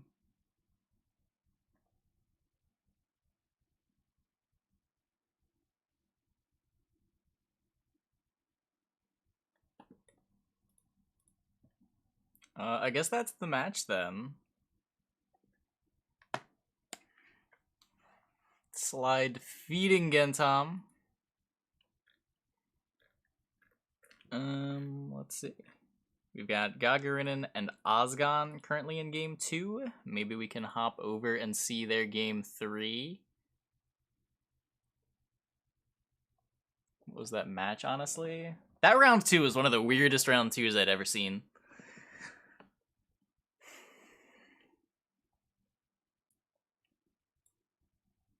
Just like Redea TAs staring at each other.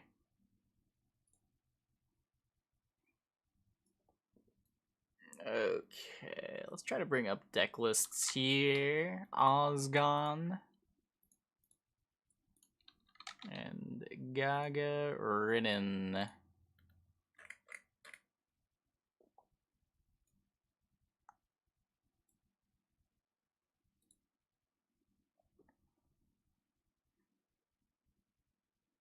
So Osgon with Double Cross, Anna Henrietta.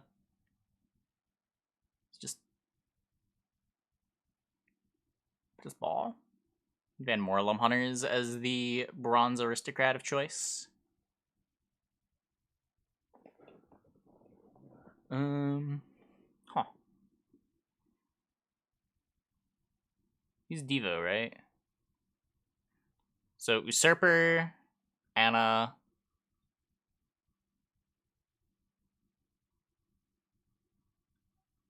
Is it Usurper, Anna, double Hunter for aristocrats? Seems really greedy.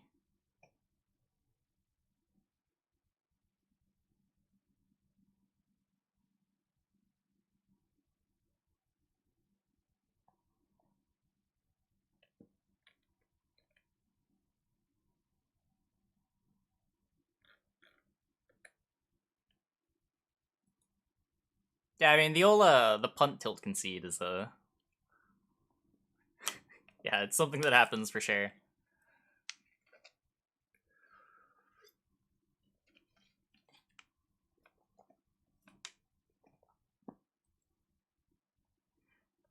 Next up, we got Uprising Witchers. Double Griffin Witcher Mentor. These are like standard archetypes with some like interesting tech choices. The low aristocrat count in the double cross deck. Double mentor in the Uprising deck. What's going on in Reckless Flurry? There's an Arnagod.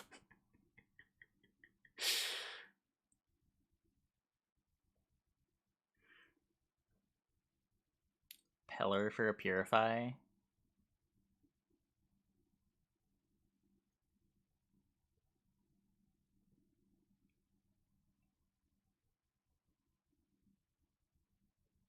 Double Bear Witcher Mentor, double armor up. Yeah, the deck is cool. Just like slightly different takes on some archetypes that aren't really seeing a whole lot of play right now. And then Gagarinen. We saw him earlier with his Siri Dash heavy lineup. Siri Dash both in his Kelly deck and his Tactical Decision deck. The double Snowdrop stuff. Double Snowdrop, double Morvran with Damien. Pretty sweet Nilfgaard deck. Very fragile, but when it works, you get some giant Snowdrops, and that's always a lot of fun. In Line Pockets land, he's playing the Igor. Igor for Townsfolk. The old 2019 combos. This is literally a 2019 deck. I love it. I love it.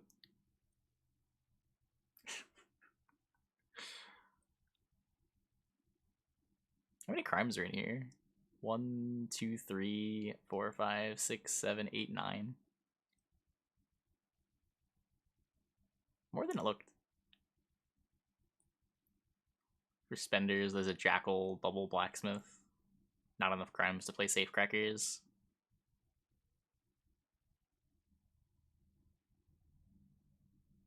Yeah, cool decks. And then, of course, Kelly to either bait bans or sometimes just play Kelly.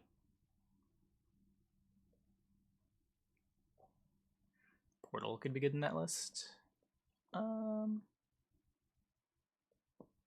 maybe. I could see like wanting to cut the Jackal and just play another like 4-piece spender or 5-piece spender too. Or like maybe play the brothers as extra spenders rather than play spenders in your 4P cards and fit in Portal that way. Interesting idea.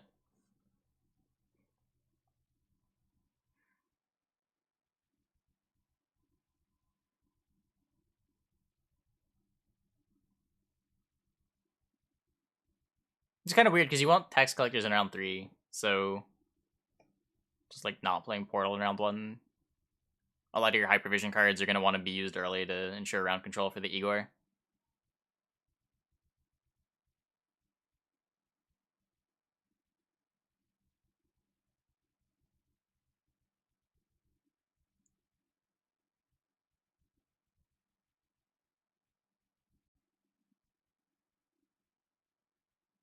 Could always smork despite the viewers.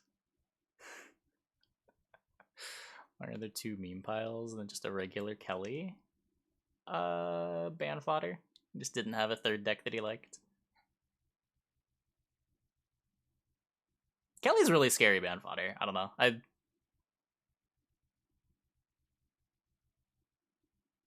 don't know what else you would bring though if you wanted to have ban fodder. Just Kelly seems particularly very targetable. Like there's some random lineups that are happy to play into Kelly's.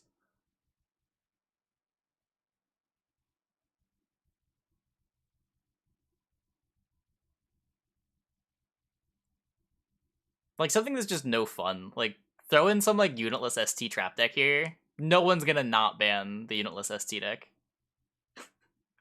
Doesn't matter how good their lineup is against it. Just no one wants to play that matchup.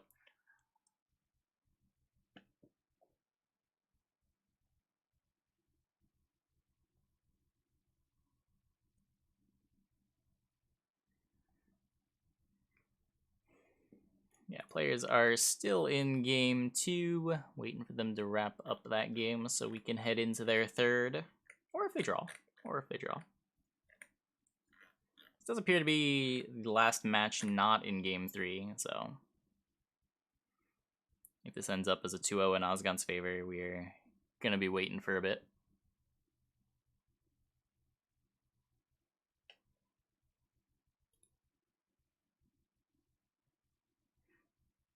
I guess while we're waiting, we can look at these cards some more. Kind of did this already, but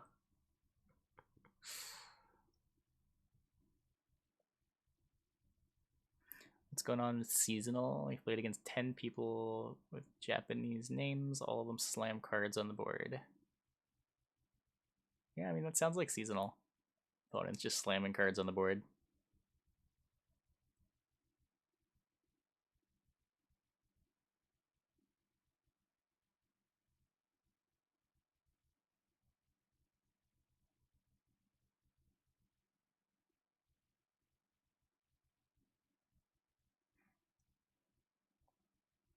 You have a game invite.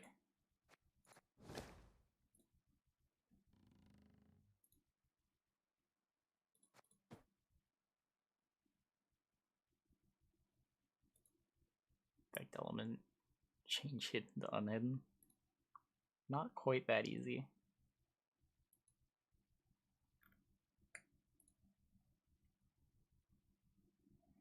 Okay, it looks like we've got... Gagarin's lined pockets got through. His Nilfgaard was banned again, so I guess this time he keeps getting to play the Kelly. So we've got Kelly up against Osgon's Reckless Flurry. How tall removal heavy was this Reckless Flurry deck?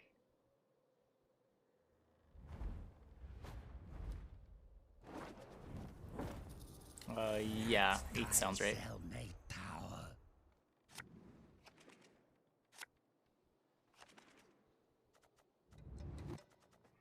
So there is a Morkvarg.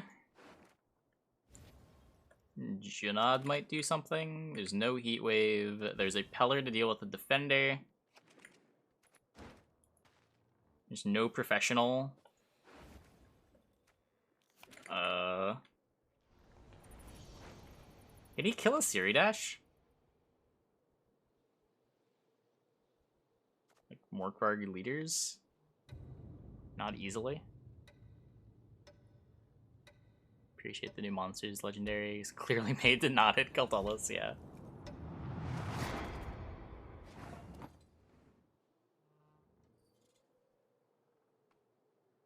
Hey, Axel.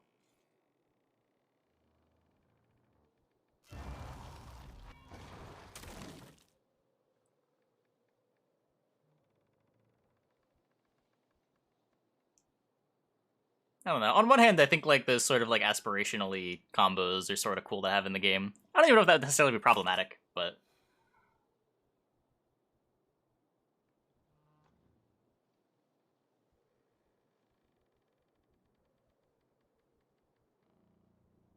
I could see how it might be. Did Kelly ever cut Yigrin package to fit She Who Knows other must answer carry ever play? I don't think so.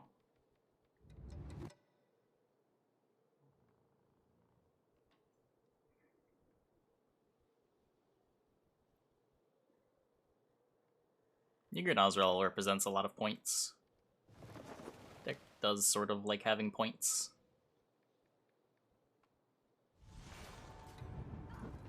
Like, in a way, having Yigrin Ozrel is sort of like playing a 13 that carries over into a 10. Instead of playing a 5p card, which isn't going to be very good in Kelly. You get to play Ozrel. I don't know. Ozrel is like your only card that really gets Morkvarged.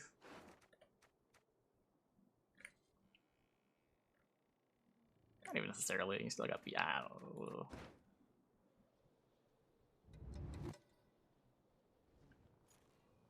Oh, yeah, true, you can't even... Yeah, Kelly Resilience also just isn't good. That's also true.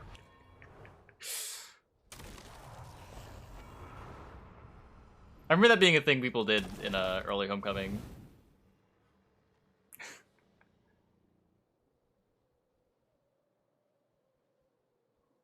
Bronze card at 4p beasts? I mean, in terms of the amount of points that it generates, sure. I don't know how hard the Sabbath condition is going to be to maintain. It's not live in the round as early as Beast is. Probably takes at least 3 turns to be able to play it. More if your opponent's doing control heavy stuff.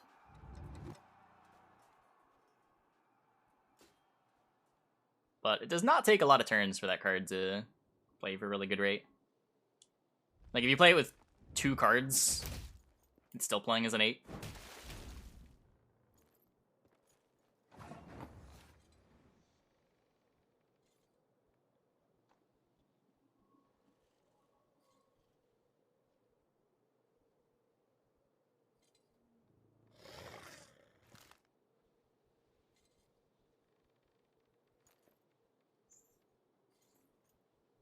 It's gonna bring Igni back to the meta. I don't know about that.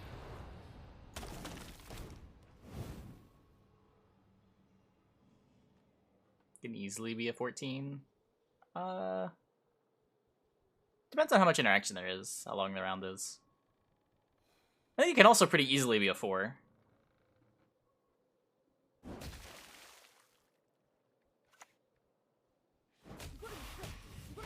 But it depends how long the round is. Like, if you're going into, like, 5-card round 3s, shorter round 2s, trying to bleed like a monsters deck normally would, I can see the card being a little awkward. But, I mean, the ceiling on it's pretty nuts.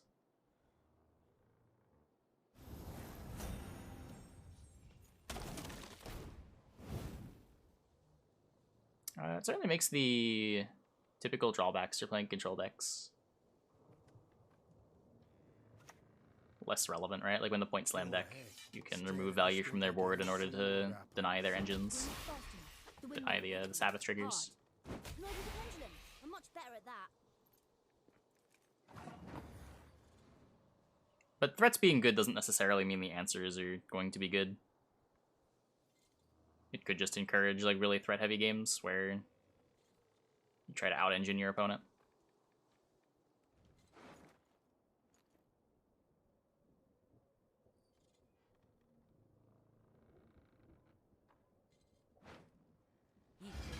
Truly, and now I shall kill you.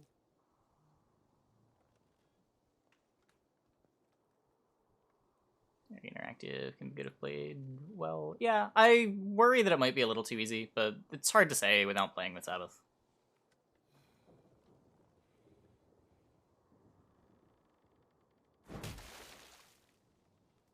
You can't purify the Crown Mother. You can do everything else to it, but you can't purify it.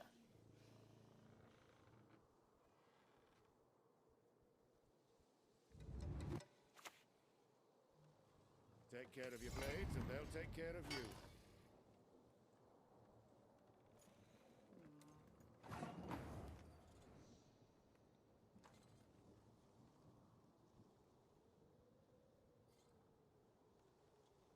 Anyway, what is happening here? 25 to 20 in favor of the Kelly deck. A lot of armor chilling on Osgon's side. Forktail not looking so hot. 3 units versus 4 unarmored units.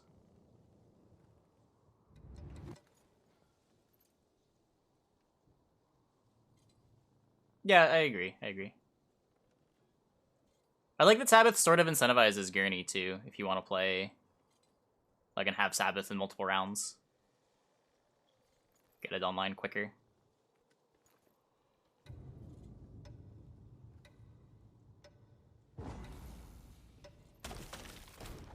Okay.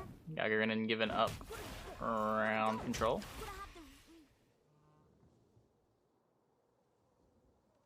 Gurney just needs like cards that it wants to play more than it needs more provs. Like, Gurney's leader ability is powerful. It's like trivially almost 20 points over the course of a game. Just by itself.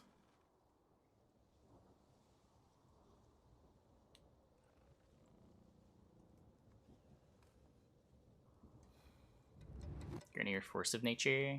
I mean, Force of Nature gives you the 1 round, right? Gurney gives you all the rounds. Then you know nothing. Just depends what you're trying to do. Like, you'd say the thing about Carapace. Carapace is sort of the same way as Force of Nature, but it's distributed better. What does Sabbath mean again? If one of your rows has 25 or more points in it, the condition is active.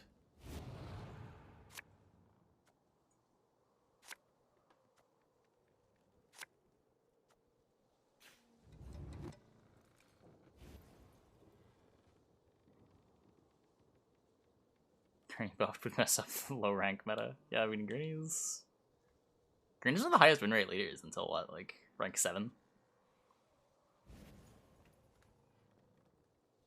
Even on per rank, its win rate wasn't the worst, right? I feel like every time take a look at its per rank win rate, it's hovering at like 45%. Not incredible, but for a leader that has like nothing going for it, no support cards. What is it? Oh, hey, inference. Not a problem. You're gonna be streaming more consistently? Or is this just a your board? Ye who wander on the gale. Oh, you still have exams? Ye we call.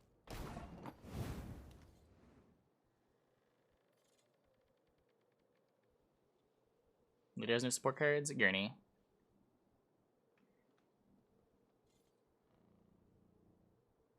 Like, if you want to build a deck with Gurney, you're sort of just, like, filling it with 25 monsters cards that are worth points. But Sabbath alone sort of gives you a reason to want Gurney, in giving you the ability to trigger it in multiple rounds easily. Gurney has Griffin. Yeah, Griffin's not very good. Griffin is not very good. I think I've played more Gurney decks without Griffin than I have played with. I have definitely played more Gurney decks without Griffin than I have with.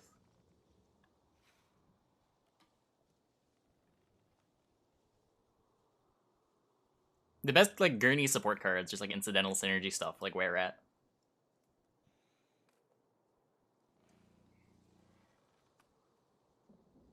But, like, it's also a hard leader to, like, design specific support for, right?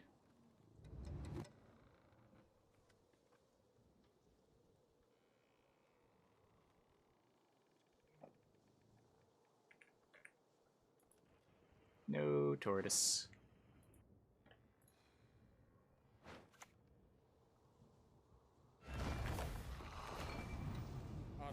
Maras to synergize with Were Rat. I have an Itter in my current list to synergize with Were Rat. That's a 7/7 that triggers Thrive. Can also be used to eat the fruit.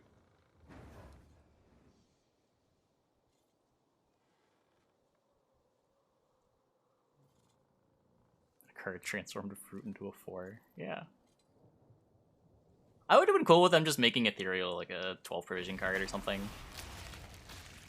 It could probably be even cheaper now. It'd probably be fine at like 10 or 11 with locks as good as they are.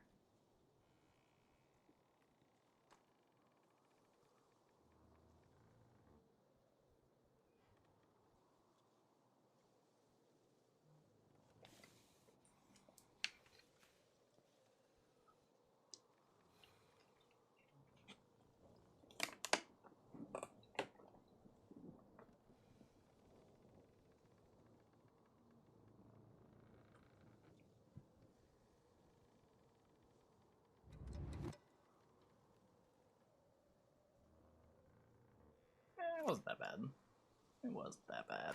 Too old for this shit.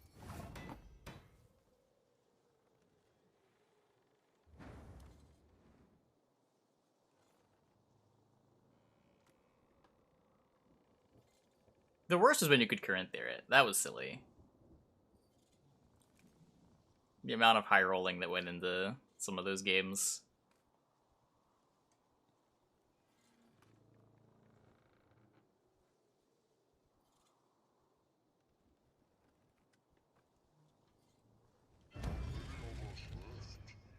Here's Kelly.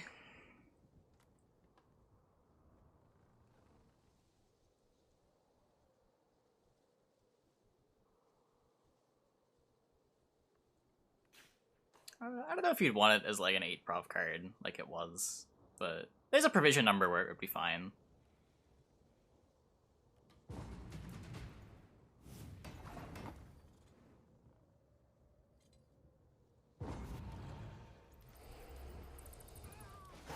Especially with there being way more answers to it now than there were before, with most factions having access to good locks.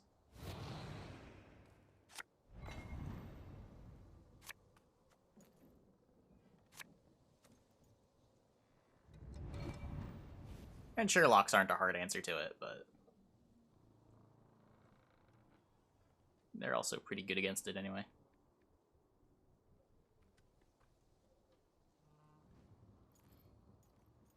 Inhibited Adrenaline? I don't think there's anything wrong with it ticking all around. Just price it accordingly.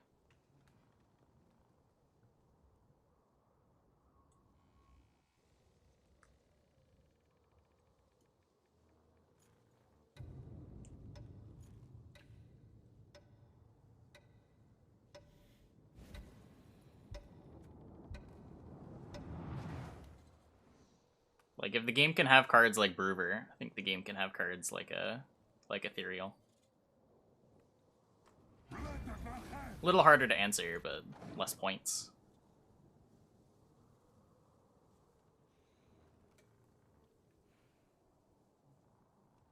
Transform cards on both sides. Play into its inherent weaknesses. You could. I don't know, you can still like move stuff into the Ethereal row.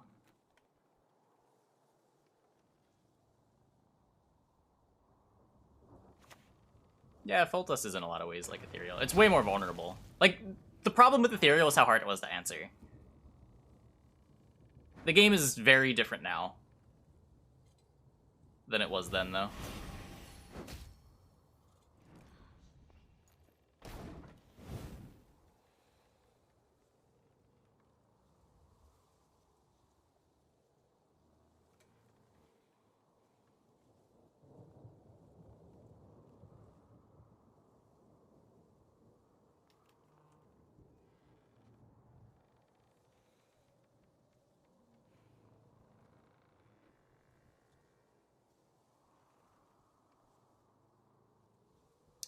I mean, that made it better, sure. Just I roll 4 blue boy things. What are you gonna do, huh? I mean, yeah, end of turn engines are like better than order engines because of that.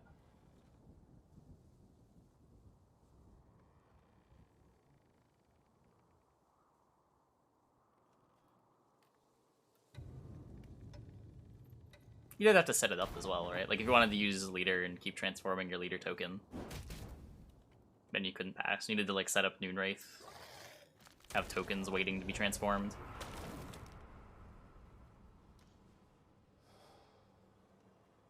And that loses out a bit to pings.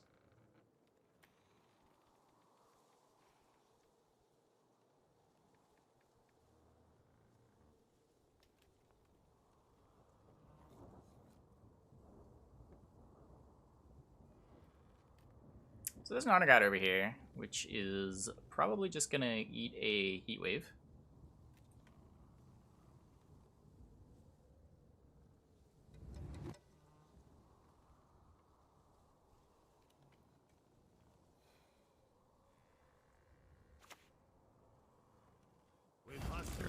One count is probably good now. I think that's... You mean like the Ethereals won't transform if you kill the one on the end? I think that's still just unplayable.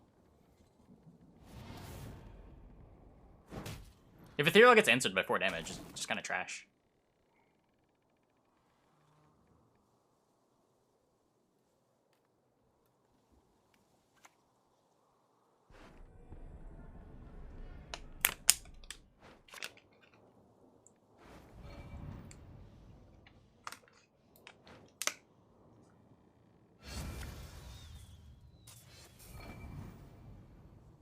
All that dancing around. It's not for me.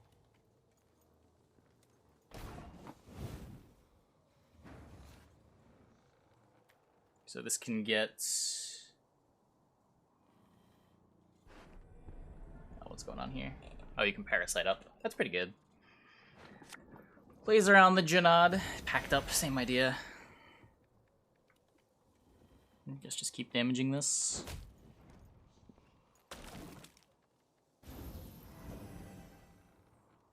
You can Wrath the 9.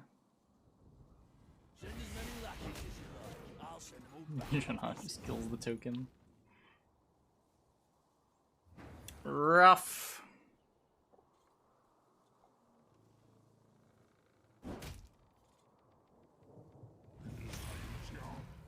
I mean, it wasn't so much about 4 damage not being so common, but playing a 9 for 7 that dealt 4 damage was really impressive. And it still kind of is.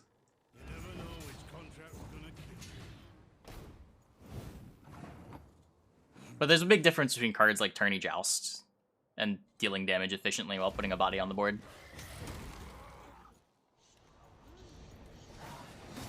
Yeah. Kelly eats this deck alive. Yeah. Ethereal could have worked with the... Yeah, I mean, could have. That's a way more boring solution, though.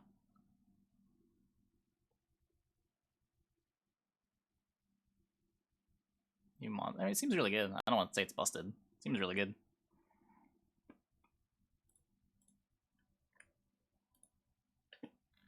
Okay, and I believe that is all the matches for round number 3. Let's get round number 4 on the way. Down by the Bay versus Sly, and the match we are going to be watching, Gagarin versus Satanist. Round has begun. Get your bands in. Let's bring up Satanist's deck lists.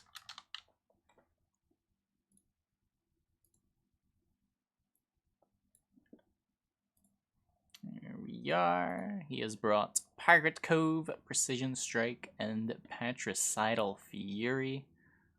Looks like he is going with the 3 good decks lineup. He's playing the Mayamonis T. I'm kind of interested in seeing how this gets played. We played it on stream for a few hours. I wasn't really sure what to make of it. We won most of our games, but a lot of the deck didn't make a whole lot of sense.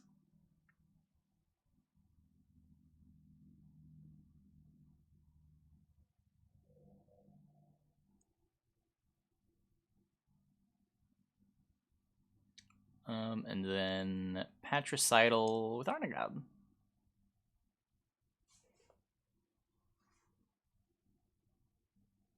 Kind of confusing, Sabbath doesn't have a variable number card rather than a flat 25. I sort of agree. On one hand, it's more complexity, but I don't know, it's weird having that like be hidden away too. I remember saying the same thing about Formation. How it could have been interesting if like Formation 1 was boosted by 1, Formation 2 would be boosted by 2. And I could see some use of those designs as well. Less so for that though. It's a little bit more flat. Like Zeal is just worth X.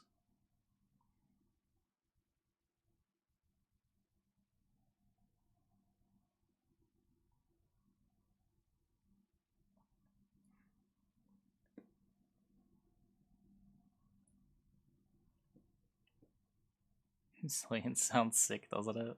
I mean, it's a card.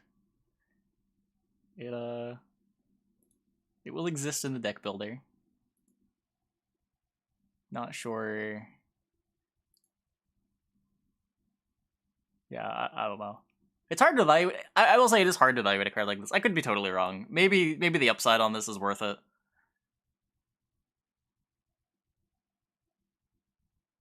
I don't know. It feels like there's exactly one turn in the whole game where you want to play it. And it's after your opponent has passed in round 1, and you need 10 points to take the round.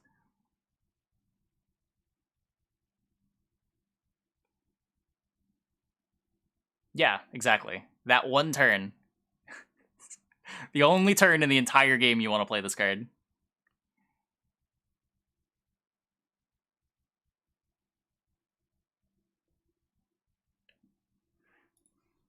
More Persona 4 music.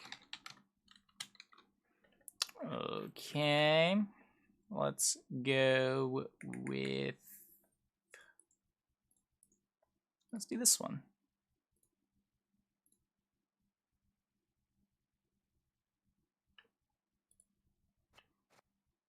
It's gonna re-overcrone Mother so much.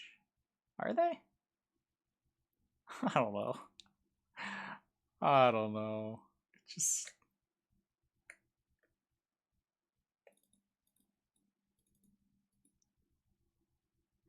Cards that trade down the Heat Wave are always a really big ask.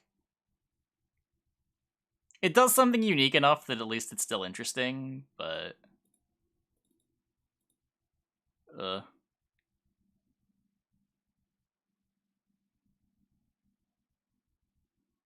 I think they're going to be skipping weekends, yeah. Unless they've said something that I have not yet seen.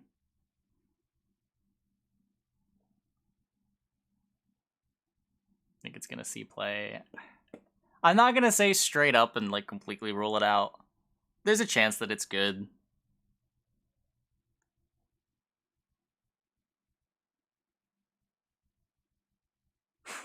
I don't know. I don't know. The upside's definitely big. It doesn't get countered by Purify. It gets countered by Dimeridium Bomb. It doesn't give resilience until the round is over, so you can't Purify it. But like, what does building a deck around it mean? You're just like playing big monsters, right?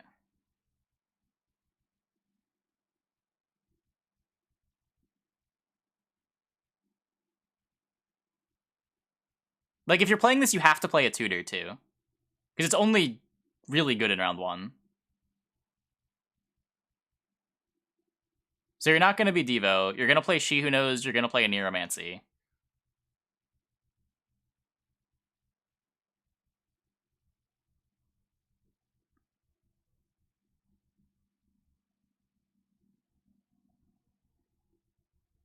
Well, I think they just gave it 10 power because they wanted it to be big. So that it could, like, resilience itself and feel impactful. Resilience on Kelly isn't actually good.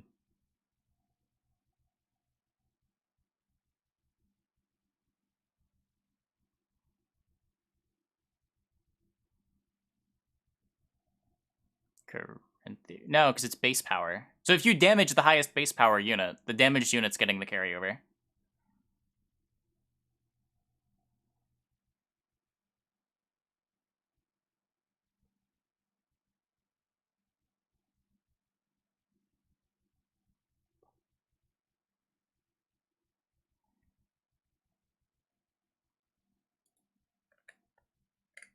I did click round start, right? Yeah. Fans are in, just waiting for game invites. Oh, there it is. The more you think about it, the less good it gets. Yeah, I don't know. My first impression of the card is I saw a 10 for 13 that gets heat waved, and immediately ruled it out. So I would say that it's gotten better the more I've thought about it, but I'm not convinced that it's playable.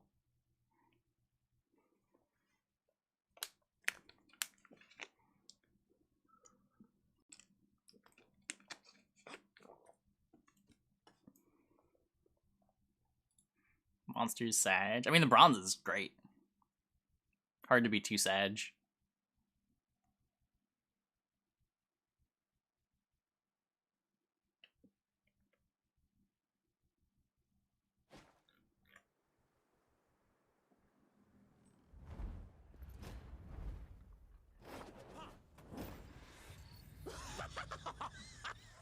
Play it last for reach and carryover. Yeah, there's one turn like the whole game you want to play it.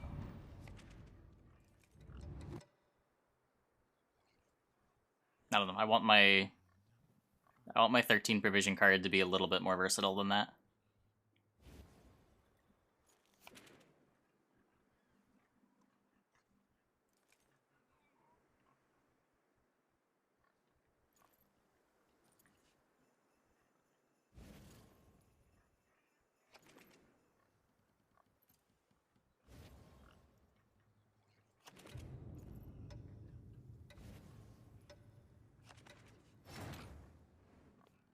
Why isn't it good round 2? Well, because if you're playing it before your opponent's passed. Like, it's good on the turn where your opponent passes to give you the round win.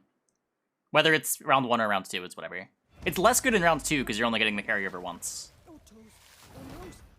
You're trying to get it 3 times. Or at least, like, to force them to use an answer for it in round 2 after it carries over.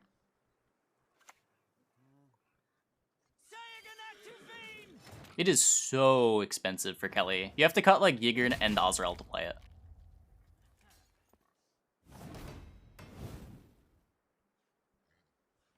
I'm pretty sure it would double resilience 1 unit.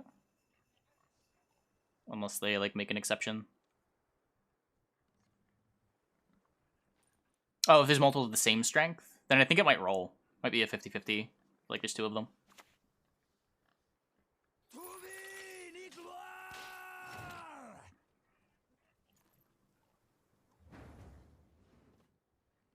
To arms, men.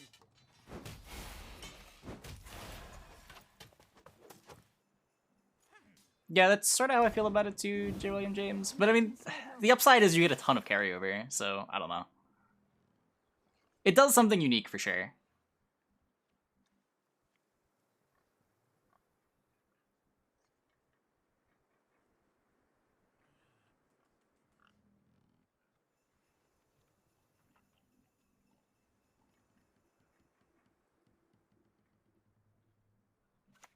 It's just like, The shame I have. I don't know, think about Arnagod. Like, when Arnagod walks, he's pretty sick. But Arnagod is both cheaper, and if you've ever played a deck with Arnagod, you know that it never actually does what you want it to do. And this costs 3 less provisions.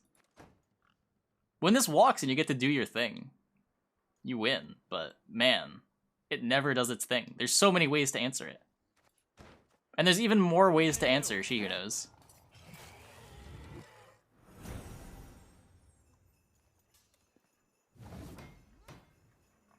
The NR, I think all the NR cards seem good. It's a spicy take.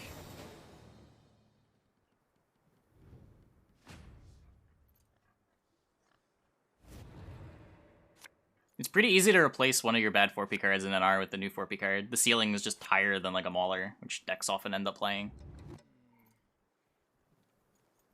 Gerhardt fills a pretty unique role of being like optional tall removal if you wait a turn, or you can just play it as a 13 for 11. A way to get points in NR, which is typically pretty hard. They don't have just like a good points card. They don't have an evolving card that they can just jam for points like every other faction, where access requires specific synergy.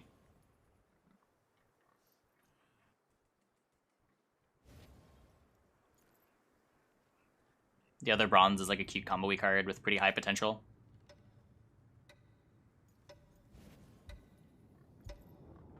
In the Amphibious Assault faction? Yeah. What are they going to do? Use tar removal on half your AA?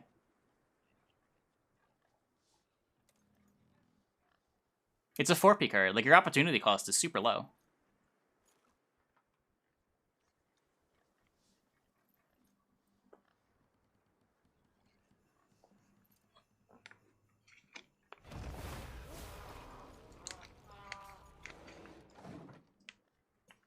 Compare it to the cards that NR plays right now.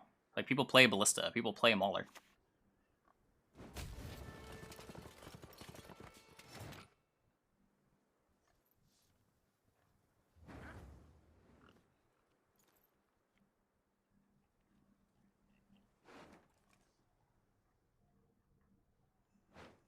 I think Vigilantes will see play. People will try. I have lower expectations for the SY cards. I think Witchfinder is one of the best cards revealed so far, but the other SY cards seem a little lukewarm to me.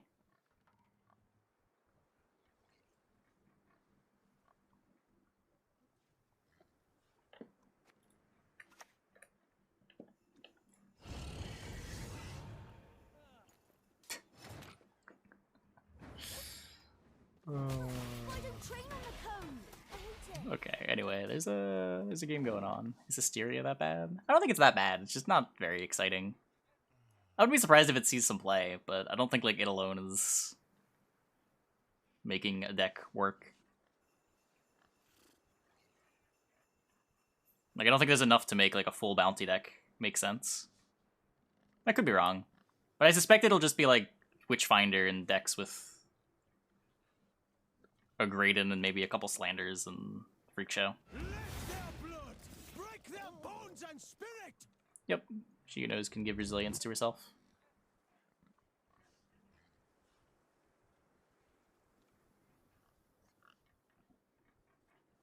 So Defender forced out here.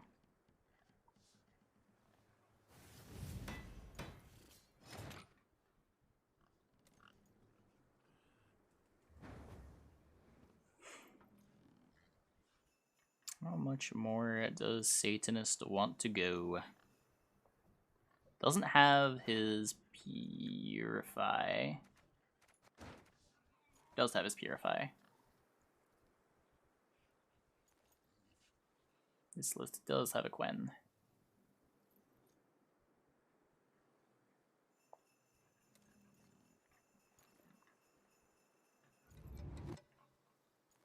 Card is Hysteria.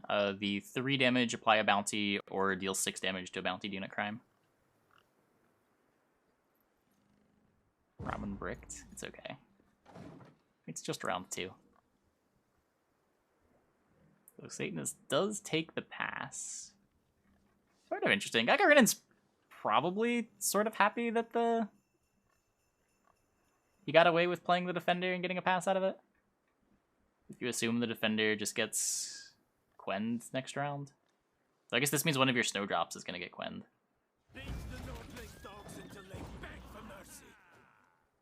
That doesn't feel great.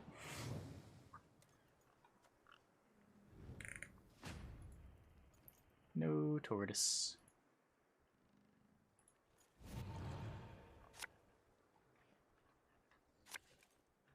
Yeah, I mean, I don't know how hard it'll be to get Sabbath.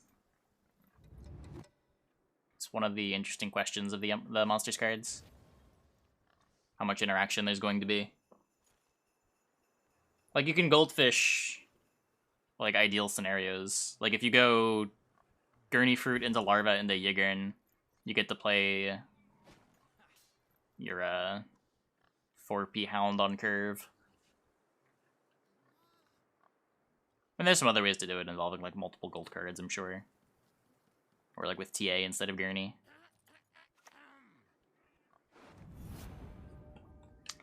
More Hades songs. But all Good Take is, like, one piece of interaction, and instead of playing it on turn 3, you're playing it on, like, turn 6. Which, is still pretty good. Still pretty good. It is cute.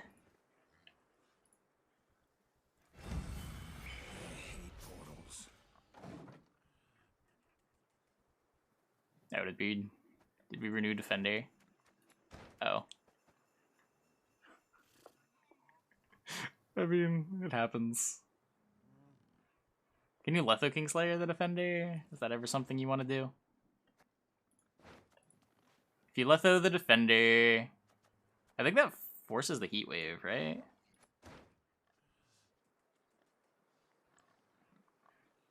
Invo needs to be saved for the Arnagod.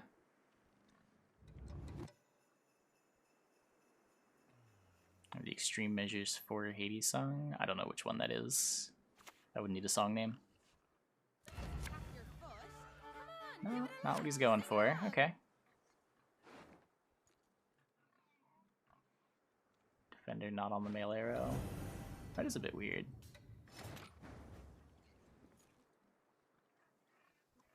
The unseen ones. Yeah, it should be on the playlist. I think that had been requested before. Go ahead. Stare at me, I think I remember that one. The Snowdrop gets to live.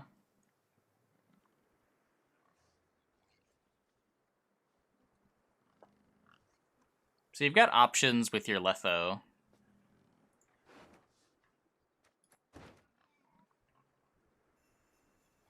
Really feels like you want another Defender, but...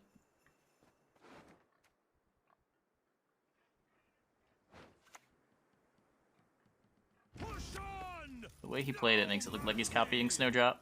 You'll never get my rhymes Yep. out of your Okay. heads.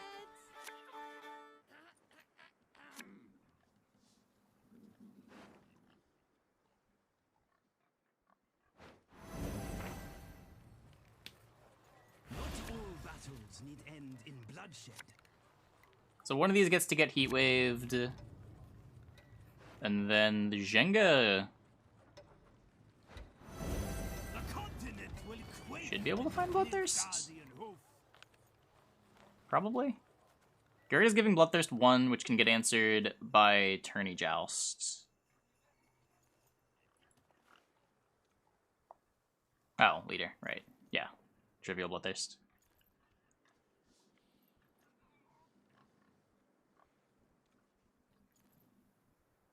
Live by the sword, die by the sword. What do they say? One of these snowdrops.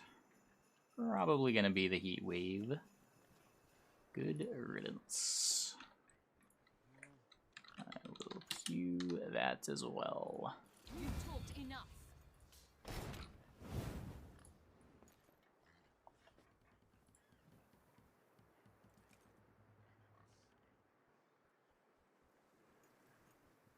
Aw, hey Clancy. Oh, you have to, it's translate and then a language code. So if you translate EN and then the message, it should work.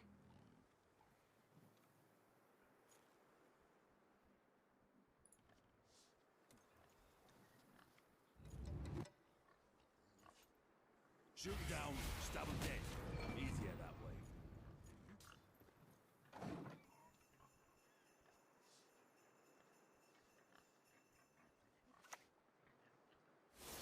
Berengar basically unconditional. Yeah, and Witchers. I mean, the condition is you play a Witchers deck. You can't play it proactively. It comes up.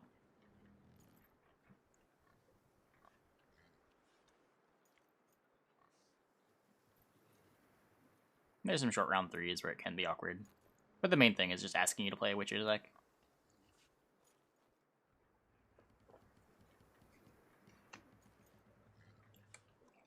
Serial draw a card? Yeah, pretty sure. It's just not the threat that matters, right? He needs to answer to Damien, and he knows it.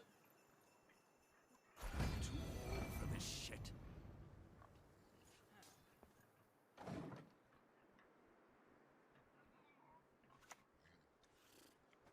Tusok is my I guess he ward, can't. He has the Diviner. my protection.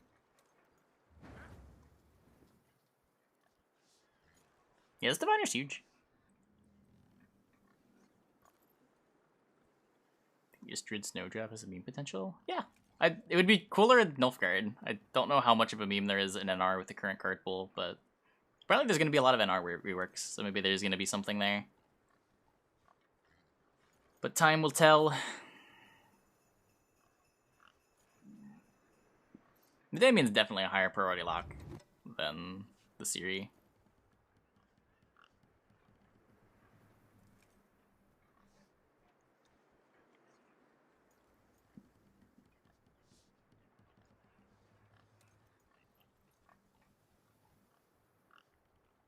Yeah, Pinsir does draw too. And dash drove through. Yeah, I mean, dashing around 3 is sort of whatever.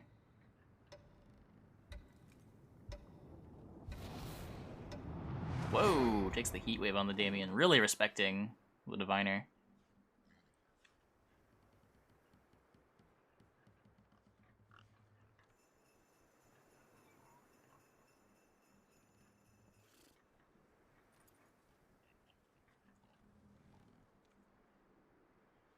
Can't hear any. It's playing. Just this part of the track is quiet. Signs can mean but one thing.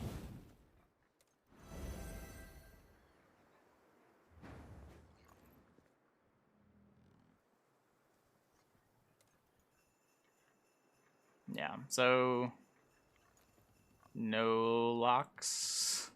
It needs to be a lock on the opponent's side of the board, right? Yeah.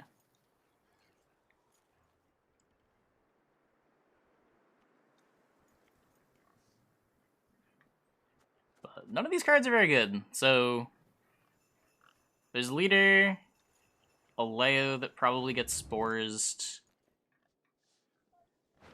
Do you even go for the Arnagod? Yeah. Just Bear Witch here. That makes a lot of sense. It's not for me. If you invo the Barongar, I mean, you just lose, right? It's just more points. 100 faces, Huh. all yours to command. Wanna know where? Just more points. You're coming with me, dead or alive.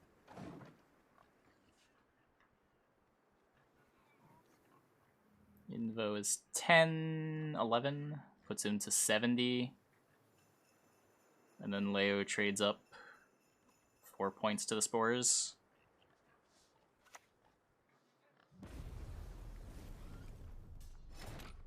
So it's a win by 1. My mentor's recipe says cut the apples like so.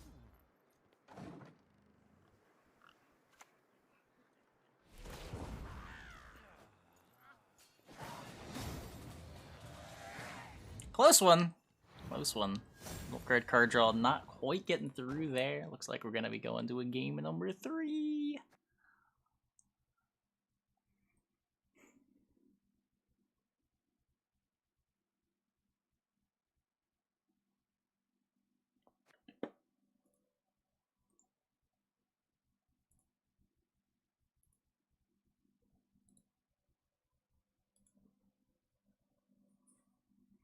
Just waiting for the game invite to go out.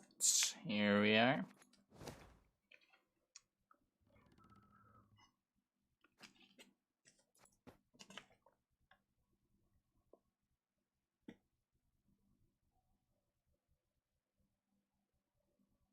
Didn't he heatwave a snowdrop? He knew the lock wasn't reliable, and the Damien. So the Damien is 6 plus 7 plus 6. So the Damien's 19, plus being able to fix his hand, which is worth however much that's worth. Whereas heatwaving a snowdrop was just 19. It would be better if you expect your lock to resolve, but knowing that there's Purify in the deck, just took the safer line.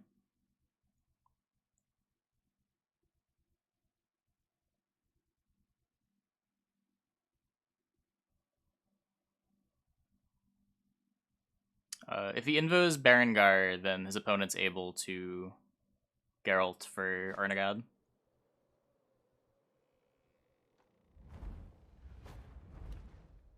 I think is how the sequencing worked out. I'd have to go back and look. That's Thai cellmate tower. Not sure what the order of everything was.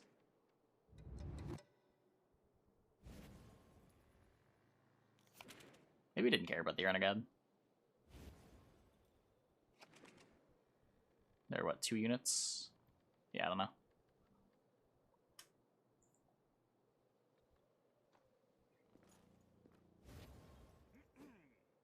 Oh, we did it already. We did it a couple times. If you go to the about the half-hour mark of the stream, we talked about him for like 20 minutes while we were doing signups. And then about 20 minutes ago, we sort of talked about him again.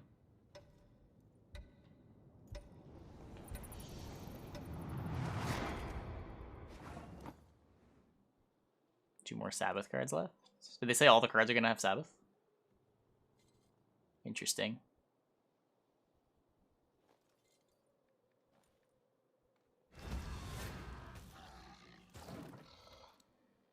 Urinen leading on the Cave Troll. Ida in hand for Satanists. Doesn't have the Heat Wave, though.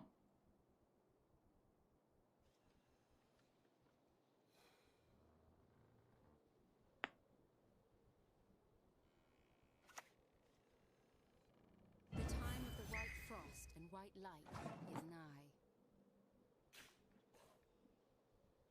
They're all in our cards. Patience. There is the special card that isn't explicitly Patience.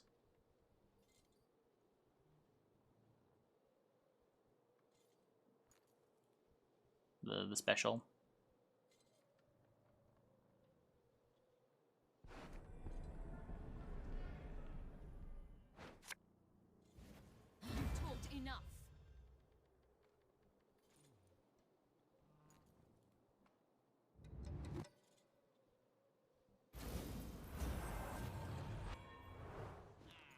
Okay, there it is. Here's the Siri.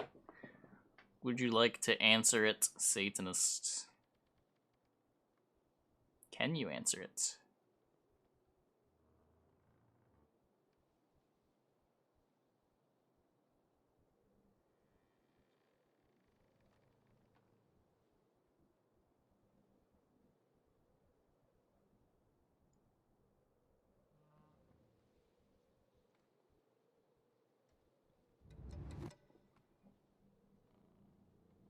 Would require... Could, like, leader it. You could try to, like, rebuke, protector, rebuke. Play Donka.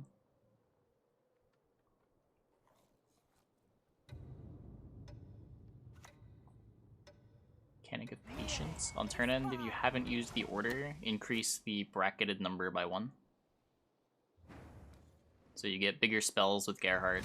You get more damage with the bronze. And what is it? Istrid draws and shuffles back more cards.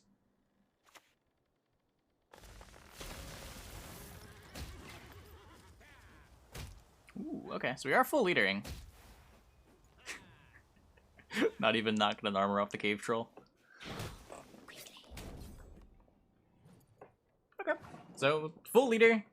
Dash answered. Satanist gonna be looking to try to win on even here.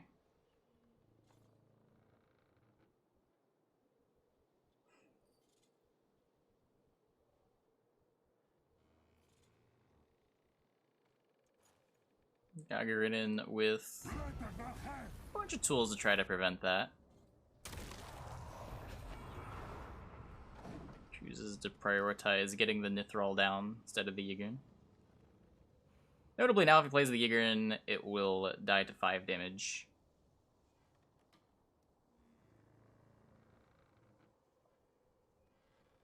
But this Nithral should stick.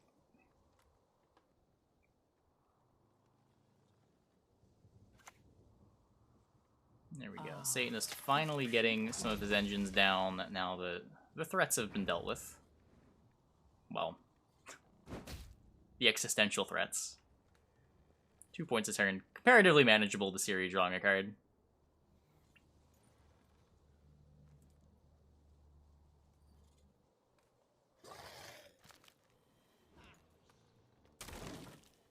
Yeah, Gagger wouldn't comfortable enough to just play out the Wild Hunt Hound. Notably not playing to enable the A-Rush, as denying Cat Witcher value is more important.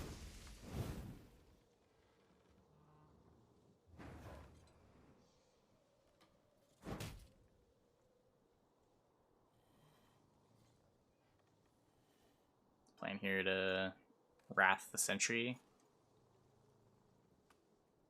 Sort of like Wrathing Sentry.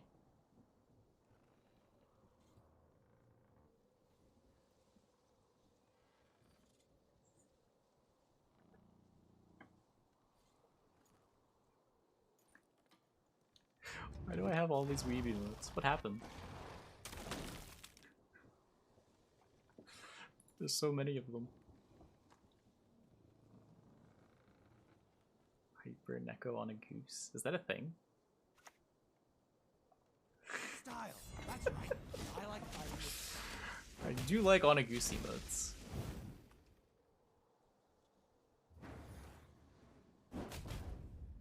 Okay. Sentry down. Nithral still going. Looking at this Yigrin in his hand. Those just play it out. So at 3 it doesn't die to a random Cat Witcher hit, but can still get protected.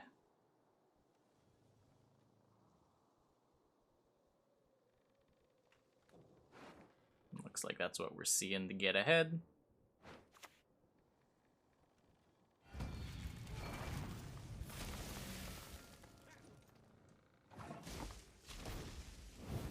Cat Witcher moving on back. Wrath on the cat. Surely we're wrathing the cat.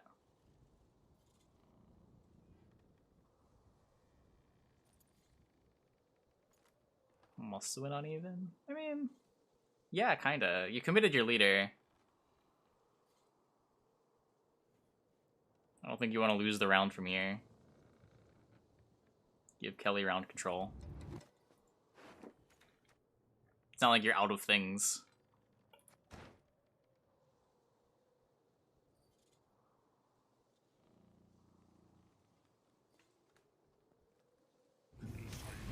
Yep.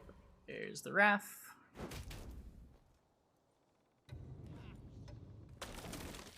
Now it's a little sketchy. Yeah, there's this which doesn't actually get ahead. Can't imagine Gagarin wants to play a Kelly here. Nor do I see him discarding Adrenaline Rush.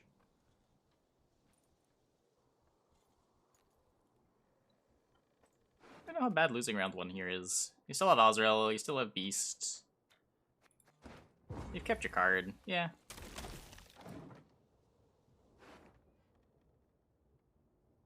Hey, Yanksy.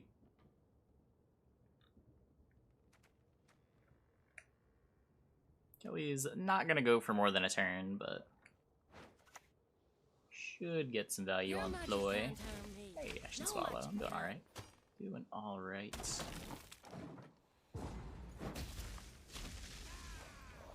Having fun with Yakuza. It's more cutscene heavy than I thought, but story's good.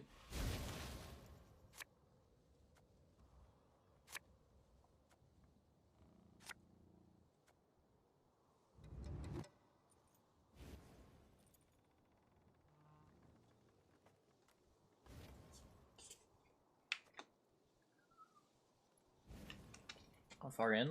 Chapter 11? Chapter 10? Something like that?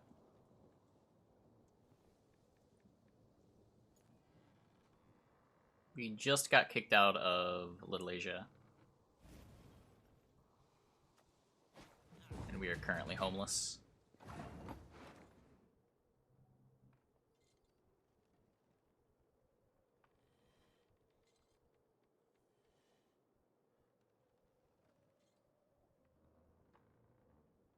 Okay, so going to the long round. I don't know what he's even looking for. I don't know how much you want A-Rush when they still have Heat Wave. Forktails might be alright. Like, you kind of want, like, all of these, I would think.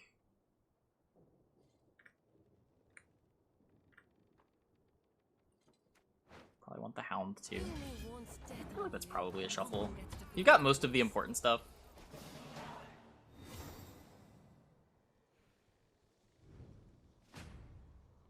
Planning to play Kiwami on stream. I don't have any plans for what I'm doing after. I probably won't play it immediately if I do. But not ruling anything out.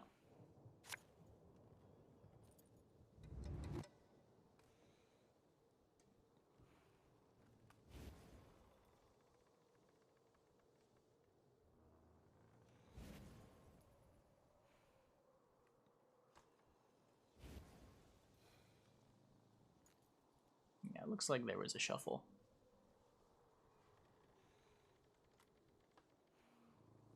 Little Nightmares. It's free on Steam. Wait, is it? You had me at free on Steam.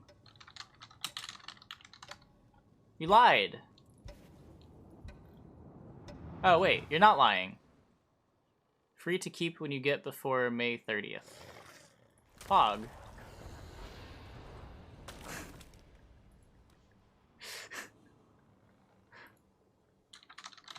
Huh. Little Nightmares and Company. I didn't know Steam was doing free games. When did they start doing this?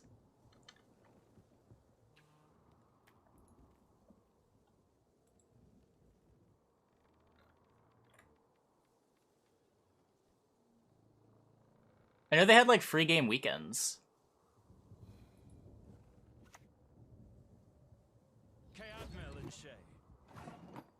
But like, it was usually like you lost the game at the end of the weekend.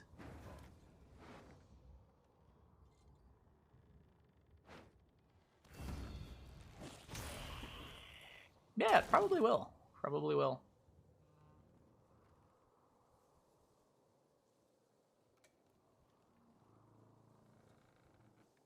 Yeah, Little Nightmares and Company of Heroes 2.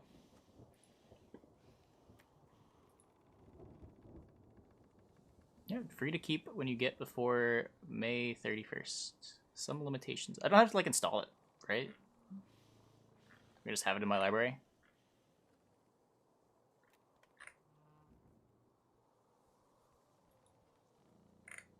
Among Us is free and Epic. Wait, is it really? I haven't checked for this week yet. I do try to get the Epic game free one every week.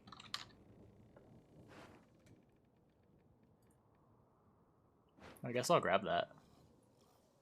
That seems like a good game to own. Are you fucking kidding me? Catnip instead of crowns? For networking purposes.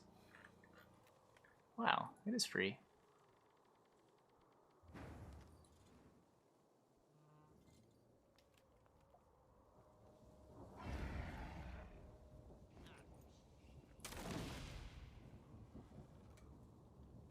Cool. Thanks, chat. Unbeatable. I don't know. Rhythm games?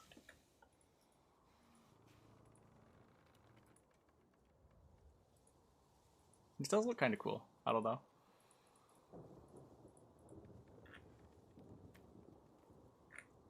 Huh.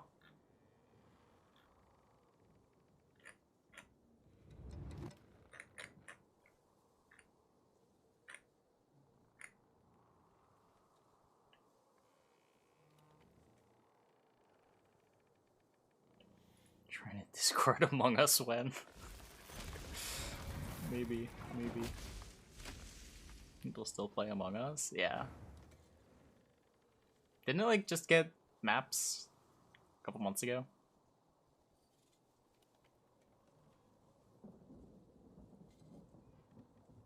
Okay, anyway, now that we've figured out all of the free games on the internet, what's happening over here? We got Satanist playing around the Red Haze with the Stiga Castle. Natural selection not able to kill anything. Gwent is free on GOG. Oh, really? Wow.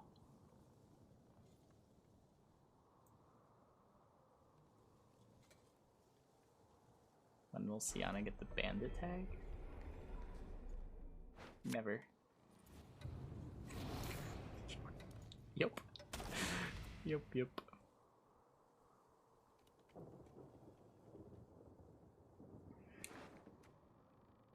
Goes for the Gezeros now. Now, the Gezeros doesn't get hazed. No point in showing mercy. It also has a shield.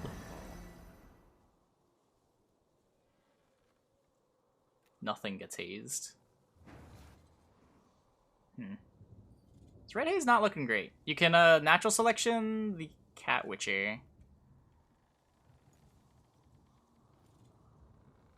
Still don't quite have a Kelly.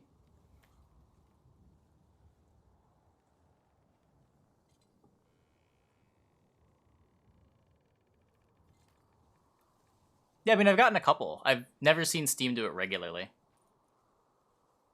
And most of the ones that I've seen have just been, like, one weekend for free.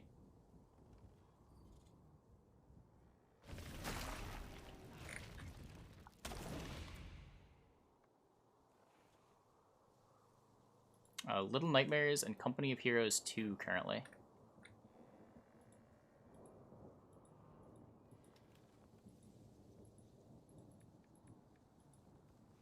We're not even, like, promoting the Company of Heroes 2 one. Little Nightmares is, like, front page of the Steam store.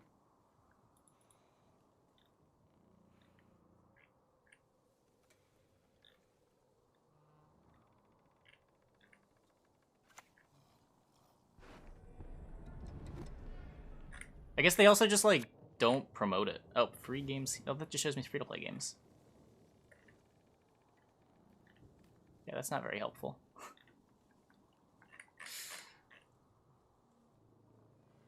We elves have our paths. I like Don't Steam a worry lot. about me. I prefer buying stuff on Steam.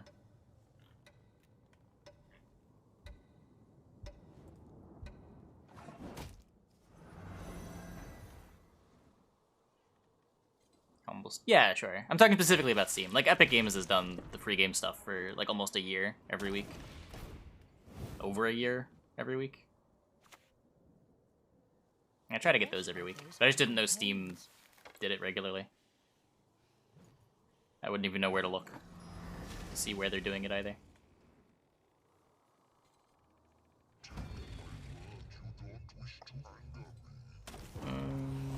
Okay, there's Kelly. I don't think this heat wave is the 20 points required. It's kind of close between the Milena moving the Gezros back, but a bit short. Gagarin takes. Well, that's game number 2, right? So we're going to a game 3 between this ST deck and the Nilfgaard deck. Yeah. Can Nilfgaard deck beat Engine ST? I'm a little scared. A little scared for the Snowdrop deck. There's a Milena too. Milena beats up on Damien.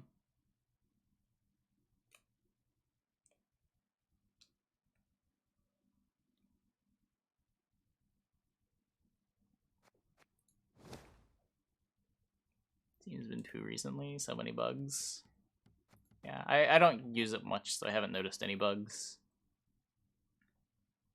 When I use it, I never have issue. I basically just use it for the library, and then occasionally I'll search things in the store and...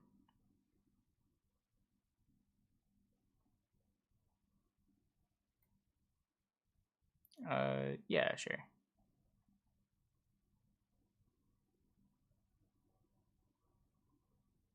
I have seen that site.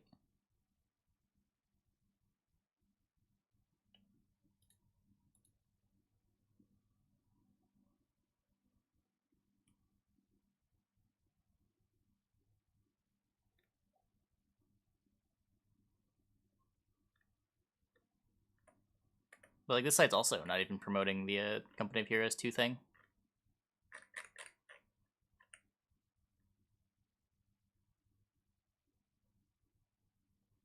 Well, Steam is the publisher of it. Okay. Okay. Oh, does it get promoted in the login pop-up? That would explain it. I'd, like, never see that. I reboot too rarely.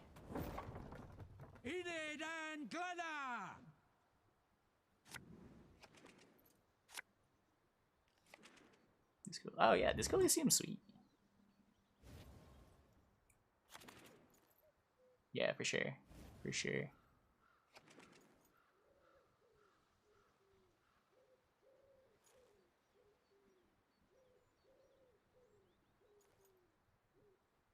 Try Baldur's Gate 3. I don't know. Depends on the reviews. I don't think about games before they come out.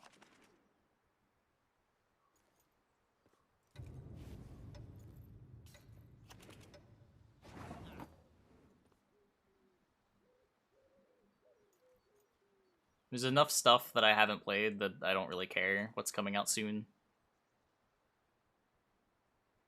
I've got decades of potential backlog. Would you like an arrow to the head instead?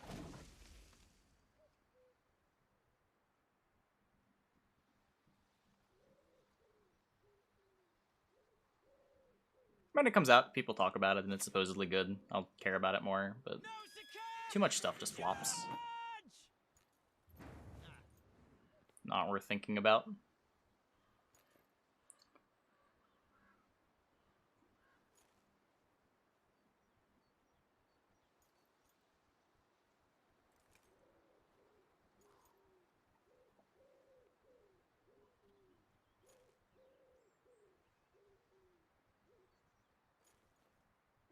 Too slow. But yeah. This matchup is premium? Yeah, it's just...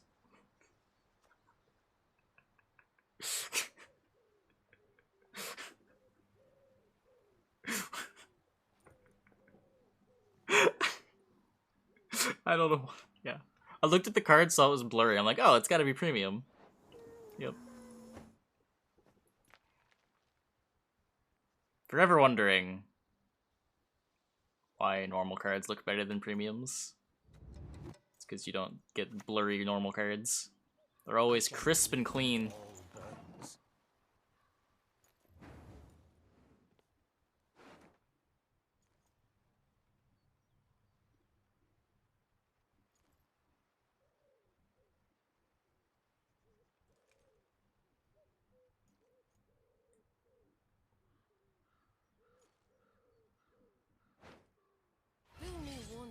It's only been in the game like 2 years. Yeah.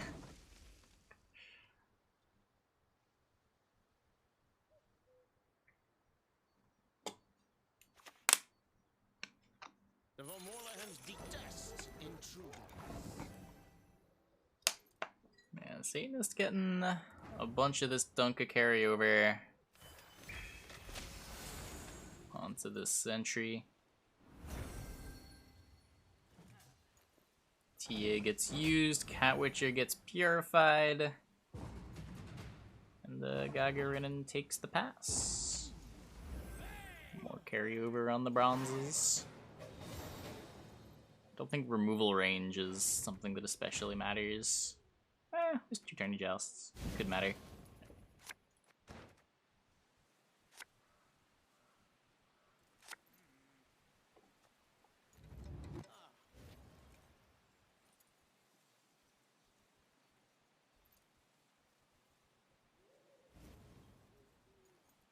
Just turn off motion blur. You mean disable premium animations? I could do that. I feel like my chat would probably riot though. At least they get to see my opponent's premiums.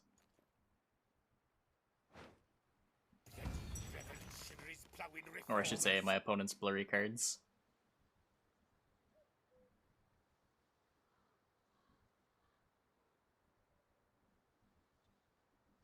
Fall Guys stream win? I don't know if I'll play Fall Guys again. Confounded boots. It was a fun fad.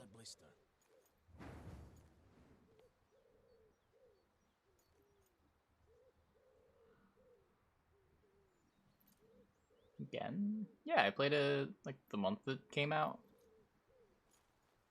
Played a bit of season 1. I think I played a couple of games of season 2. Like I might have done like 1 stream.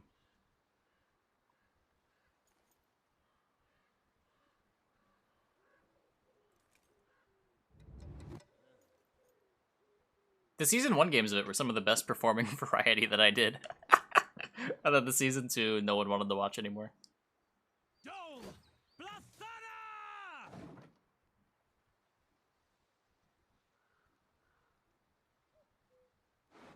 The fucking fruit guessing game.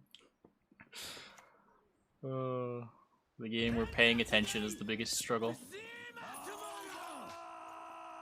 Fortnite stream when? I don't think ever.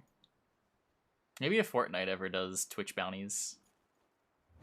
I think there's gonna be like an hour of Runeterra tomorrow. We're gonna do some of the labs. I actually really like the single player mode for Runeterra. Their version of dungeon runs.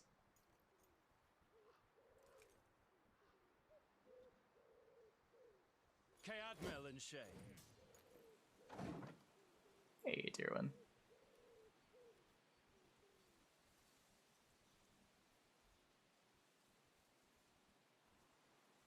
I mean, you can play 1 game a day. That was Thornbreaker. The story was really cool. The gameplay was... yeah, kind of boring.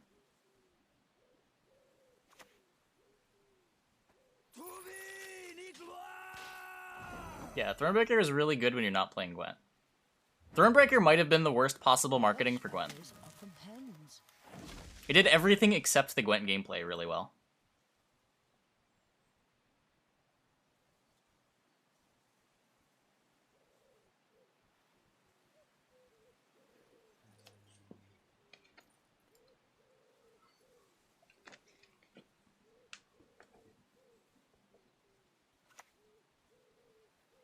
Behold, 'Behold, Nilfgaard's iron might!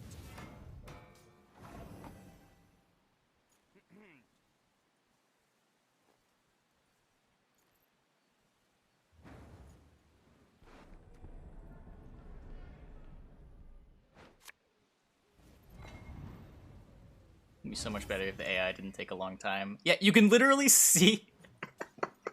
you can see the frames drop as the AI thinks. It's visible. It's not like it makes good plays. I don't know what it's thinking so much about. But every time it's the AI's turn, all your frames go away. All the fire starts lagging. All the particles slow down.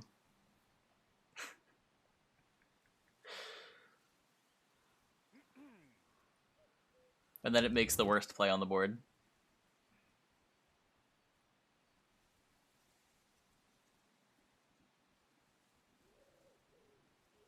Can tempo pass the AI on fluent when uneven? Oh man.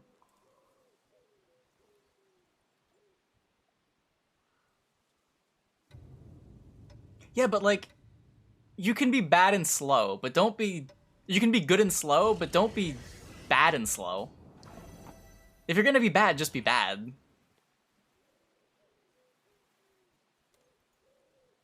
Just one more feather, and we're done.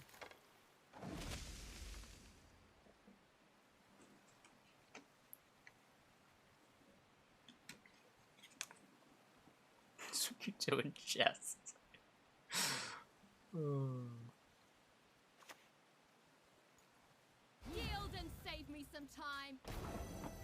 But yeah, scary push coming out here for Satanist as the Siri bites the dust. Both the sentries are locked. The matrons keep going.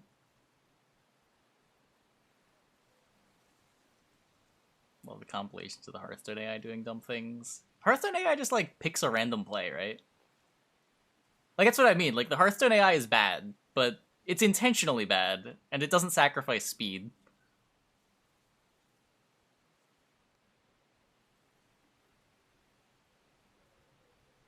Or it has like a very simple flowchart.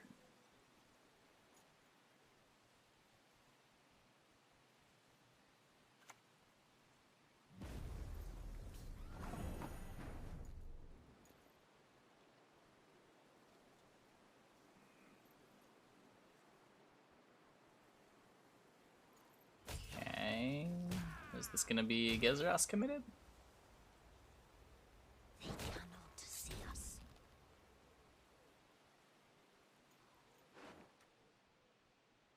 Attack's biggest minion attacks enemy hero. Yeah, maybe.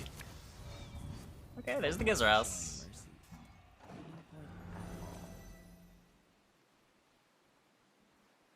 Spooky. Very spooky. Could renew for a lock. No? Okay. Snowdrop instead. If it's peace you desire, prepare for war. Let's get ahead.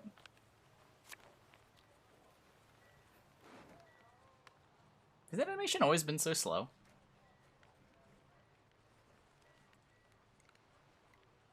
Nightmares playthrough is only 2 to 4 hours. Yeah, I know it's short. That's why I didn't want to like spend 20 bucks on it. It was recommended a few times. Know the Emperor's fury! But it just seemed expensive to just fill 2 variety streams. Or like 1 variety stream.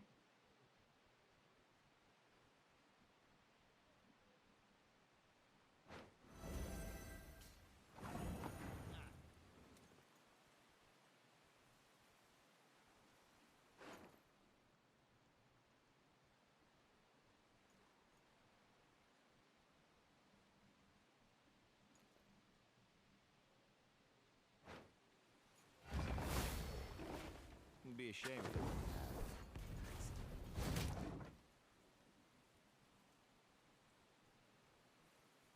Okay.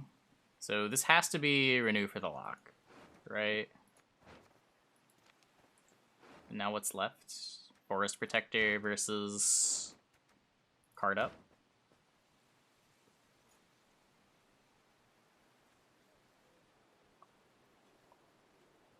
It's pass.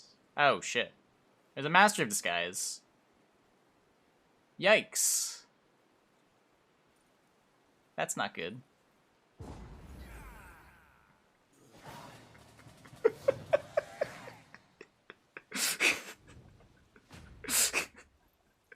Oh no. I didn't think that matchup was gonna be possible. But Gagarin proven me wrong.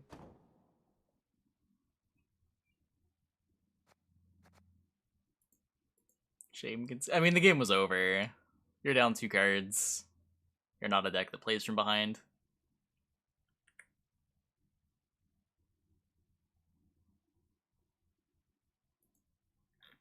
Okay.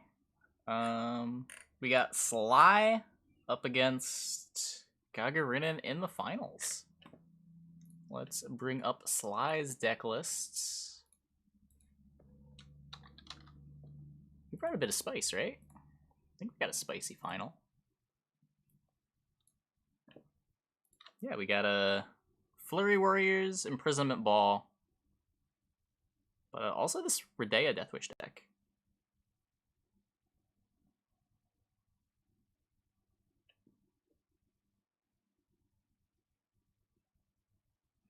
Not playing Thronebreaker when you fought Arnioff in the swamp. Yeah.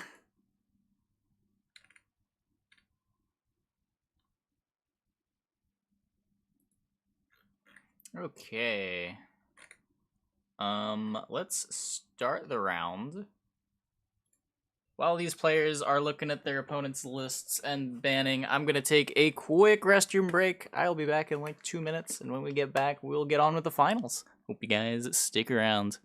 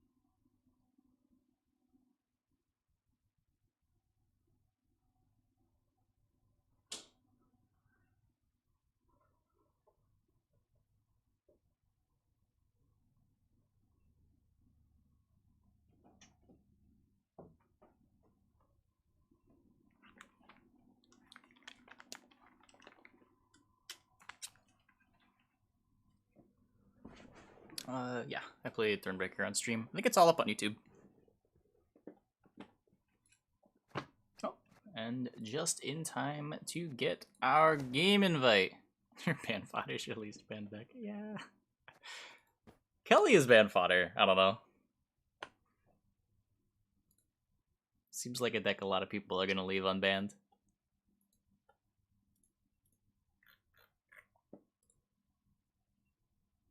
Yeah, Pocket's getting banned again. At least we keep getting to see this tactical decision deck. Snowdrop deck is sweet.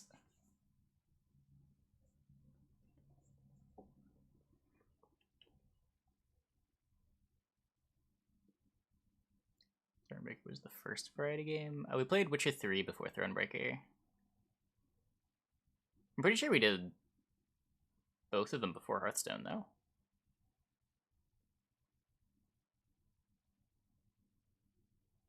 Oh, good night, Osgon. Have a good one.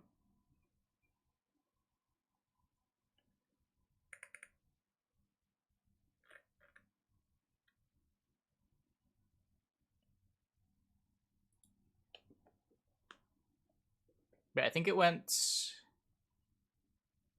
Witcher 3, Thronebreaker, Witcher 3 DLCs, Celeste? Something like that?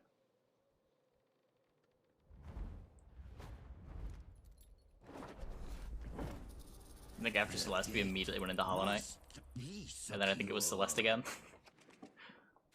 Played a lot of Celeste.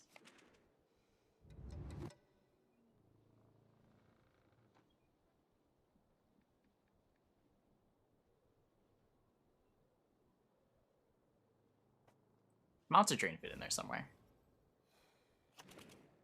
Maybe it was Monster Train before Celeste again. I did Celeste 3 times.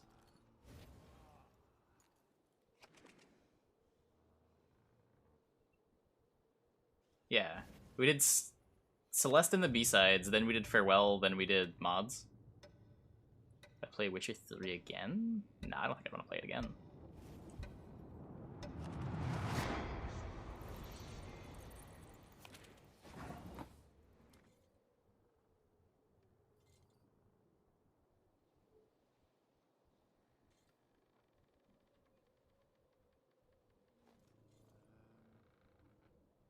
I guess maybe, like, do Witcher 3, try to do a bunch of side quests, maybe, but I don't know.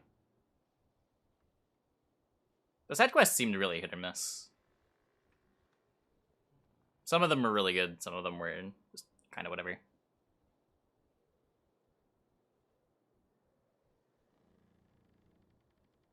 More miserable playing Celeste than Pro Rank Gwent. The last Farewell tilted me. The last screen in Farewell tilted me. I was not happy.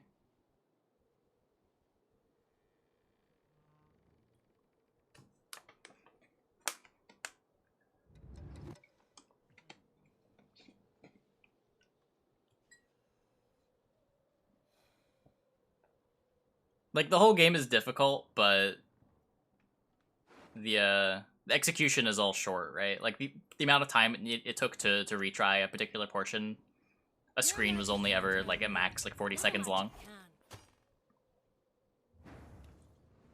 The last screen on Farewell wasn't, like, super technical, but it was so long.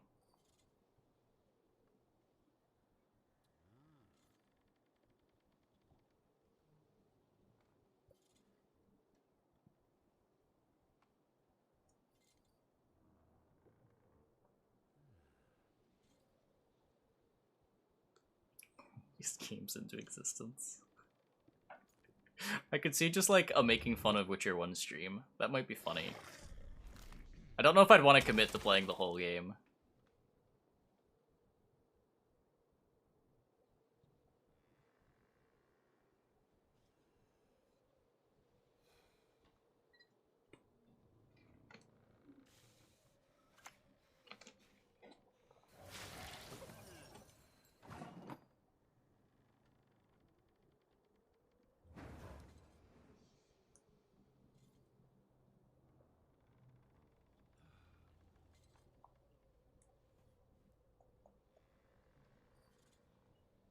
Music should be the same volume as always. It's always a little low. I try to keep it mixed around like half the volume of my voice.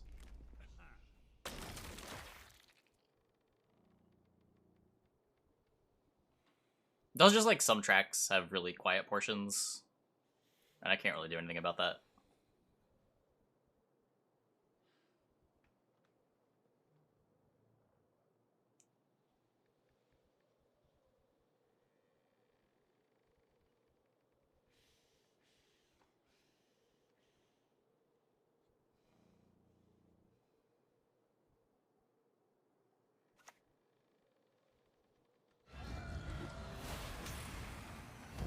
Boom! Kelly getting pulled in round 1 on blue. You live. Apparently, he lives.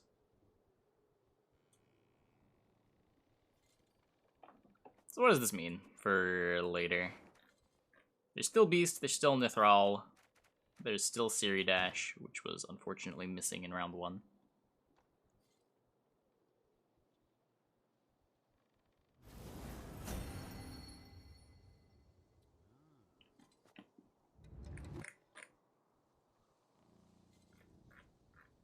I feel like best combat in a Witcher series isn't really something to be super proud of. I don't know. I could see Witcher 1 having the best combat. As someone who's only played Witcher 3. I've certainly played like 15-year-old games that had better combat than Witcher 3.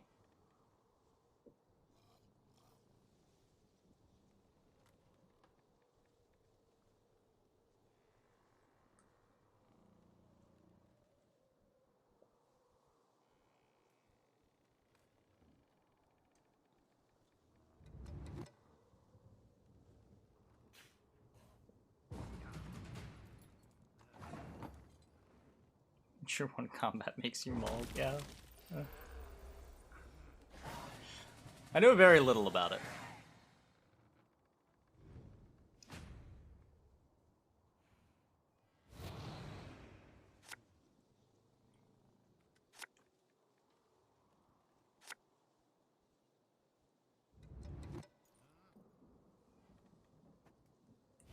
Combat with Dettlaff was epic. Yes, the one real fight in the entire game. I agree, that one fight was pretty good in the DLC. I won't take that away from Witcher 3.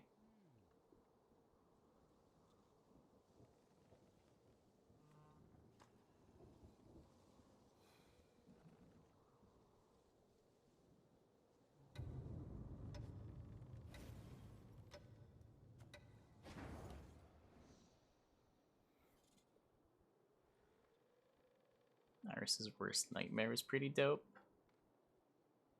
I remember the fight. I don't remember it being very good. It was a puzzle, wasn't it?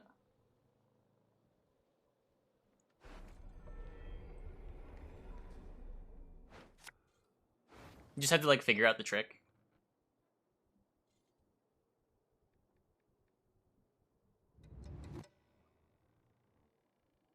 Eridan's fight was so sad. Yeah. The Imlerith fight was such a slog.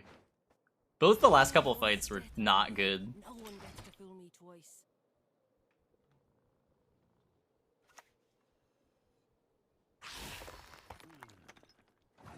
I dislike the Imlerith fight more, but the Eridan fight was really anticlimactic.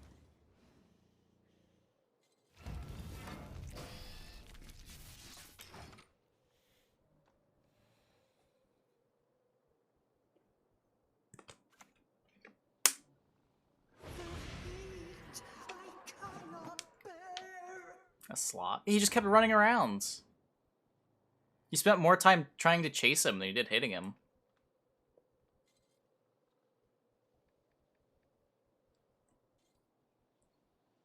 Maybe to like position your camera so you could find him again. Corinthia froze in place for you? Am I mixing fights up? This is the guy that like kept teleporting everywhere, right?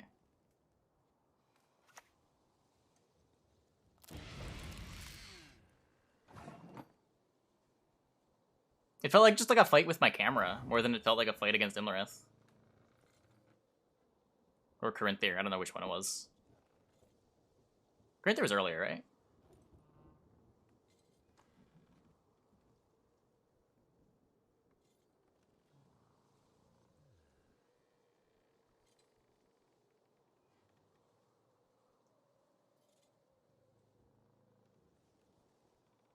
Still unlocked Eridan and killed him in 15 seconds with the stun attack. I went through with really bad gear the whole time. So I never had any of those crazy one-shots, but that's probably part of why the one fight felt like a slog, too. Because the times that I did get to hit him, I didn't get to deal much damage, so I just had to keep chasing him, and he kept teleporting.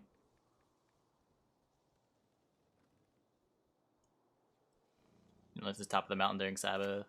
Okay, so it was Imlerith, it was that one. Okay. So Eridan and Corinthia were the last two. Beautiful is a field, but of dangers full.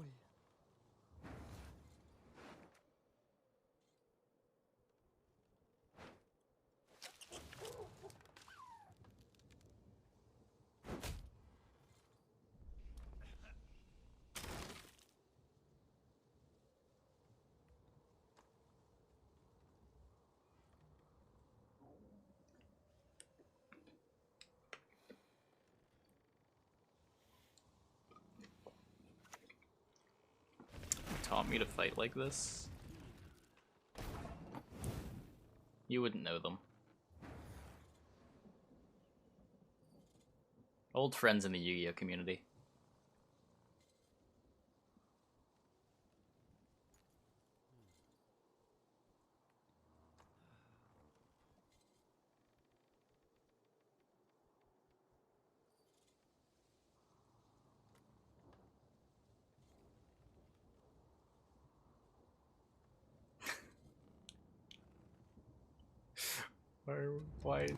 Why all the weebs? Why the weeb emotes? Why do we have them?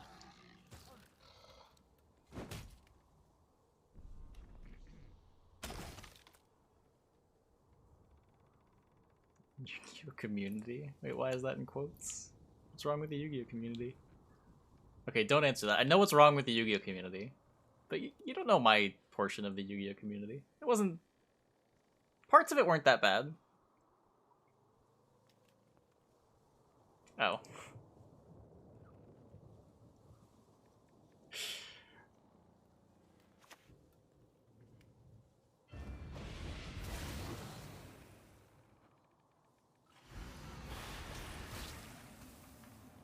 That was a really good Manticore. It had good, it had bad. Wasn't all good. Wasn't all bad.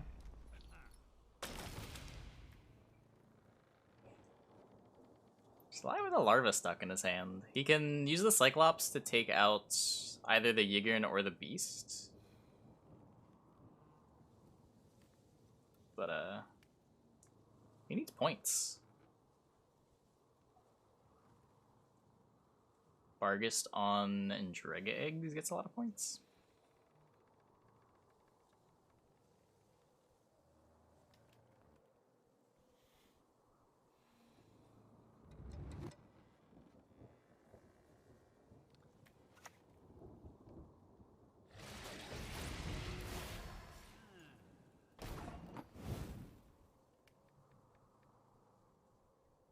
Or Nithrall. Nithrall was really early, right?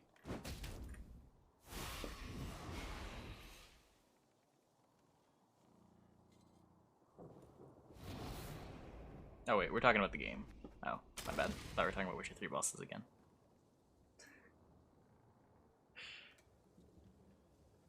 What's going on here? What's happening on the board?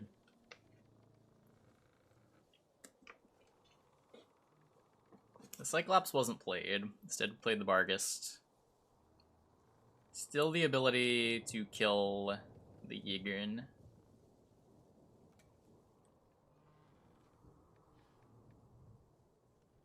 But, yeah, there's kind of a points problem.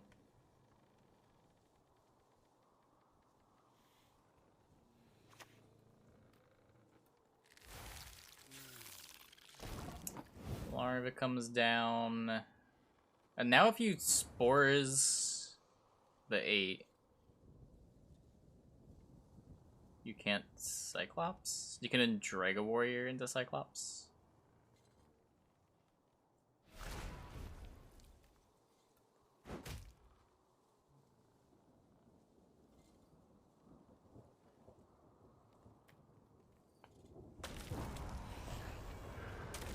This between both goes to 11. It's not very... Wait, did he?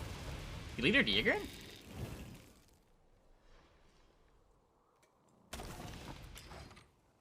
Huh. Well. Oh, this drives to 7, sure.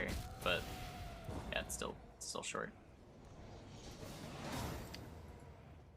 Still short. Gagarin gets game 1. Kelly's looking pretty good for him. Or, yeah. Slide drew really crappy. Yeah.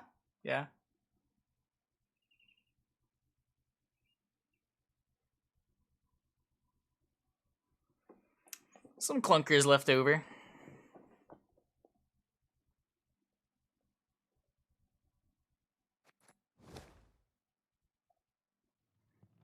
Here is our game invite into game number 2.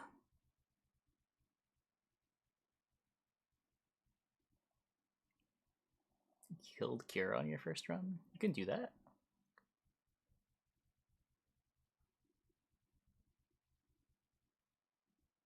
I killed Lambert in my first run.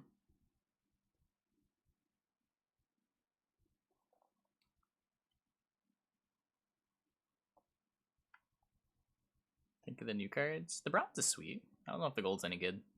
The bronze is sweet.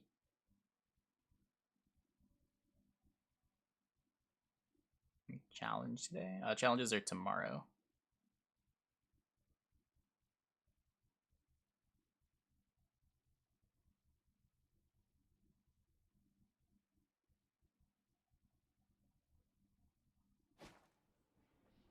In my only run? Yeah, also known as my first run.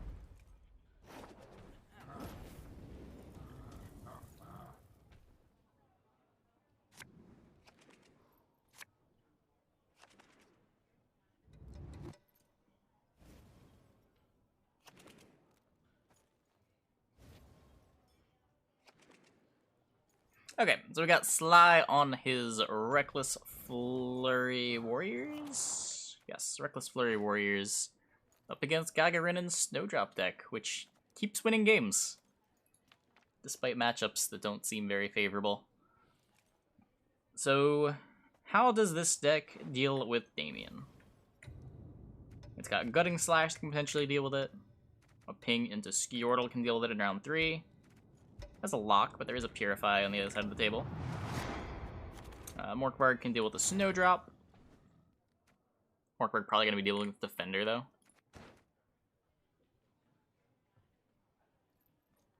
Probably. Meteor charges plus some amount of damage can deal with Damien as well.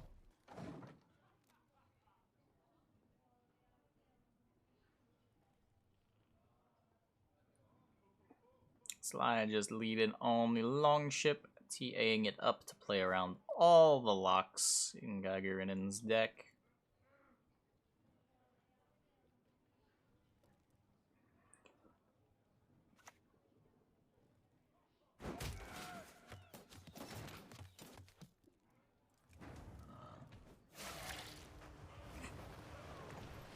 Second boat.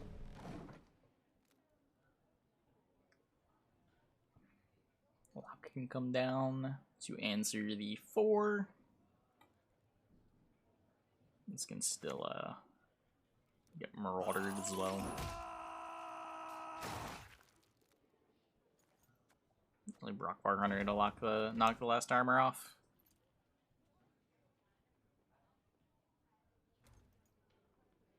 I promise you a quick death. No emotional manipulation, deck manipulation only. The Nilfgaardian way. So Veiled Boat going up to 11. Doesn't have access to the invo to punish the really tall boat law, but it's there. Second Brockbar coming down for Sly. 19 to 9. How much does Gagarinen want to play into this round? One boat and a Brockbar Hunter still bleeding. Yeah, decide to just get out. Try to hold off the bleed like he's been trying to do all night.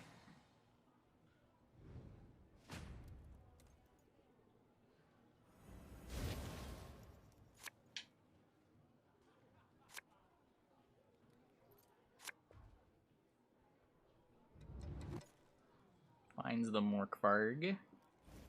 Important card to deal with Defender.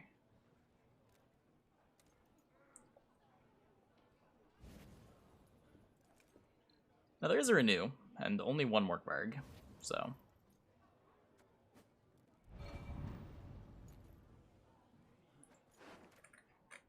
could still potentially be able to stick some stuff.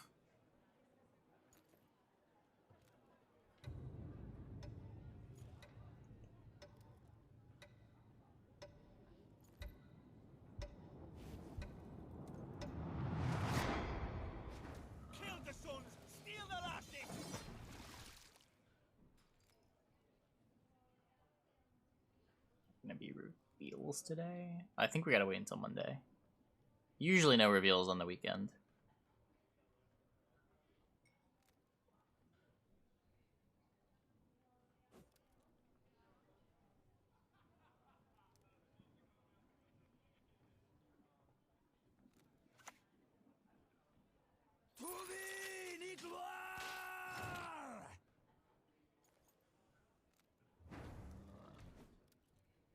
It's with the bronze monster.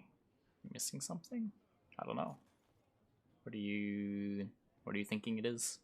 I once lopped off 3 heads with 1 blow.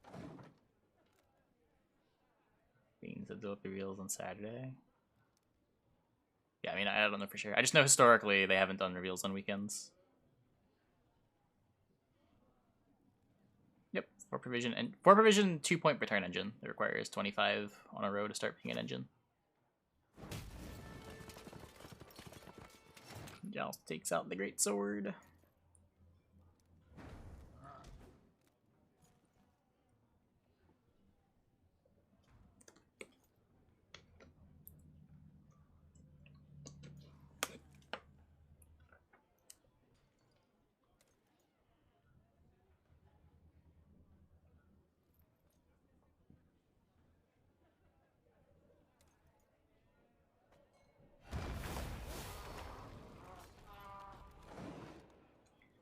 There's the totem. Spawn Colgrim on top of your opponent's deck. I like it. I like it. Card representing 8 reach. Good for the game. I don't think there's anything wrong with it. It's not like it's free.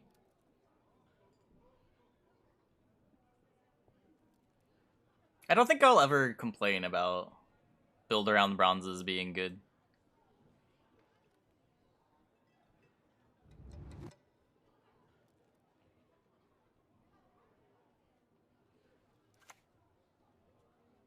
Behold, Nilfgaard's iron might!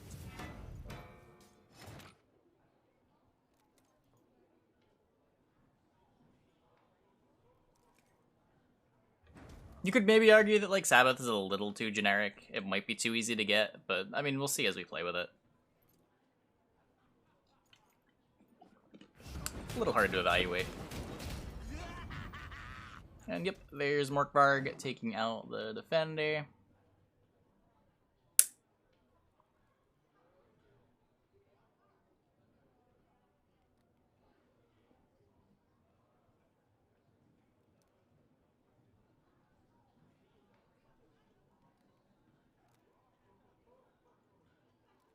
I actually disagree.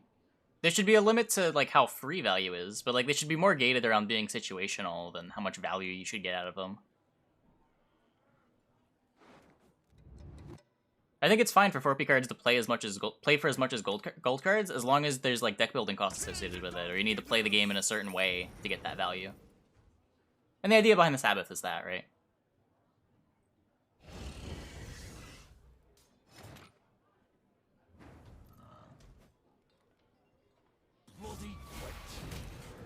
And I think Sabbath is a much more interesting way of doing it than like techie bronzes like Squirrel. Stuff like Spores.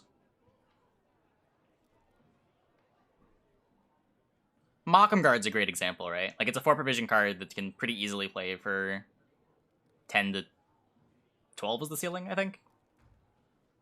11 might be the ceiling, not actually sure. But you need to be playing a specific deck. You need the round to be going a certain way to get that value. Will make a fine provincial seat. Like, I'd say for the most part, even like the old Lyrian Scytheman was sort of fine.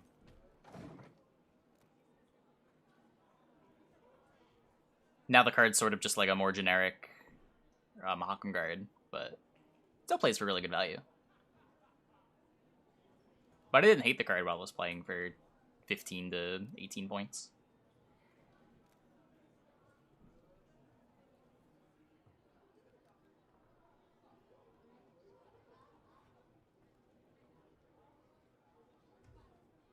Additional golds inspire unique deck building. I think it's the other way around. Conditional bronzes you get to play more copies of, which encourage unique deck building better. Because you're not playing towards being able to play one card, you're playing towards being able to play multiple cards.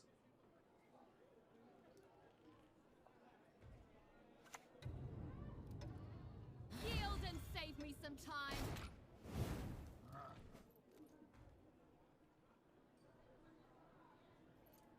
I agree, in general, dynamic cards are good, but...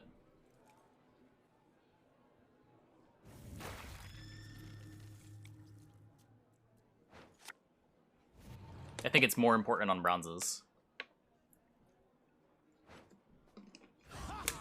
Reasons for the feeble of heart!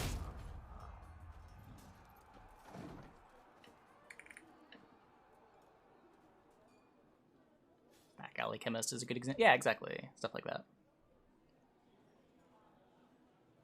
The problem with bronzes always being low points is then your bronzes are sort of just filler cards, and you'd always rather have golds in your hand. Whereas at least if your bronzes are situationally a lot of points, it can be correct to want to play them. I think the game is better when you actually want to play every card in your deck at some point. If not in every game, then at least in certain matchups.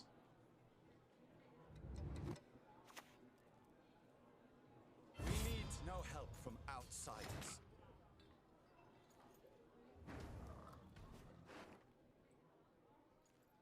Preferably just like when games go different ways, you want to play different cards. All that dancing around. Not for me.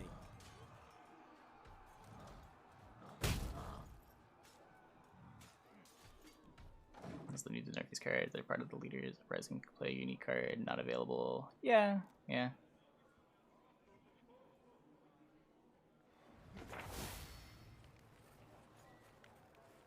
I wasn't a huge fan of the Scytheman nerf, though I get why they did it. It's understandable.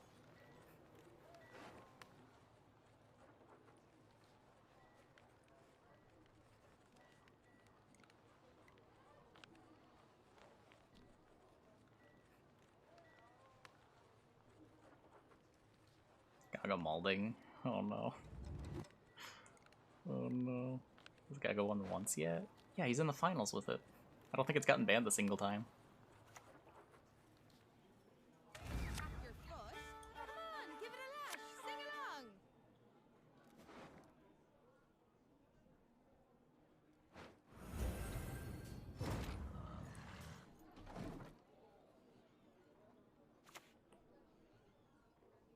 Coming for you.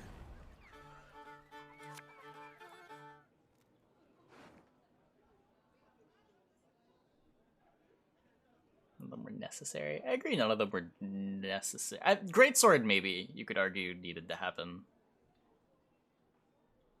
Greatsword might have been a little bit too wonky.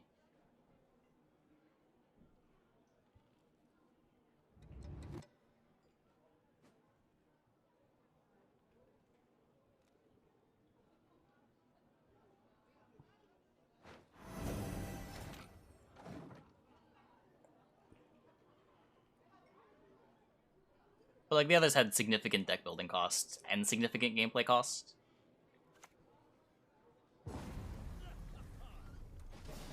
Yeah, I really like the new Greatsword too.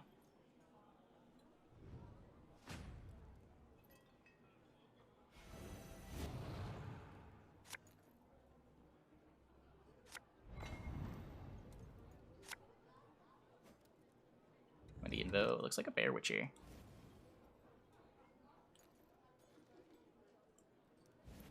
So what can we find? I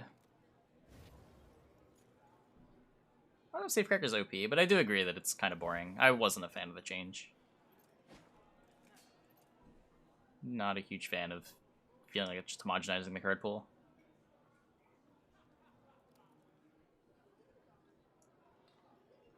Like, I get why they did it, like people were complaining, but it doesn't seem like a thing that needed to get hit. And if it did, like that specific change, just making it identical to the Tactics one is kind of lame. Scytheman's better in some regards. Yeah, it's not strictly worse. They did give it a point of power to compensate.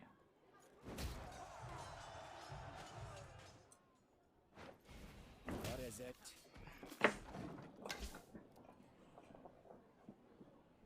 No, in short rounds, Scytheman is regularly better.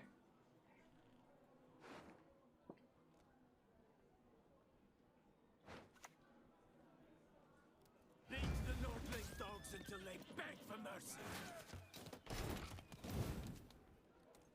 Northward location can't. It's probably fine. It's good, but things are allowed to be good. I think if you want to change anything in that, it's just like remove the nonsense from Viper Witcher Alchemist. I think that's the part of it that feels really bad. They just like yoke him a couple times, whatever. They're just playing points. Playing points that go tall.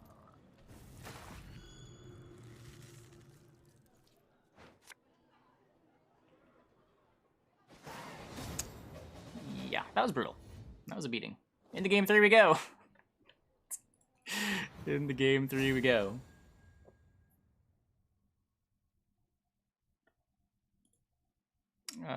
They play for the same. I don't know about that. I don't know about that. You need the round to go a certain way. They go tall, so they get tall removed. If you don't get a long round, they're kind of clunky. You need to go wide, which is punishable by its own set of things.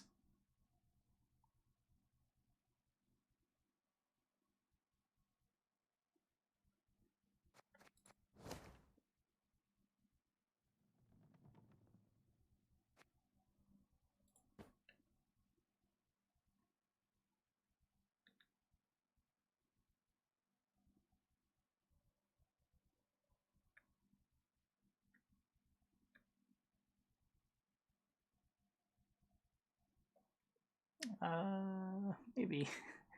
Maybe that might have happened.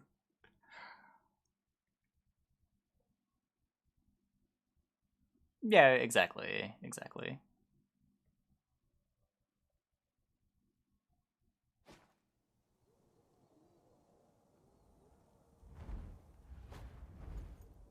I'd also say like a fully resolving ball is worth more points than a Scytheman ever is, but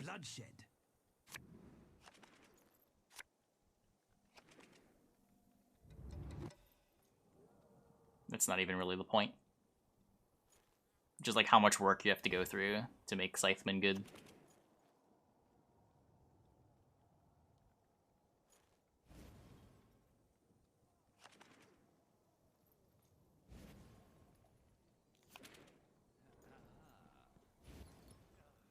I don't know, I like seeing decks rewarded for building towards conditions. It's way more interesting than just like mid-range battles.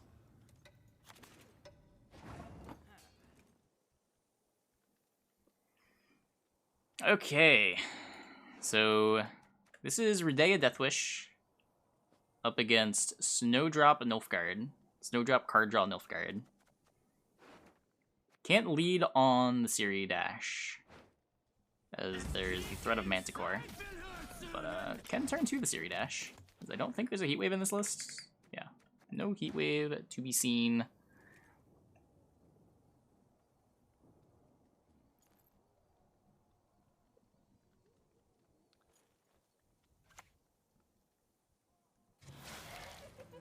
Any deck with Dash can't be wholesome. True, we are now rooting for Sly. Let's go, Sly! Unfortunately, it appears the Siri Dash will be resolving. Maybe there's a way to like get Cyclops to do something. Just 4 damage in natural selection.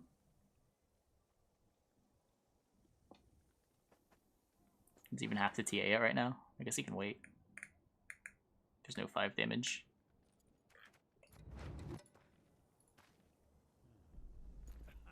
Yeah.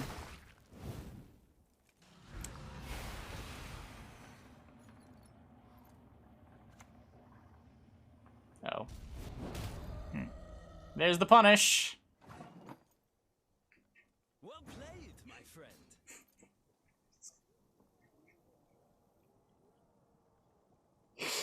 There's the punish.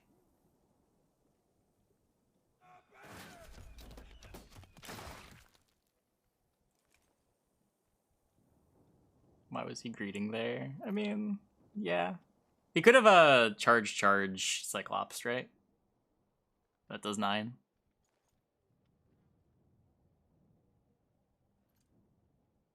But then you get both charges.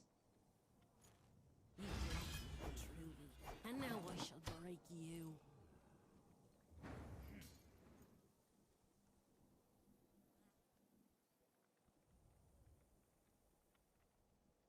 Yep, this is the final game of the final match.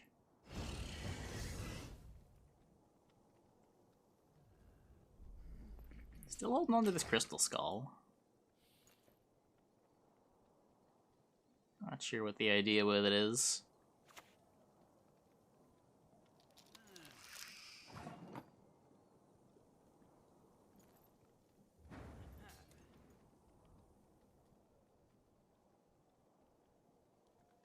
Deathwish didn't exist. Cyclops does have invaluable worth in monsters.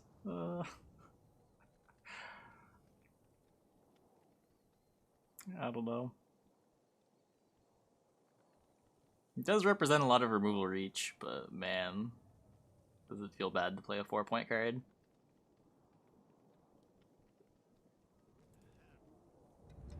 Beaters, forward! Let the hunt begin. He's saving stratagem for it. Yeah, I don't know. I don't know why he greeted it, but for whatever reason he decided it was worth it to greet it.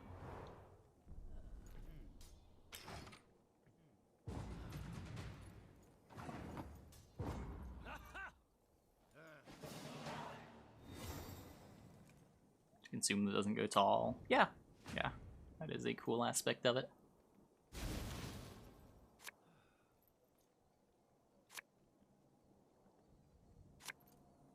Yeah, I agree, Ozzy.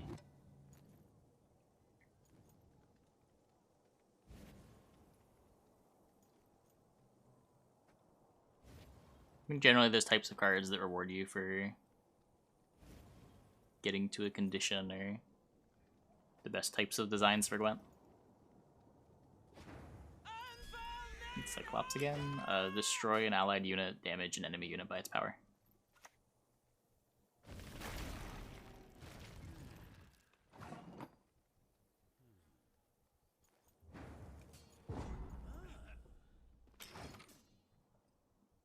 Yeah, I mean, Bone Talisman's a sweet card too.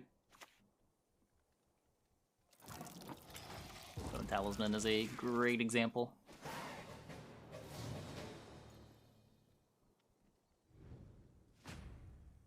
Sly regretting mulling the Fiend. Man, the Fiend would be sweet here. That's a lot of carryover. Ready, steady, go. It is queued.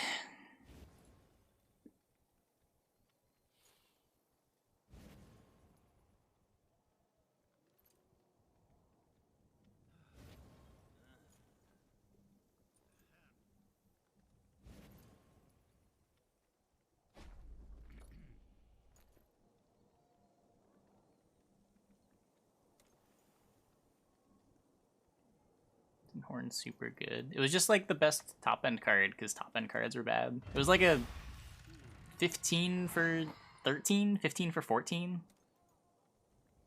It wasn't good. It wasn't good by today's standards at all, but at the time it was competing with not even Great Oak. God. What were the other cards? Like Harold Houndsnout?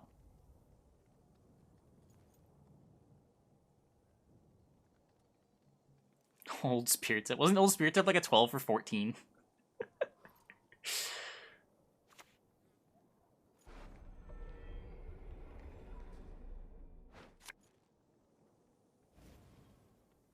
The mysteries of this world, boundless they are.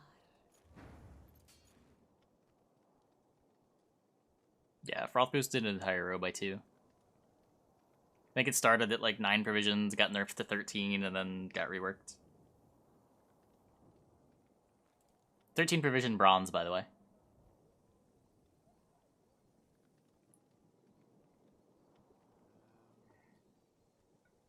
Times have changed. Yeah, you can play on mobile.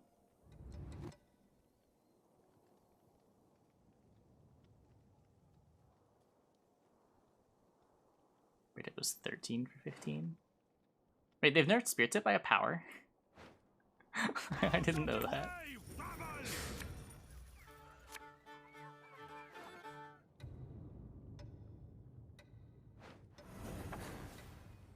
Is it peace you desire? Prepare for war.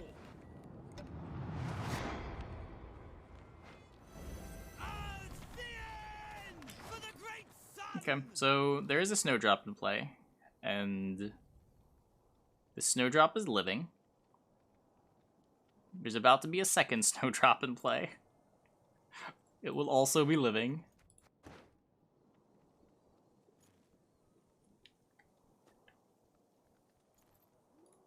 World End Valentine. It is queued.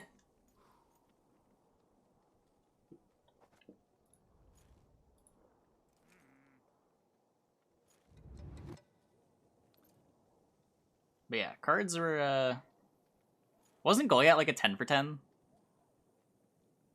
And a really good card as a 10 for 10?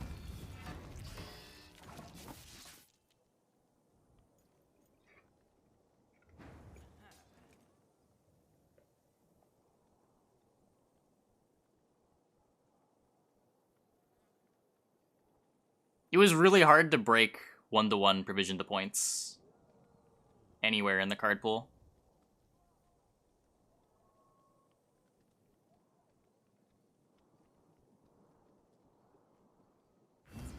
Novigrad will make a fine provincial seat.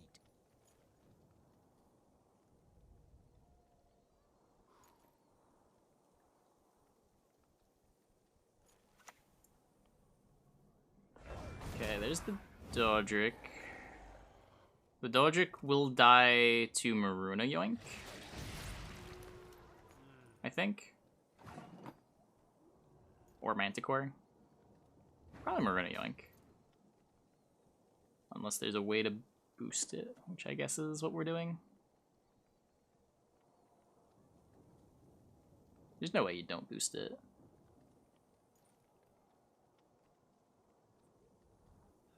Card down right? This one?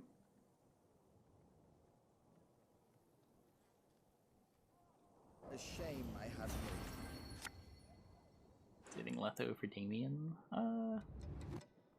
Possibly. Could also have just wanted to get the Dodric down first. I think it's more likely just wanted to play the Dodric first. Get that engine growing.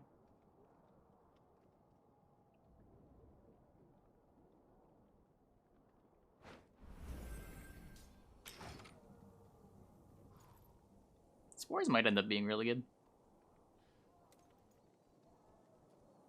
Dream is coming true, yeah.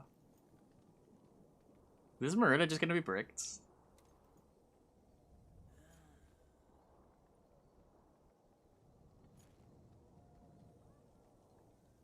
I'm pretty sure Letho is going to be another Snowdrop. I'd be surprised if it wasn't. The moon, how bright it shines.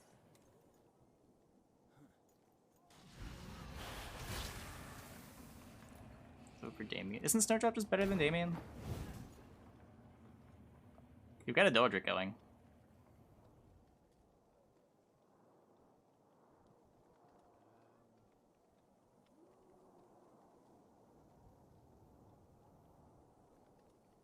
Their leader plus another 3 draws. Yeah, but this is another Snowdrop, which boosts your first Snowdrop.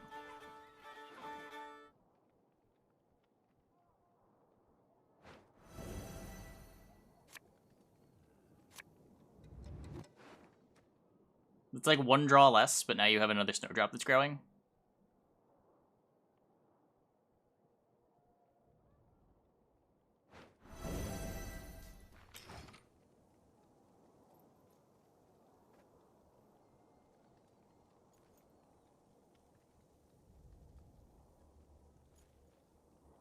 What's this renew doing? Oh, we can renew Siri. No, we can't renew Siri Dash. We can renew Mirk de Brock.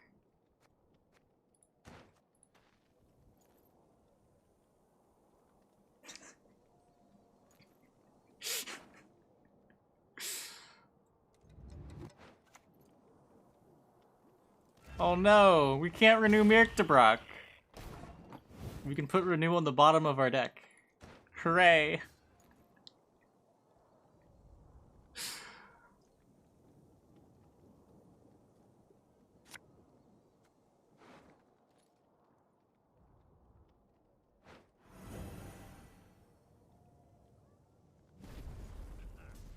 Let's invo onto the Yigern.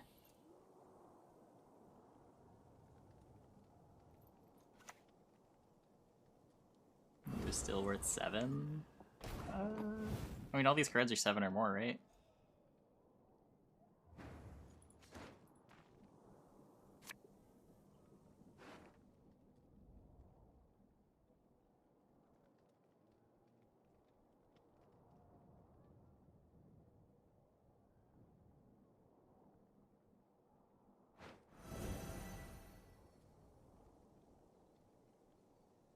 So he's got 1 consume for Werecat and 2 Dettlaps. And the Maruna that's bricked. This is skillful deck manipulation, Nilfgaard. This is what everyone wants out of the expansion. This deck to get better. Good show. Masterfully executed. No, the deck is sweet. I like a good snow dropping.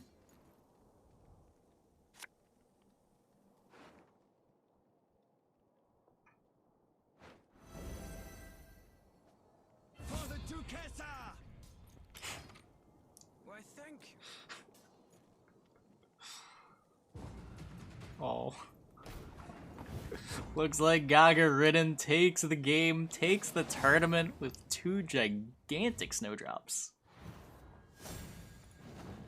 These were getting real big. Hey, Gimox, thanks for the prime. Welcome, welcome, welcome.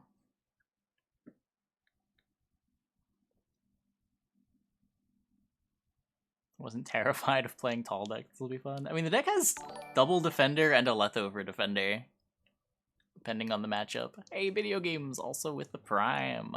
Welcome, welcome, welcome.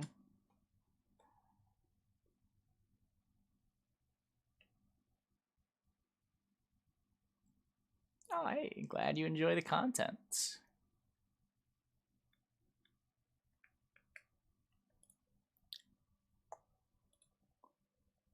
Okay, you already have VIP. Imagine you already have the Discord role, so not a whole lot for me to do here. Does Nilfgaard deck have a chance against top tier SK decks? They don't have a ton of tar removal. I don't know if you can get Damien to stick. One last tortoise check. Yeah, he's not there. Gaga most TTTS wins. That is 2nd or 3rd.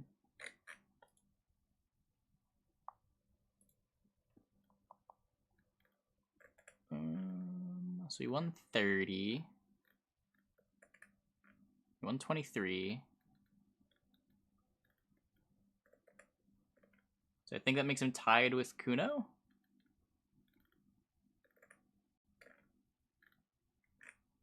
Kuno has how many? Wait. Does Kuno have 3 or 4? He won 1, 8, 10.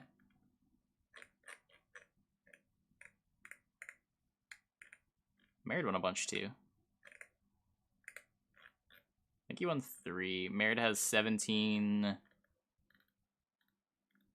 7, 6. Yeah, I think 3 people have 3 now.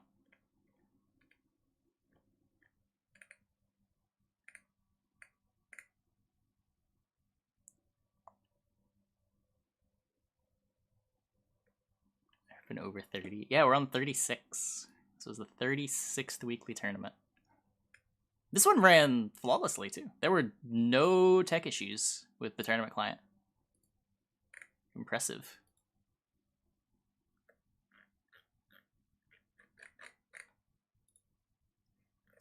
You love to see it. But yeah, anyways, I think we're at anyways time. It is 6:04. This is a little bit past where my stream normally ends. But yeah, that's going to be it for me tonight. Hope you guys enjoyed the stream. Let's send the host over to... Let's send it over to King Denpai. Thanks for watching, everybody. I will see you tomorrow, same time as always, where we'll have our 4 hours of Gwent followed by a bit of variety.